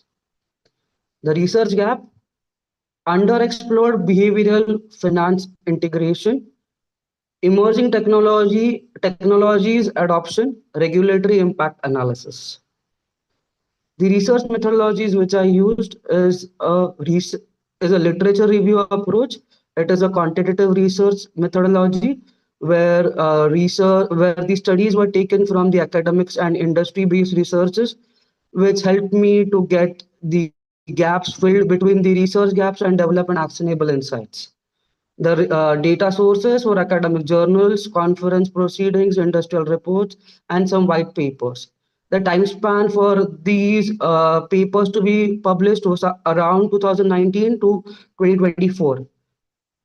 The database was used as Google Scholar, Science Direct, and Springer Nature. Yep. Some findings, some discussions over it, that the fintech platform features and satisfaction.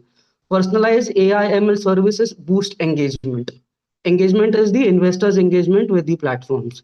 Mobile first approach attracts the younger generations because that's their go-to devices for these things. Seamless, intuitive experiences is a key for retention. Trust and security. Investors' confidence is linked to the security measures. Regulatory regulatory compliances plays a vital role in Indian context. That is the SEBI guidelines which are given for running these fintech platforms. They have to be mandatory, followed by everybody. Trans Transparent fee structures build long-term trust in investors. And the impact of emerging technologies like AI, robotic advisories for decision-making qualities, blockchain provides a tamper-proof transactions record. Tech advancement plays a vital role for fintech platform sustainability. Conclusions: easy to use interfaces and personalized devices, strong security and regulatory compliance build trust. Blockchain enhances transparency in crucial in Indian markets. Demographic consideration essentially for broad adoption. Continuous innovations needed for sustainable growth. Recommendations: invest in AI driven personal financial tools, strengthen security features, and adhere to the regulatory standards, develop educational content targeting diverse user groups, leverage blockchain and transparent secure transactions, prioritize mobile and intuitive tech platform designs. That's it. Thank you.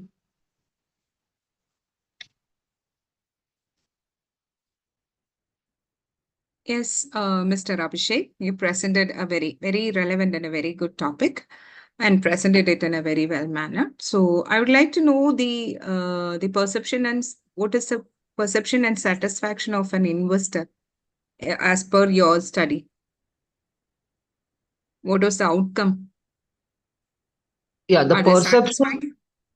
Yeah, the perception for this tech platforms is the like the younger generations are very much pro to use these kind of tech platforms, whereas if you go into people like the people those who are at 40s 40 plus, they tend to go to the traditional investment formats. Like they invested but they go to some mediators and try to get it resolved or get it invested for them.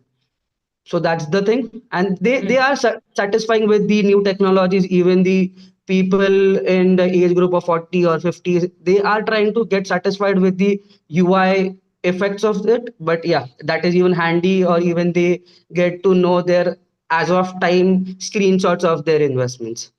That's Okay, the thing which so they like the most. okay. So my suggestion is that you can make a comparative study with the Gen Z and the millennials, or like that. You can study on that aspect also regarding Yeah, the perception and satisfaction. yeah, sure. We'll do Okay, that. and Yep. yeah. Okay, Yep. so thank you, Abhishek.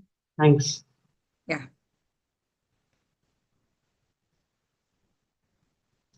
Next presentation, the role of artificial intelligence in understanding and influencing ethical consumer behavior. Presenters, Anushree S., Danya A.B., Penitha M.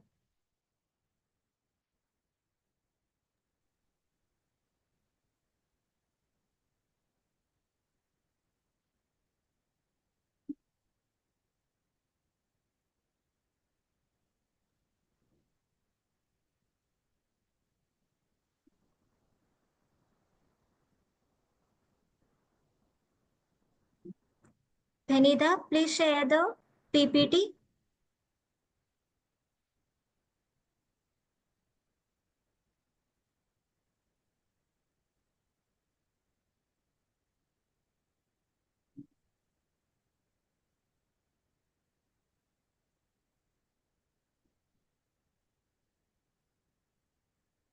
Penitha, are you there? Okay. Yes, ma'am. Yes, ma'am. Just a minute.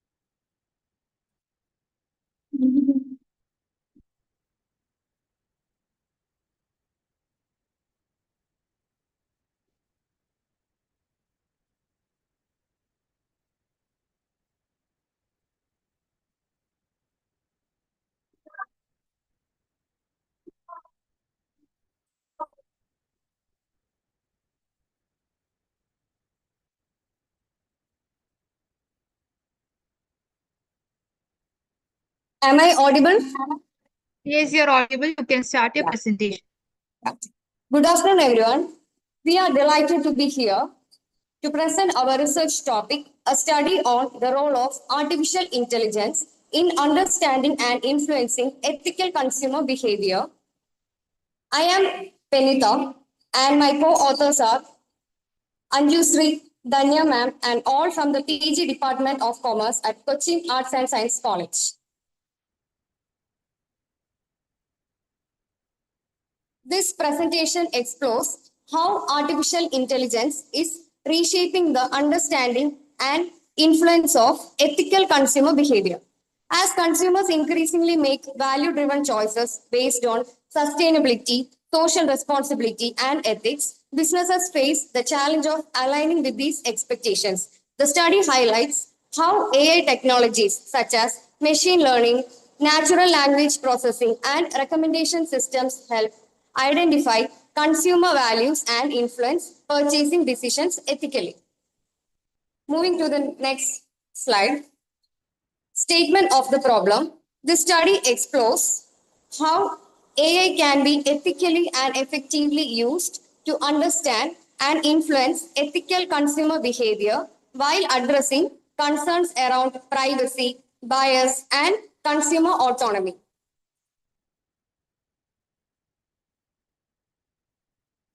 Objectives to analyze AI's role in detecting ethical consumer patterns, to examine AI tools' influence on sustainable decisions, to explore machine learning and natural language processing in understanding consumer ethics, to evaluate ethical implications of AI targeting, to recommend responsible AI use. Source of data. The research adopts a mixed method approach using surveys, interviews, and secondary data such as journals, reports, case studies, and other reputable publications on AI and marketing.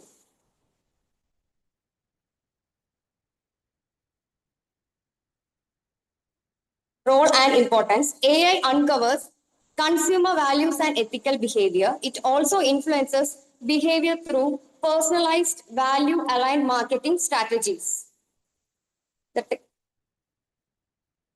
techniques and applications used here are ML, means machine learning, which predicts ethical purchase trends, natural language processing, which analyzes feedback and reviews, recommendation system, which suggests ethical products, computer vision verifies ethical certifications, and chatbots provide info on ethical practices. Challenges and limitations. On this presentation, which acknowledges challenges such as data privacy violations, mainly algorithmic bias, consumer unawareness, greenwashing, and implementation costs. Moving to the next slide, findings.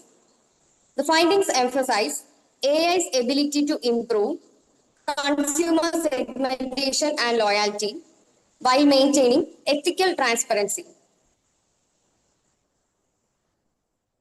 Suggestions, which include promoting AI transparency and accountability, consumer education, and regulatory oversight.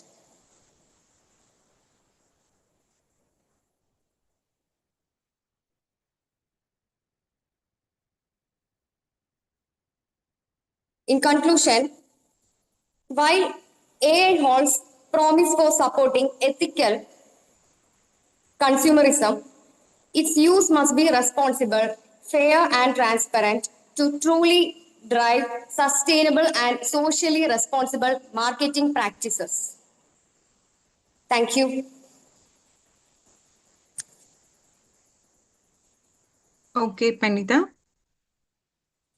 Presented Yes, a ma'am. different topic. So I would like to know, or can you please explain again the research methodology you have used in this paper? The research methodology you have used in this. Pardon? Hello? I Panita? use, yes, miss. I use surveys, interviews, and other secondary data. Okay. Surveys, interviews, they are primary data Yeah. collection, right? Yeah. So how you converted the data with the methodology used? Can you explain on that more elaborately? Or why you have chosen this topic? That's a very interesting one. So why you have chosen this topic?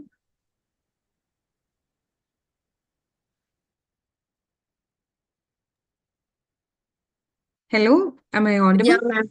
Yes, audible. Why? Yeah, Because you can try why it's just an interest or something like that. You can add on this. Why yeah, you have chosen this is a different topic and AI and OB or behavior patterns is a yeah, different one. A nice yeah, topic. So why you came into this topic? yeah, yeah. Why? Because this supports sustainable business practices, and also it bridges technology and ethics. Okay, fine. Okay, thank you. Thank you, ma'am. Yeah. Thank you for watching.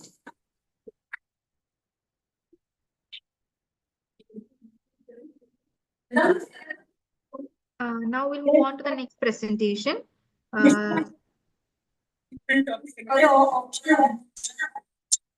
Penida, kindly unmute yourself.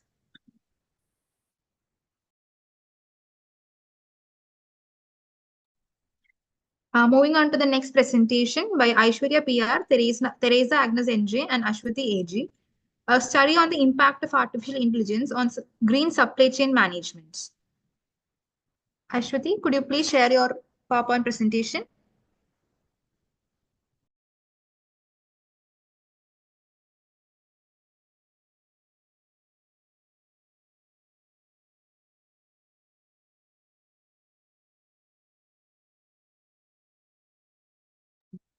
Ashwati, are you there?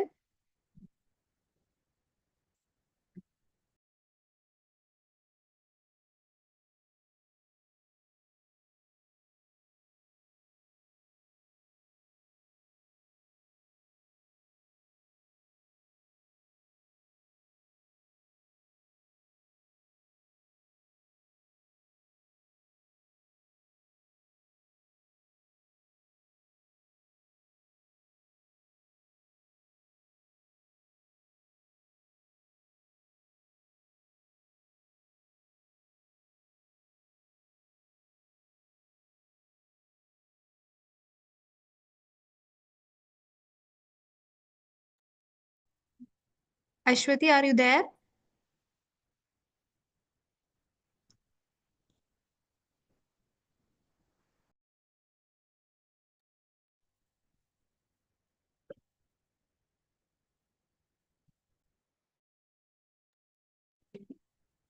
Yes, ma'am. Yes, kindly share your PPT.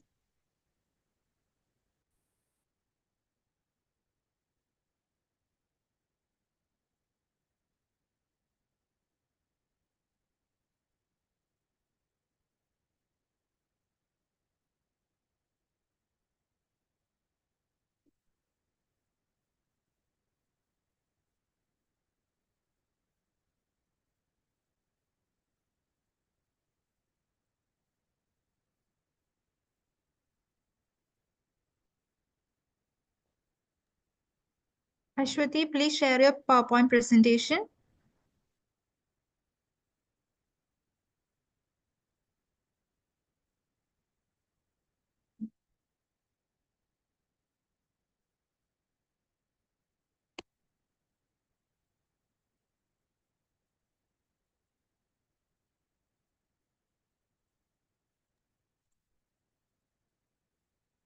Adra ma'am, if there is any technical glitches from Ashwati's side, you can move forward to the next.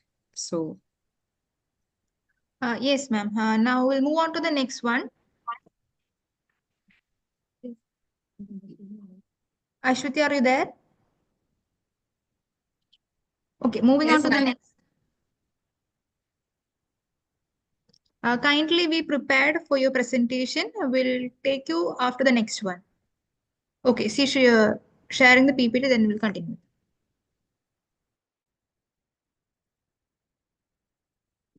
Okay, ma'am.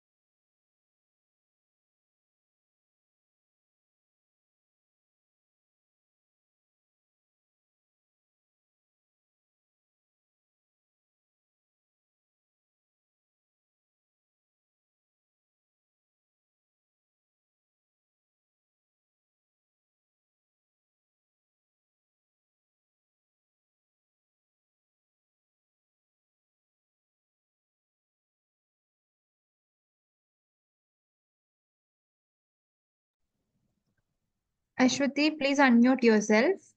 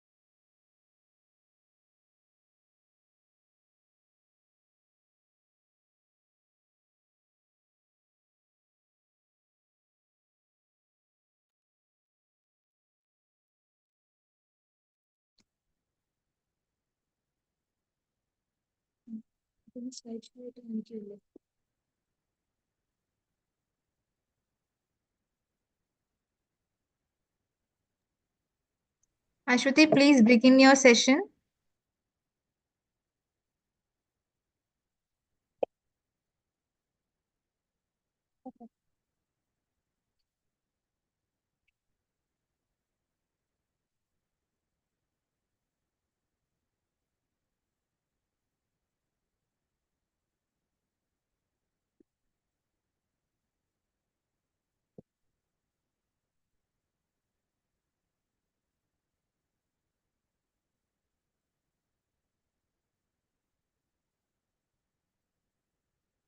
Ashwati, are you there? Yes, ma'am. Yes, ma'am. Yes.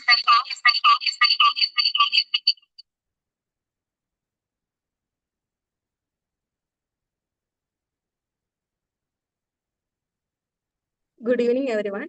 We are delighted to be here at International Conference on Artificial Intelligence and Sustainable Development, Advancing Viksit Bharat for a Progressive Future, to present our research paper titled A Study on the Impact of Artificial Intelligence on Green Supply Chain Management.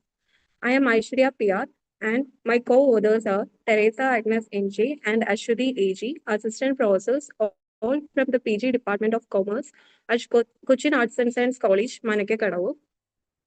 As we all know, the growing awareness of environmental issues has led to a significant shift in supply chain management, with green supply chain management becoming a key strategy.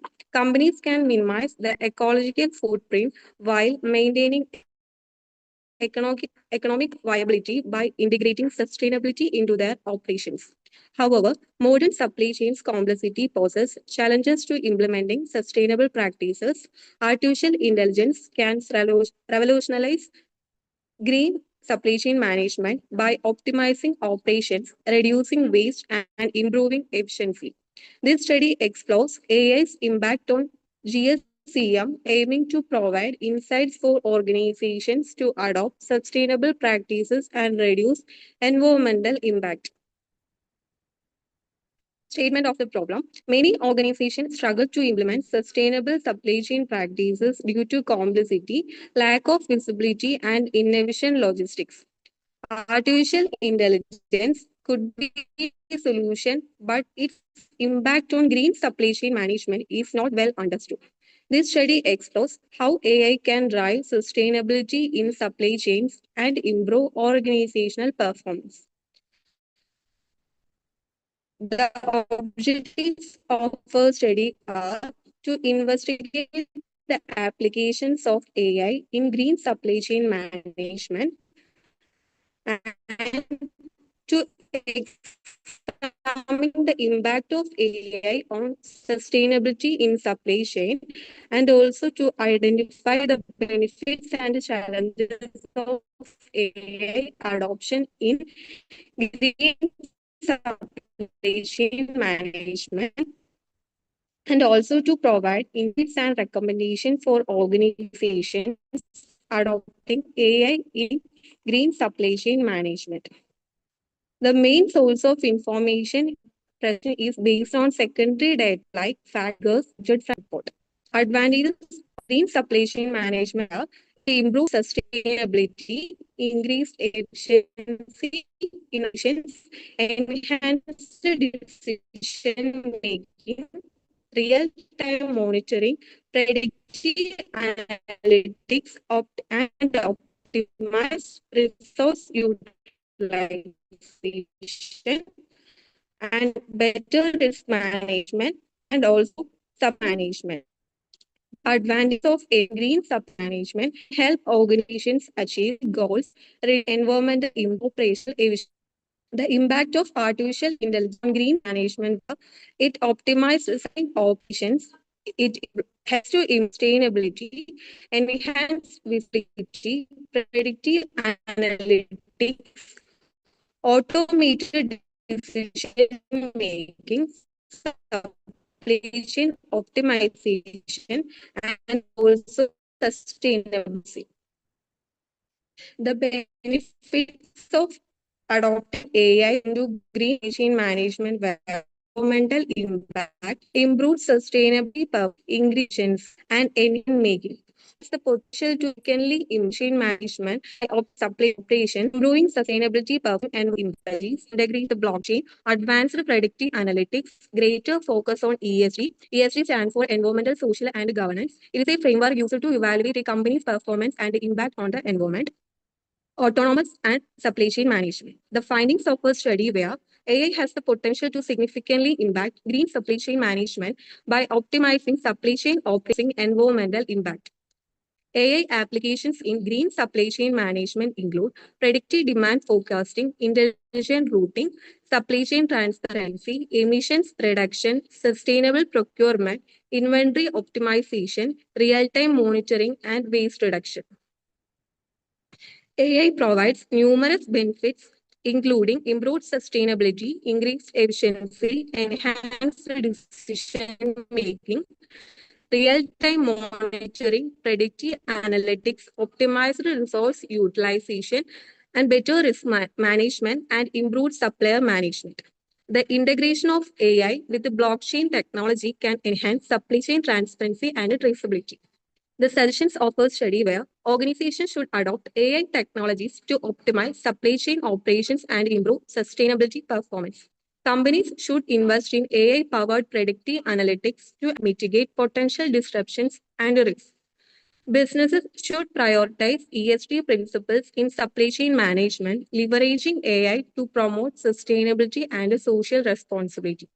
Organizations should explore the integration of AI with blockchain technology to enhance supply chain transparency and traceability. The conclusion of a study where AI in green supply chain management can revolutionize sustainability practices by reducing environmental impact, improving performance, and enhancing efficiency. It promotes ESG principles, enables autonomous management, and drives sustainability, helping organizations achieve goals and improve operations. Thank you. Okay, Ashwati. It was a very relevant topic of presentation. I would like to know whether this green supply chain management is now part of our companies, right? Say any example of a company which is practicing this green supply chain management. Can you give any one or two examples? Hello, Ashwati. Am I audible? Yeah, ma'am. Yeah. As you mentioned that this study is basically on the basis of secondary data and all. So have you come across any companies which are practicing right now, which are practicing green supply chain management? Can you name any company?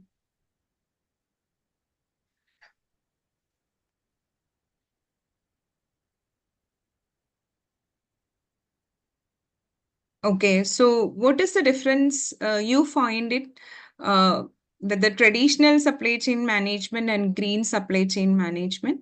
What is the difference?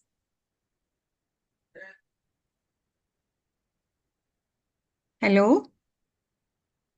In traditional supply chain management, we use traditional forms of converting goods and services into our products. But in green supply chain management, we use the help of artificial intelligence in order to undertake all the processes in supply chain management. Which all area in which AI is most integrated in supply chain management?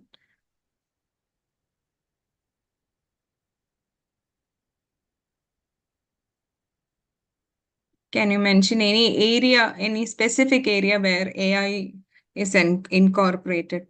As we say that there are in every phases we are using AI.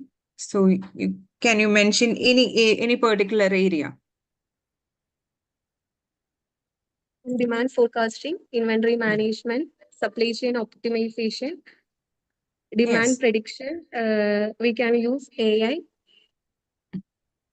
Okay, okay. Thank you. Thank you, Ashwati. Thank you, ma'am. Thank you, Aishwarya. Moving on to the next presentation by ICAISD-VB and Bharat Nair, a study on sustainable education in the digital age, the AI advantage. I request ICAISD-VB to share the presentation.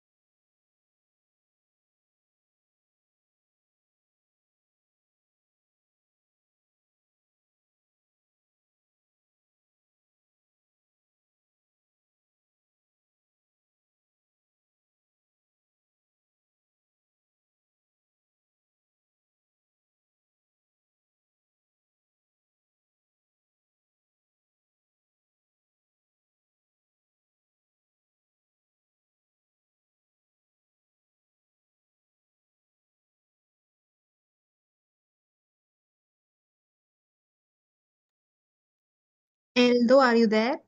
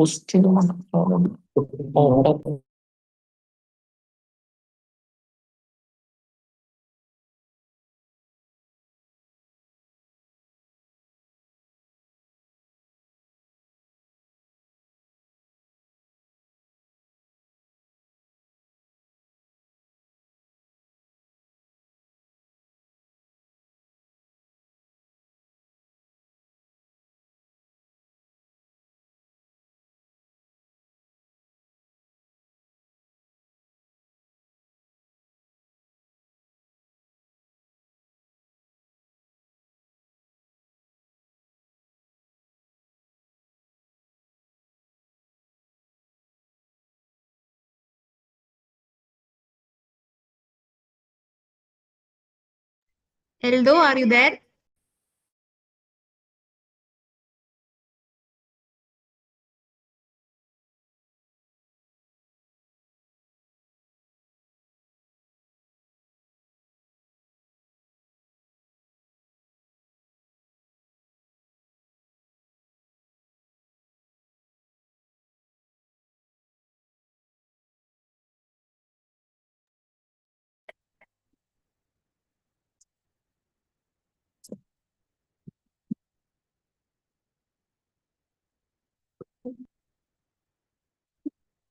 You can start your presentation.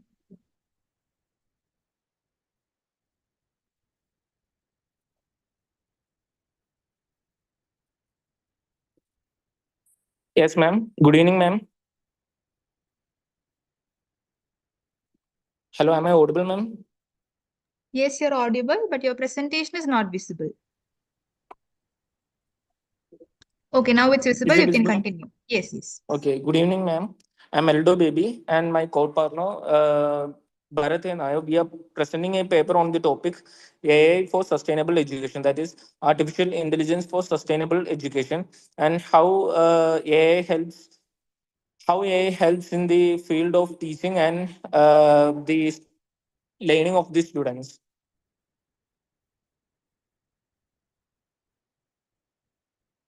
So, as we all know, AI plays a crucial role in this technological era, and it helps the students to study better and helps the teachers to understand the students and promote students and helps the students to get better information from various fields. Now comes the literature review. In literature review, the researcher shows that AI can make education better by giving personalized help, saving teachers' time, and reaching more students. Studies also say AI can support eco-friendly and fair learning for all. Now comes the research methodology. This research uses surveys, interviews, and case studies to understand how AI helps in education. It looks at students' progress, teacher support, and eco friendly practices as real learning settings. Here comes the data analysis of the AI for sustainable education. That is, the bar graph shows how AI improves learning, support teachers, and helps the environment. Learning outcomes had the highest improvement, followed by teachers' support and eco-friendly impact. Now comes the result. The results shows that AI help students learn in a way that fits their needs. AI tools also reduces the usage of paper and thus it helping the nature and protecting the environment. Overall, AI makes education smarter, more fair, and supports a greener, more sustainable future for everyone. Now comes the discussion or implications. AI in education can change how students learn and how teachers teach.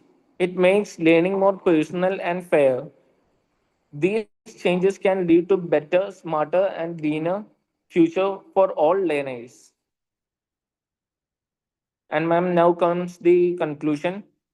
AI can make education better by helping students to learn in a smarter ways, supporting teachers, and protecting the environment. Using artificial intelligence in school can lead to fairer, greener, and effective learning for everyone now and in the future. That's all, and thank you, ma'am.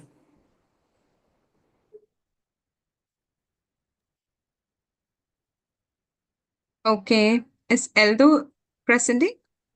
Yes. Yeah. Okay, okay. Okay, Eldo. It was a very relevant and a very nice topic, and you have explained about the advantages of AI. And it is heard that as AI advances, the job of teachers will go. What is your thought in that? No, ma'am, it does not happen. It's because we all need the support from the teachers. AI gives the adequate and precise information, but also teachers could help the students to understand what is said in that topic and uh, how it makes them to write in the examinations. Okay. So one more element is missing, right? I'm In sorry, a ma'am. teacher centric thing, little more emotional connect and experience of a teacher really counts, right? Yes, ma'am. Yes, ma'am. You're right, ma'am. Yeah. Okay. So I think you can have a little more elaboration on that aspect also, and you can expand your research in this area also. Very nice and a very relevant one actually, because right now people are very much worried about the implications of AI in education sector. Yes, So ma'am. you can have a more research on this. Okay. All the Okay, very ma'am. best. Thank you, Thank you. ma'am. Thanks a lot. Yeah. Thank you.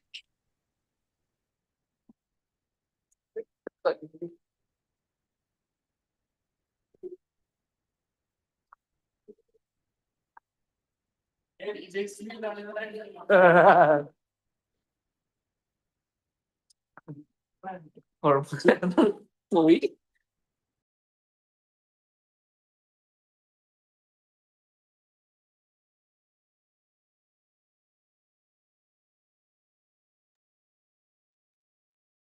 We have come to the end of the session. This will be the last presentation. Myself, I'm Lakshmi. Now I'll be concluding the session. Thank you all the participants for the enlightening and thought-provoking papers shared in this session. Each presentation offered unique perspectives and valuable insights to these themes such as sustainability, artificial intelligence, and the future of education and consumption. A special word of appreciation to our session chair, Dr. Manju Malati, for her guidance, constructive feedback, and for skillfully moderating the session with keen academic insight. The session has not only enriched our understanding of the topics discussed, but also opened up new avenues for dialogue and further research. Let us continue to support and encourage our scholarly pursuits as we move forward in the conference. As we approach the close of today's session, it is time to reflect on the key moments and insights that have shaped our discussions. To present a comprehensive summary of today's events and offer us a brief overview of tomorrow's schedule, I now warmly invite Ms. Arati Rajagopal for the same. Ms. Arati Rajagopal has been closely coordinating the sessions and has been instrumental in ensuring the smooth flow of today's proceedings. We look forward to hear her reflections and the exciting plans lined up for tomorrow. Over to you, Ms. Arati. Ladies and gentlemen, as we draw the curtains on an intellectually stimulating day one of international conference, let us take a moment to reflect on the enriching experiences we have shared. The day commenced with a gracious welcome address by Mrs. M. Lakshmi, convener of conference, setting a warm and inviting tone for day's proceedings. We were honored to have Dr. Ranjit K. Philip, principal of Cochin Arts and Science College, deliver the presidential address and formally inaugurate the conference. His words of encouragement laid a strong foundation for our academic journey. We were then inspired by a thought-provoking special address from Ms. Rajula V., Regional Manager of Globe Ethics South Asia Center, who shared valuable perspectives on ethics, inclusivity, and sustainable development. The inaugural ceremony concluded with insightful remarks from Ms. Rubina M.A., conference convener, reinforcing the academic purpose and institutional commitment behind this conference. Moving into the academic core, we begin with a powerful keynote address by Mr. Vivek Pillai, Director of IQ Telecom and Chief Innovation Officer at L&T EduTech. His session on AI for Sustainable Commerce and Inclusive Growth Perspective offered a compelling exploration of how AI can foster equitable economic growth while enhancing commercial ecosystems. This was followed by the first round of paper presentation chaired by Dr. Meghna C. Mohan, where participants showcased research spanning experiential marketing, investment technologies, precision agriculture, tourism policy, and consumer behavior, all underpinned by AI and sustainability themes. In the afternoon, we had the privilege of hearing from Dr. John Matasela, who delivered an engaging keynote on education for sustainable development. His reflections urge us to rethink how academic institutions can lead the transformation towards a sustainable, inclusive future. The second paper presentation session, chaired by Dr. Manju Malati, provided a rich of research contributions on AI, sustainability, climate resilience, ethical consumption, and green supply chain management. Each presenter brought unique insights, enriching our collective understanding and sparking meaningful dialogue. We express our heartfelt appreciation to all our speakers, presenters, session chairs, and participants for contributing to the success of today's session with your presence, ideas, and enthusiasm. Overview of tomorrow's schedule. We look forward to welcoming you back for day 2 of International Conference, which promises to be equally engaging and thought-provoking. Highlights of tomorrow's program include Session 1, keynote session by Ms. Regula V., Regional Manager of Globethics. Topic, the role of higher education institution towards Vikasit Bharat. Session 2 is research paper presentation and Q&A session. Session 3 also research paper presentations and Q&A. Then session 4, keynote session by Professor Luis Miguel Cardoso, Polytechnic Institute of Portugal. Topic, higher education in the digital age, enhancing opportunities with artificial intelligence. We will then have a summary of day's events by Ms. Rubine M.A., convener, followed by valedictory function, which will include recognition of outstanding contributions and formally conclude the conference.